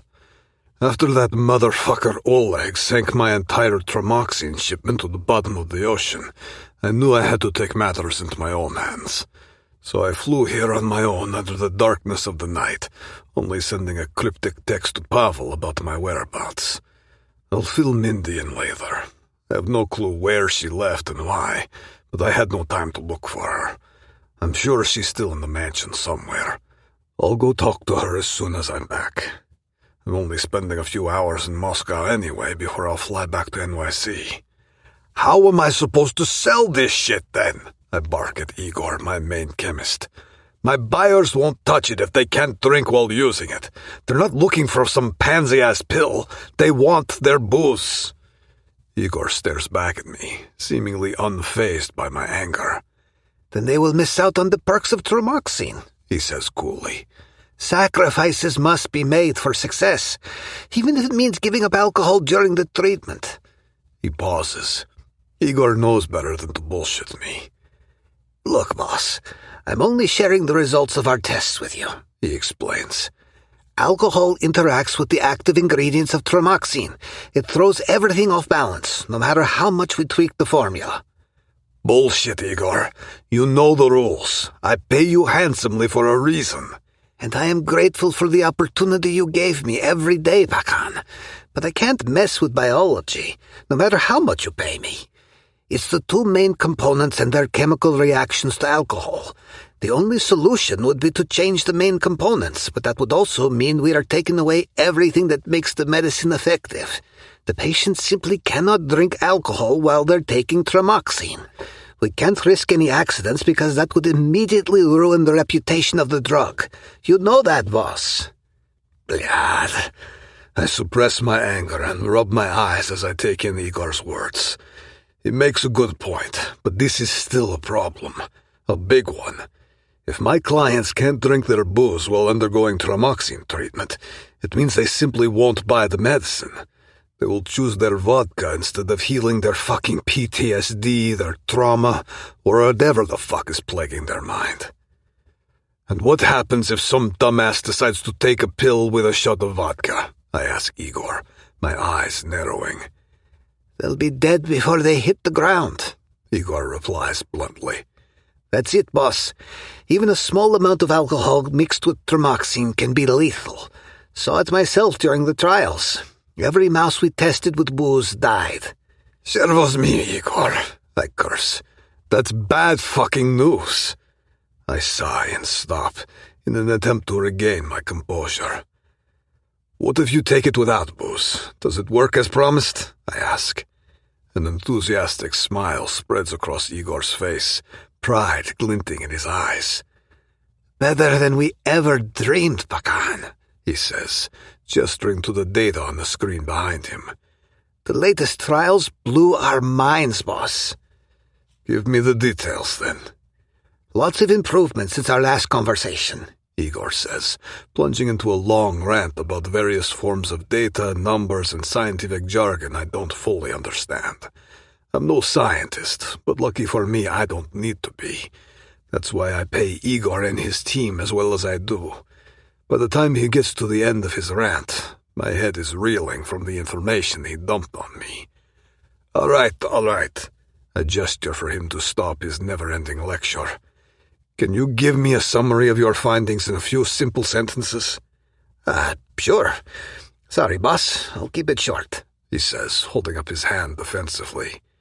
"So we ran a series of tests on people who have been suffering from severe insomnia for years. And believe it or not, they slept like babies after just a week's treatment. What's even better is that their symptoms have not come back since. This was 2 weeks ago." "Perfect," I sneer. "I know a horde of desperate bastards would sell their soul for a good night of sleep." You haven't even heard the best part, boss, Igor continues. We also tested Tramoxine on a group of war veterans struggling with PTSD and alcoholism for years. After 10 days on Tramoxine, they were completely sober and their PTSD symptoms started to fade away. That's something. I pat him on the shoulder. My previous frustration about the alcohol issue is finally starting to dissipate. The results are better than I expected. Not just better, they're great. Have you tried Tramoxine on yourself, Igor? I ask. Not yet. He answers, then pauses. But I did on my son, Misha. He's autistic. It's been a struggle since he was 2 years old, and now he's 13. I look at Igor expectantly. And? The results are remarkable, boss. After taking the first pill, Misha slept through the night. No more shouting and jumping on the couch or waking up his siblings. Just peaceful sleep. My eyes widen in amazement as I listen to my chief scientist talk. This is indeed truly remarkable.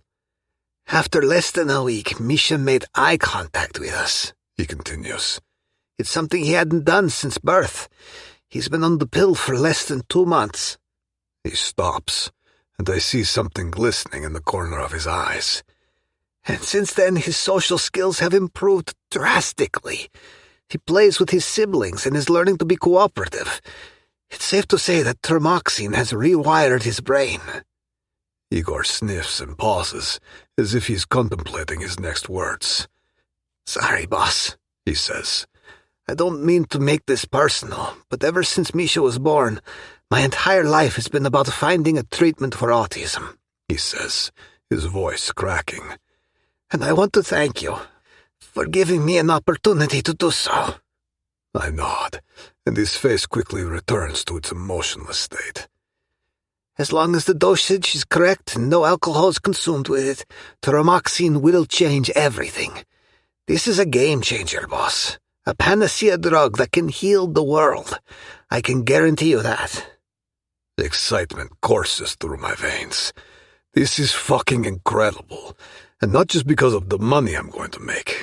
This is a chance to cement my legacy, to prove that the Pacan is more than just a ruthless criminal. With this substance, I can heal the world, change lives. I can offer hope to the hopeless, all while making billions and ensuring my empire flourishes for generations ahead. We'll need airtight warnings, Igor, I muse, my mind already crafting the distribution plan. Alcohol interactions, side effects, the whole 9 yards. We cannot afford any accidental deaths. Igor nods, his expression hardening with resolve. I agree, boss. Safety is our top priority. Good, I tell him. Great fucking job, Igor. Keep up the good work. Sitting in a taxi on my way to the hotel, I dial Maurice's number. My fingers drum impatiently on the seat as I wait for him to pick up. Maron? Maurice sounds kind of frazzled. Probably the hangover from the night before. Look, I know we need to talk, but before you kick me out of the business and tell me to go fuck myself, I want to say that I'm not proud of what happened last night. As for Mindy, Save it, I interrupt. We'll talk about that later. Okay, but He starts, but I cut him off again. I know exactly what he wants to say, and I'm not interested in hearing it right now. It would only be a circular conversation that doesn't lead anywhere. As for Mindy, it wouldn't be any different. The whole discussion would be completely pointless and would only add fuel to the fire. Besides, I have much more pressing matters on my mind right now. Stop, Maurice. This is not the time. I have something more urgent to talk to you about. I growl, my tone brooking no argument. More urgent? What is it? He sounds surprised. I need your help with the Tramoxine launch. We're going live in 3 months, and I need everything to be perfect. You do this well, and there will be a hefty salary for you at the end of it. There's a pause on the other end of the line. I can practically hear the gears turning in Maurice's head. How much? He finally asks. I was expecting the question. Maurice was always easy to manipulate with money. His addicted brain is probably already thinking about stuffing it into a slot machine in Marble Monkey. 300,000? Do I look like a guy who plays small? I ask. $300,000 should be more than enough to take his mind off Mindy for now and get him to focus on the job. I know he's going to bite. And just as I expected, he does. All right, Maron, he says. I'm in. Is 3 months going to be enough to set this up? No, it won't, which is why I need you to help me get things going, I counter, my voice firm. First things first, book a luxury hotel in New York, something with plenty of space for press conferences and interviews. We need to make a statement and show the world that Tremoxine is the next generation of medicine. Right. Remind me what it's good for again? Maurice asks.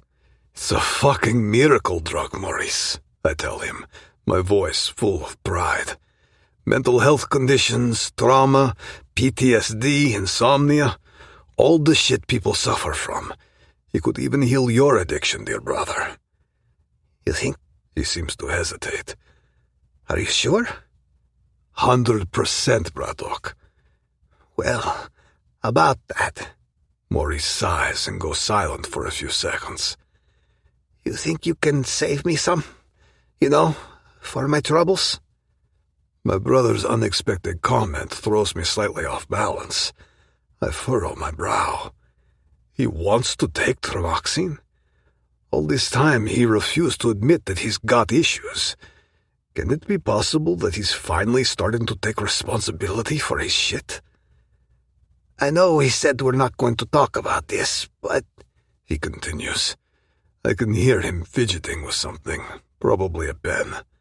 Maurice does that when he's nervous. Listen, Maron, I know I've not been easy to deal with, especially last night. So if this medicine can help me, I'm all in. I can barely believe what I'm hearing. I was only calling him to give him a task, hoping we could avoid talking about last night. But this is completely unlike him. Hey, am I talking to Maurice here? I ask, feigning curiosity. Because if not, I'll happily trade you for him, whoever you are. Very funny, Maron, Maurice says. Listen, after I screwed up your birthday party yesterday, I stayed up all night thinking. He sighs. I know I can't keep doing this to you and my family. I can't keep doing this to myself, because if I do, I'm just going to end up on the street, or even worse, dead in a ditch. I want to change, Maron. And as for Mindy, I know I can only blame myself for losing her. She deserves to be with someone who treats her well. What the fuck? I'm still struggling to comprehend that I'm talking to Maurice. He sounds like a completely different person. Has he really come to his senses? Is it possible that the scene he caused sobered him out? Or is he simply using a different tactic to manipulate me? I guess I'll find out soon enough. I'm glad you see it that way, I tell him, my voice a lot less strained than before. You'll be the first in my circles to try Tremoxine, brother. But you absolutely cannot drink alcohol while you're on the pill. You understand? It's a lethal combo. Don't worry about it, Maron, he says.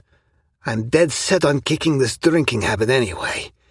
I know I acted like a major asshole at your party.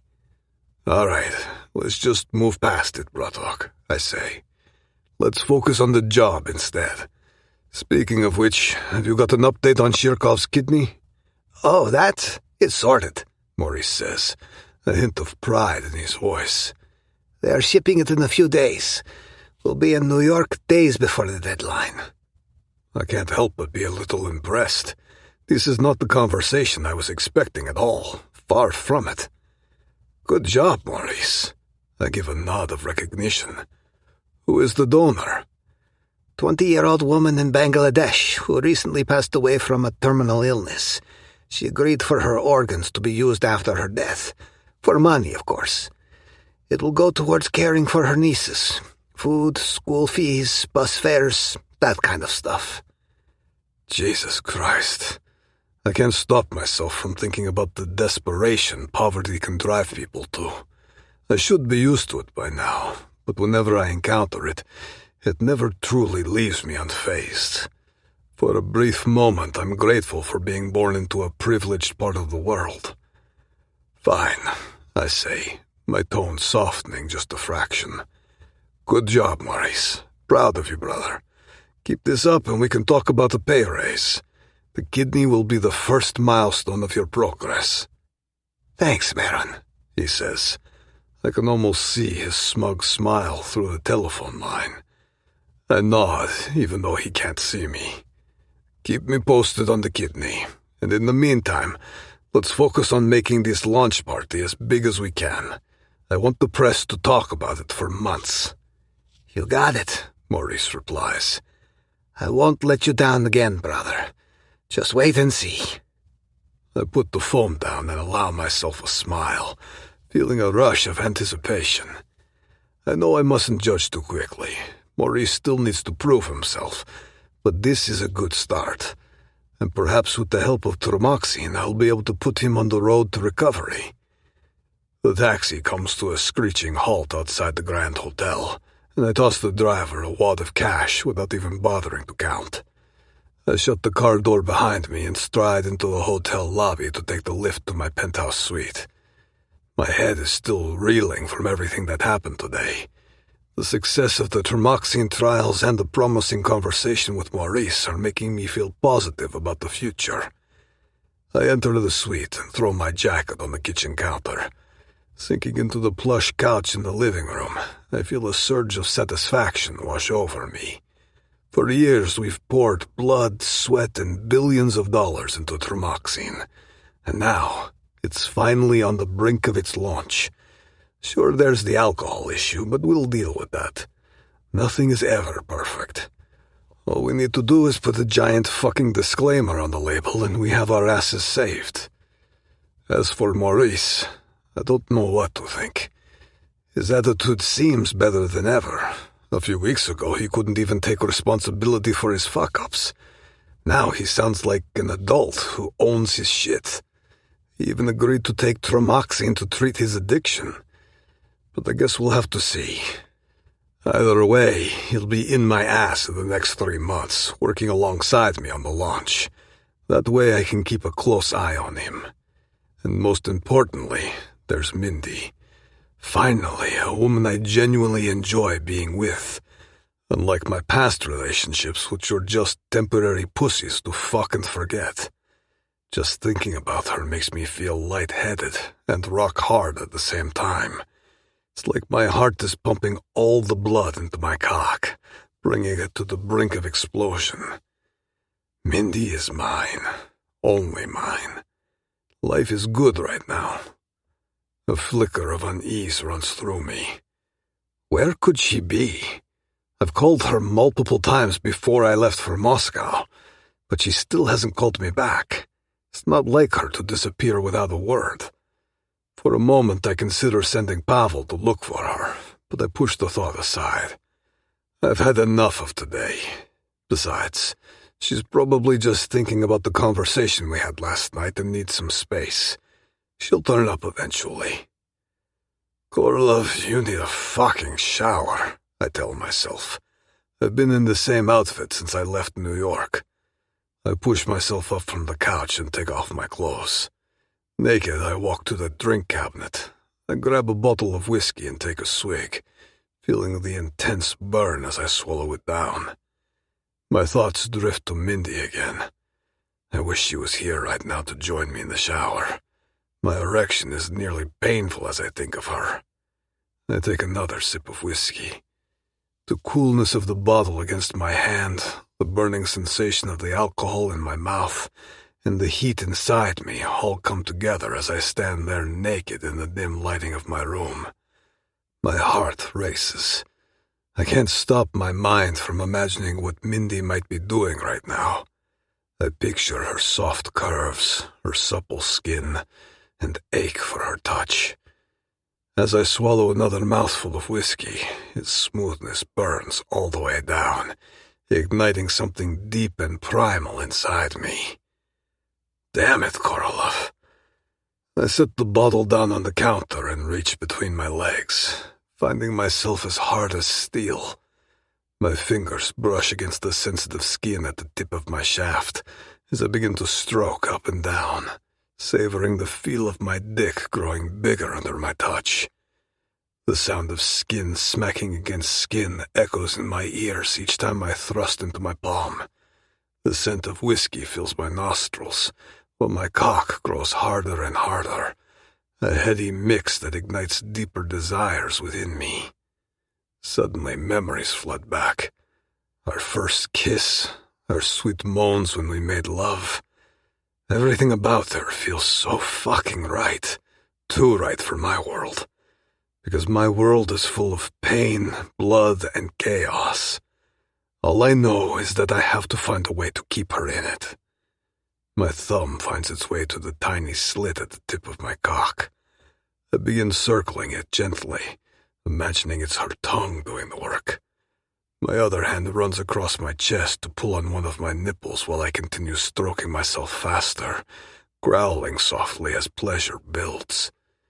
My hand moves up and down at an increasingly rapid pace now. Soon enough, pre-cum starts leaking from the tip onto my bare hands. I let out a low, guttural groan as I stroke myself faster and faster, my hips bucking involuntarily with each thrust. I lean against the counter for support, panting heavily as I lose myself in the feeling. My breath hitches as I get closer to the edge. Even my vision goes blurry. Every single one of my muscles strain as my pleasure reaches its peak until it finally comes crashing down on me with an overpowering force. Lashishka. With the one last thrust, I cry out her name and release myself completely into the void. Hot liquid spurts between my fingers, mixing with the smell of sweat and whiskey. It takes me longer than usual to come down from my high and regain my composure. Even minutes after my solitary release, my breathing is still heavy. It's still hard to believe how much Mindy has gotten under my skin. There are thousands of miles between us, and she still has a hold over me. I finally walk into the bathroom and take a refreshing shower before heading back to the comfort of the main suite. The combination of jet lag, whiskey, and post-orgasmic haze leaves me feeling pleasantly drowsy. I collapse onto the bed, eagerly anticipating a good rest. Just 3 more hours and I will be back on the jet, flying back to New York City. But first I'm going to get some sleep. However, old habits die hard. I can't shake the compulsion to check my email one last time before I surrender to sleep. With a weary sigh, I reach for my phone on the nightstand. The bright screen momentarily blinds me in the dimness of the room. I blink, letting my eyes adjust to the sudden impulse. That's when I see the email notification in the top corner of my screen. It's a message from Mindy. My drowsiness evaporates instantly as I tap to open the message, and what I see there almost makes me jump up from the bed and smash my phone against the wall. Maron, I have reconsidered your offer and have decided to decline. Please consider the contract null and void. I am sure you will find someone better suited to your needs. I'm sorry if this comes as a surprise, but my decision is final. Please do not attempt to find me. Mindy. Chapter 35. Mindy. It's a lazy Sunday morning. Last night I had a performance at New York High, my first one since leaving Maron's mansion. It felt strange to be back on that stage, singing for a crowd of strangers as if nothing had happened. But I powered through it, ignoring the empty feeling in my chest from knowing that Maron wasn't there in the front row. No striking blue eyes watching me with an emotionless expression, despite the sexual turmoil that's going on under the surface. Kevin had organized a small gathering after my performance, It was a welcome distraction. A chance to temporarily forget about the emptiness that had been gnawing at me since I sent the goodbye message to Maron. I roll over in bed, my body still heavy with the lingering effects of last night's event. Kevin really outdid himself with the food. Every bite was like a party in my mouth. He even brought his new boyfriend along and introduced us to each other. The guy has this great personality that just lights up the room. Seeing them together, so happy and in love, was amazing, but also bittersweet. Sure, I am happy for them, but I was also reminded of the love I walked away from. Love? Is that what you want to call it, Mindy? You don't even know what it was. I shake off the thought and stretch, not even trying to suppress a big yawn. I'm feeling lazy, but maybe a shower would help, followed by a coffee, and then a plan to start putting the pieces of my life together. I sit up in bed, trying to fish out my flip-flops from under the bed when a wave of nausea crashes over me. The hollow feeling in my stomach is all-consuming. I stumble out of bed, my feet carrying me to the bathroom on pure instinct. By the time I reach the door, the feeling of nausea is overwhelming. I barely make it to the toilet before the contents of my stomach come rushing up. I grip the sides of the bowl and vomit violently into it. "You okay, Mindy?" I hear Betty's voice from the kitchen, but I can't bring myself to respond. I slump down onto the toilet seat, my chest heaving as I try to catch my breath. The cold porcelain feels soothing against my skin. What the hell is going on? Maybe it's the food from yesterday. I wasn't exactly careful with what I ate. I close my eyes and wish for the bathroom to stop spinning. When it finally does, I quickly discard my pajamas and turn on the water, eager to take a long, calming shower. But as the soothing vanilla-scented body wash hits my skin, something feels off. I hate the smell of it, which is strange because I always enjoyed its scent. I wash myself clean, wrap myself in a robe, and head for the kitchen where Betty is puttering around in her pajamas. I'm greeted by the rich, pungent aroma of fresh coffee. My friend looks up and smiles as I walk in, but her expression quickly turns to one of concern. "Mindy, are you okay? You look pale." I open my mouth to answer, but an unexpected wave of nausea hits me again. This time it's like a freight train. The smell of coffee, normally so comforting and inviting, is now unbearably strong, making my stomach churn and my head spin. I don't even stand a chance. I clap a hand over my mouth and make a beeline for the bathroom, barely making it to the toilet before I'm violently sick for the second time. I retch and heave, my stomach clenching painfully as I empty it into the bowl. A soft hand gently rubs circles on my back, comforting me. "Mindy, are you all right?" Betty expresses concern. "Did you eat something that upset your stomach?" "It must be the crab from last night," I gasp. I never did well with seafood. Betty launches into a barrage of questions. "Oh, so you went out to dinner last night? With whom? Did you make up with Maron?" "Not with Maron," I interject. "Kevin made seafood at the bar." Betty looks confused. "Oh, Kevin, then. Damn, girl. There are more guys in your life than I can keep up with." I stifle a laugh. It's not like that, Bets. Kevin has a new boyfriend, and they're madly in love. Betty's jaw drops. "Wait, seriously? Kevin is gay?" "Yep, and he couldn't be happier." I suddenly retch again as my stomach twists violently, but nothing comes out this time. The bitter taste of bile still lingers in my mouth, and my body feels as weak as a newborn kitten. "Come on, Mindy. Are you sure this is the seafood? We've had crabs many times, and you never had this reaction. Allergies can develop at any time, Bets. Maybe mine did last night." Betty's expression shifts from worried to stunned, like she's suddenly come to an important realization. "Mindy, do you know what I'm thinking?" she asks with a frown. Sure, Bets, I can read your mind, no problem. She shakes her head, her face serious. Stop it, girl. What I think is that you're pregnant. With Maron's baby. I flinch at the mention of Maron's name, and my heart clenches in my chest. The memories of our time together suddenly flood me. The passion, the intensity, the way he made me feel alive in ways I'd never known. All at the same time. I want to push it all down and forget the whole thing, but I just can't bring myself to it. Maybe I did fall for him during our short time together, but a pregnancy? That's impossible. I weakly shake my head, wiping my mouth with the back of my hand. You know well I can't get pregnant, Bets. But even as I say the words, a niggling doubt takes root in the back of my mind. My periods have always been irregular because of my hormonal issues.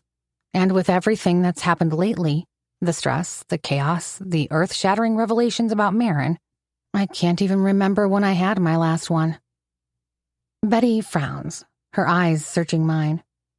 Are you sure? Positive, I say firmly. Of course, it's a lie. Knowing I couldn't fall pregnant every time Maron and I had sex, caution was thrown to the wind. The only thing that mattered was the feeling of his skin on mine and his length moving inside me. Betty's expression softens, and her hand comes up to brush a strand of hair from my forehead. All right, hun. But if there's even a slight chance, don't you think you should take a test, just to be sure? I squeeze my eyes shut. Ugh, another damn test. The thought of peeing on a stick and waiting for those stupid lines to show up brings back memories of my hormonal imbalance being treated. Testing, and testing, hoping for the best possible outcome. My hormonal issues never went away. I remained infertile, and my libido is still off the charts. Dealing with this was always a pain in my back, and a constant reminder of how my body sucked at being functional. I shake my head vehemently, my stomach churning at the mere thought of taking a pregnancy test. It's pointless, Bets. You and I both know that I'm infertile. Why do you think we were planning IVF with Maurice? But Betty is relentless. Come on, Min, just to be on the safe side, you can't just ignore these symptoms and hope they'll go away. If there's even the slight chance that you're pregnant, you need to know about it. I click my tongue and shoot her a sarcastic look. And if it comes back positive, then what? You tell Maron, of course, Betty says. You know well Maron and I are not on talking terms, I fire back. All the more reason to start talking again.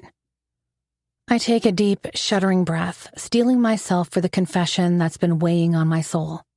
I still didn't tell Betty about what I witnessed that night in Maron's mansion. I didn't want to put my friend in danger for no reason. All she knows is that things didn't work out between us. I don't want to get back together with Maron, Bets. I have good reason not to. Betty heaves a sigh.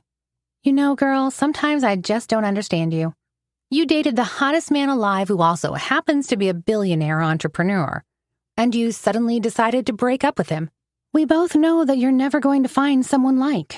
Remember when you warned me about him, Bets? I cut in, interrupting her rant. About the rumors that he may be involved in something shady. Betty nods and furrows her brow. Yeah, why? Because you were right, I say softly.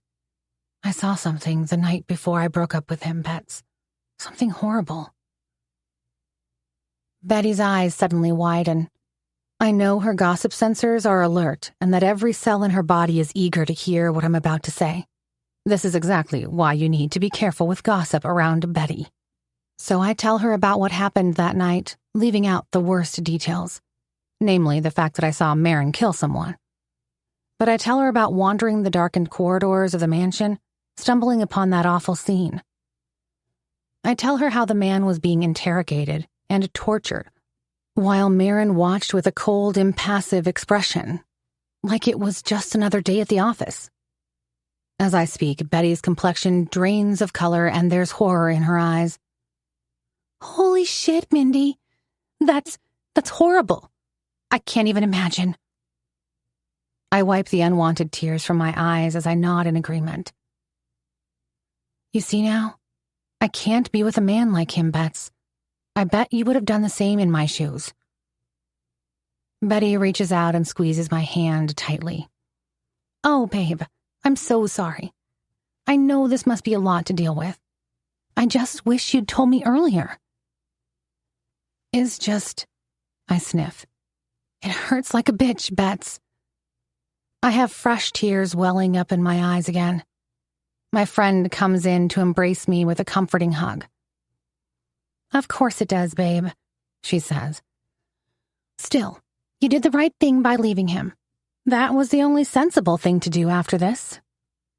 I really want to cry now. I try convincing myself that Betty is right, but the tears flowing down my face suggest otherwise. Shh, I'm here for you, girl. Betty continues to comfort me. I'll help you get through this, I promise. She lets go of our embrace and looks at me with concern. What's your plan now? She asks. Take one step at a time, I answer with an exasperated sigh. Even if by some miracle I'm pregnant, there's no chance I'll be able to carry the baby to term. According to the doctors I've seen, my body wouldn't be able to handle it. Betty lets out a sigh. Too bad, babe. You would make a wonderful mother. She gently pats my cheek. But now, let's go buy you a pregnancy test. Chapter 36. Mindy. The next morning, I wake up feeling like death warmed over. Just like yesterday, my stomach churns and I barely make it to the bathroom before I'm hunched over the toilet, retching and heaving until there's nothing left to bring up. Rise and shine, Mindy. I'm starting to think that Betty is right about the pregnancy, but I still can't wrap my head around it. I didn't want to buy the test yesterday, but she practically forced me to go to the drugstore with her. Later on, she had to go out and I ended up sleeping through the afternoon, leaving the test in my bag. I didn't even take it. But today, I can no longer delay the inevitable. I promised Betty to get it done by the time she's back. But first things first, I'm going to procrastinate a little more by treating myself with breakfast at my local coffee shop. Eating out is highly unusual for me, especially for breakfast. My usual morning meal is just a sad piece of toast with jam. But today, I feel like I could kill for a delicious plate of eggs with bacon. I quickly wash my face, throw on some clothes, and head down to the small joint nearby. As soon as I step inside, the smell of fresh coffee beans hits me, and it's like heaven in my nostrils. Which is strange, because yesterday the mere thought of coffee made me want to puke. Now it's like a warm hug. I'm so hungry I could eat a horse. So I order a cappuccino and a hearty breakfast omelet with bacon, 2 slices of toast, a side salad, and settle into a booth by the window. As I dig into my food and savor the flavors, I feel a sense of calm wash over me. For a moment, I almost forget about the test waiting for me at home. Can I sit here? A familiar voice cuts through my reverie, making me look up. My heart skips a beat in my chest. It's Maurice. To my surprise, Maurice looks better than I've ever seen him. His hair is neatly trimmed and styled. His clothes are clean and pressed. There's a clarity in his eyes that I haven't seen in a long time. If I didn't know better, I would mistake it for a sense of purpose or determination. He stands beside my table with a tray of food in his hands and a vibrant smile on his face. Maurice, I say with a half grin, my mind still reeling from the surprise. The last time I saw him was at Maron's birthday party, causing a huge scene and being completely drunk. Sure, take a seat. What is he doing here? And why now of all times? Thanks, Mindy, he says, sliding into the seat across from me. I hope I'm not interrupting anything. I just saw you sitting here and, well, I thought I'd come say hi. I shake my head, gesturing for him to sit down. No, it's fine. I'm just grabbing a bite before, peeing on a test to see if I'm pregnant from your brother. Before heading home, I add. Maurice nods, digging into his own breakfast with gusto. Well, I'm glad I bumped into you. Breakfast tastes better with good company. I nod, giving him a smile. Yeah, I know what you mean. We sit in silence as we eat, and I'm starting to feel a little awkward. Sure, it's nice to see Maurice, especially in such good shape. But at the same time, I'm increasingly anxious about the task that awaits me. What if it comes back positive? Cut it out, Mindy. You can't get pregnant. It's so frustrating when my mind goes off on a tangent like this. Maybe I should have just stayed home and gotten that damn test done. It would all be over by now. It would have come back negative, and my worries would have evaporated. Instead, I'm sitting here with my ex, not sure what to talk about. As if he can read my thoughts, Maurice places his fork down and meets my eyes. He clears his throat before speaking. Mindy, I want to apologize. His sudden confession catches me off guard. Apologize? For what? For everything that happened between us. The way things ended. I wasn't a good boyfriend. Thanks, Maurice, but it's okay. It's all in the past now. I let you down, Mindy, he continues. My own issues and insecurities got in the way of our relationship, and I'm truly sorry. You deserve better. I must admit, I'm taken aback by this. Maurice is not the type to ponder about his actions. Not to mention that he always struggled to take responsibility for his own mistakes. I acted like an idiot at Maron's party. He confesses. I had a bit too much to drink. We all have our slip-ups, I reassure him. No need to beat yourself up. He hesitates before continuing, staring down at his fidgeting fingers. Let me break it down for you. Why bother? It's fine, really, I reply. I just want to end the conversation, finish my breakfast, and get back home to my test. No, it's not, Mindy. There are some things I need to set straight. You see, earlier that day I was at Maron's place. My stepmother has this thing called vascular dementia, and it hit me hard. It's a brutal disease. Her brain is literally shrinking. He's not wrong. The elderly lady I'd met in Maron's mansion at night was beyond confused. But she's still a lovely old woman. Too bad her son is a dangerous criminal who tortures people. Maurice let out a long sigh. So I had a drink to help me cope. And then I found out that Maron was having a party and that everyone was invited except me. That really hurt. So I just kept on drinking. He takes a deep breath. Until I decided it was a good idea to go to the party. So I did. And when I saw you there on stage... He pauses. I just got very jealous, and I couldn't hold it in. Why are you telling me this now, Maurice? I ask carefully. Because you need to know. He meets my gaze and leans in closer.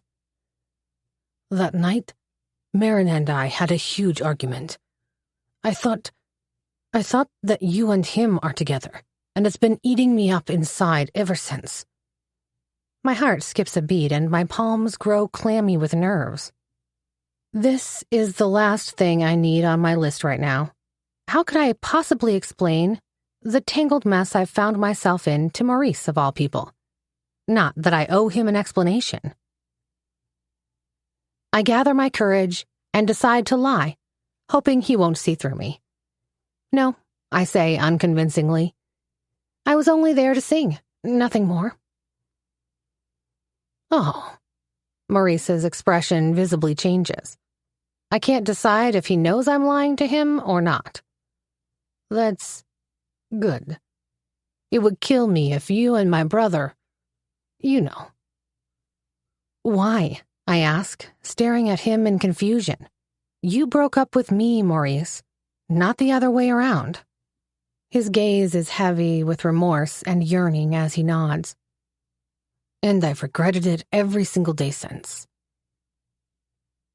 He falls silent, then reaches across the table to take my hand in his. "I've changed, Mindy. I'm working on myself every day, trying to become a better person. I haven't touched booze since that disastrous party. I attend AA meetings regularly, and I have a stable job now." "I'm happy to hear that, Maurice, truly," I tell him, attempting to pull my hand away from his. But it only makes him tighten his grip. "Do you think we could start again? Give our relationship another chance?" I'm at a loss for words. Out of all the things I imagined Maurice telling me, this was the last one on my mind. It's also the last thing I want to be dealing with right now. I glance at my watch out of the corner of my eye, thinking about the test waiting for me at home.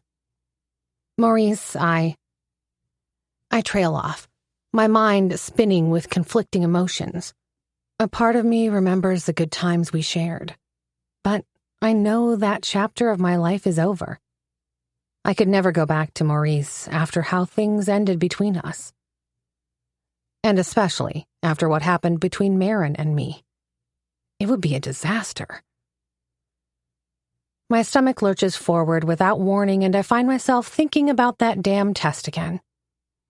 Now I really want to kick myself for coming down here instead of peeing on a stick in my bathroom, waiting to find out if I've been knocked up by a dangerous mob boss or not. Even that seems more appealing than sitting in this booth, stuck between a rock and a hard place with my ex. What the hell has my life become? It's like something straight out of a terrible soap opera. "I'm sorry," I say softly, finally managing to pull my hand from his grasp. "I can't.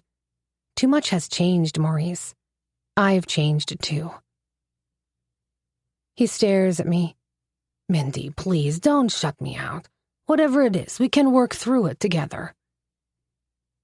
Without a moment's hesitation, I shake my head and start gathering my belongings. "No, Maurice. Thank you for being honest with me, but it's over." I rise from my seat and push my chair back. Half of my fancy breakfast remains untouched on the plate. "I wish you all the best in finding someone who will appreciate you for who you are, Maurice. But that person won't be me. I've moved on." I look into his eyes. "Goodbye, Maurice." I turn on my heels and exit the cafe, feeling the burn of his gaze on my back. I shut the door behind me and my shoulders finally relax. Betty has gone somewhere, so I'm on my own. I head to the kitchen and make myself some tea. Then I make another, and another, until my bladder is fit to burst. It's time, Mindy. Time to pee on a stick. I tear open the test's packaging, go to the bathroom, and do my business. Once done, I place the kit on the edge of the sink and anxiously wait. I should have done this yesterday. At least Betty would have been here to keep my company. Time seems to stand still, so I start pacing back and forth, my heart hammering against my chest. I continue pacing for what feels like hours, too scared to even glance at the results. But eventually, I have to face the music. I take a deep breath and muster the courage to look at the stick. And sure enough, there it is. My heart feels like it wants to stop, and I'm suddenly dizzy. I must look like someone who just saw a ghost. Because two small blue lines are staring back at me, as if they are trying to mock me with their presence.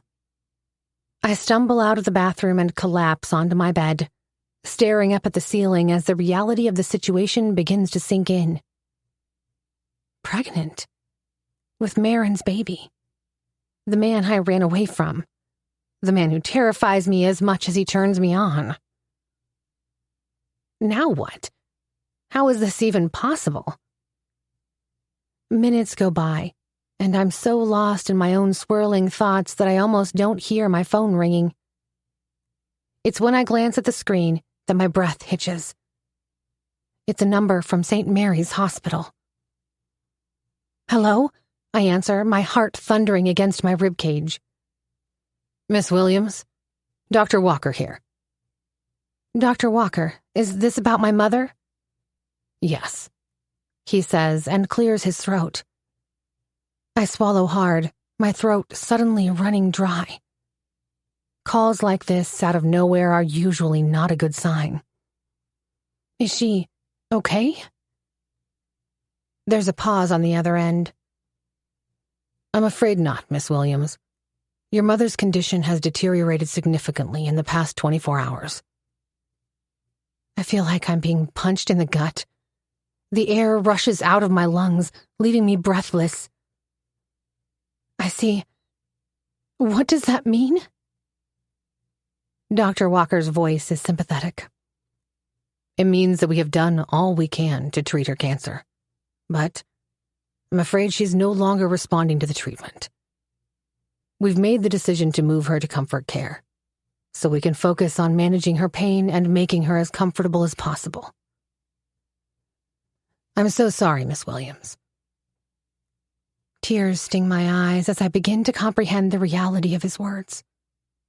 A heavy weight settles in my chest, pressing down on me until I find it hard to breathe. No. How can this be? What about those memories we were going to make? I blink rapidly, trying to hold back the flood of emotions threatening to overwhelm me. It's as if the world has tilted off its axis, leaving me grasping for something to hold on to. But there's nothing. Just the crushing inevitability of what's to come. Mom? My hands tremble, and a deep aching sorrow wells up inside me, stealing away any semblance of strength I thought I had left. I just stand here, paralyzed by the devastating truth that my mother, my rock, the person I love most, is slipping away from me, and there's nothing I can do to stop it. How long does she have left? I ask, no longer trying to control my tears. It's hard to say for sure, Dr. Walker replies gently. Based on her current condition, we estimate that she has a few days at most. Oh, dear God. A sob rises in my throat, my chest aching with the pain that feels like it will swallow me. Can I see her? Of course, Dr. Walker says. We're administering morphine to help ease her pain, but she's still lucid. I nod, even though he can't see me. I'll be there as soon as I can.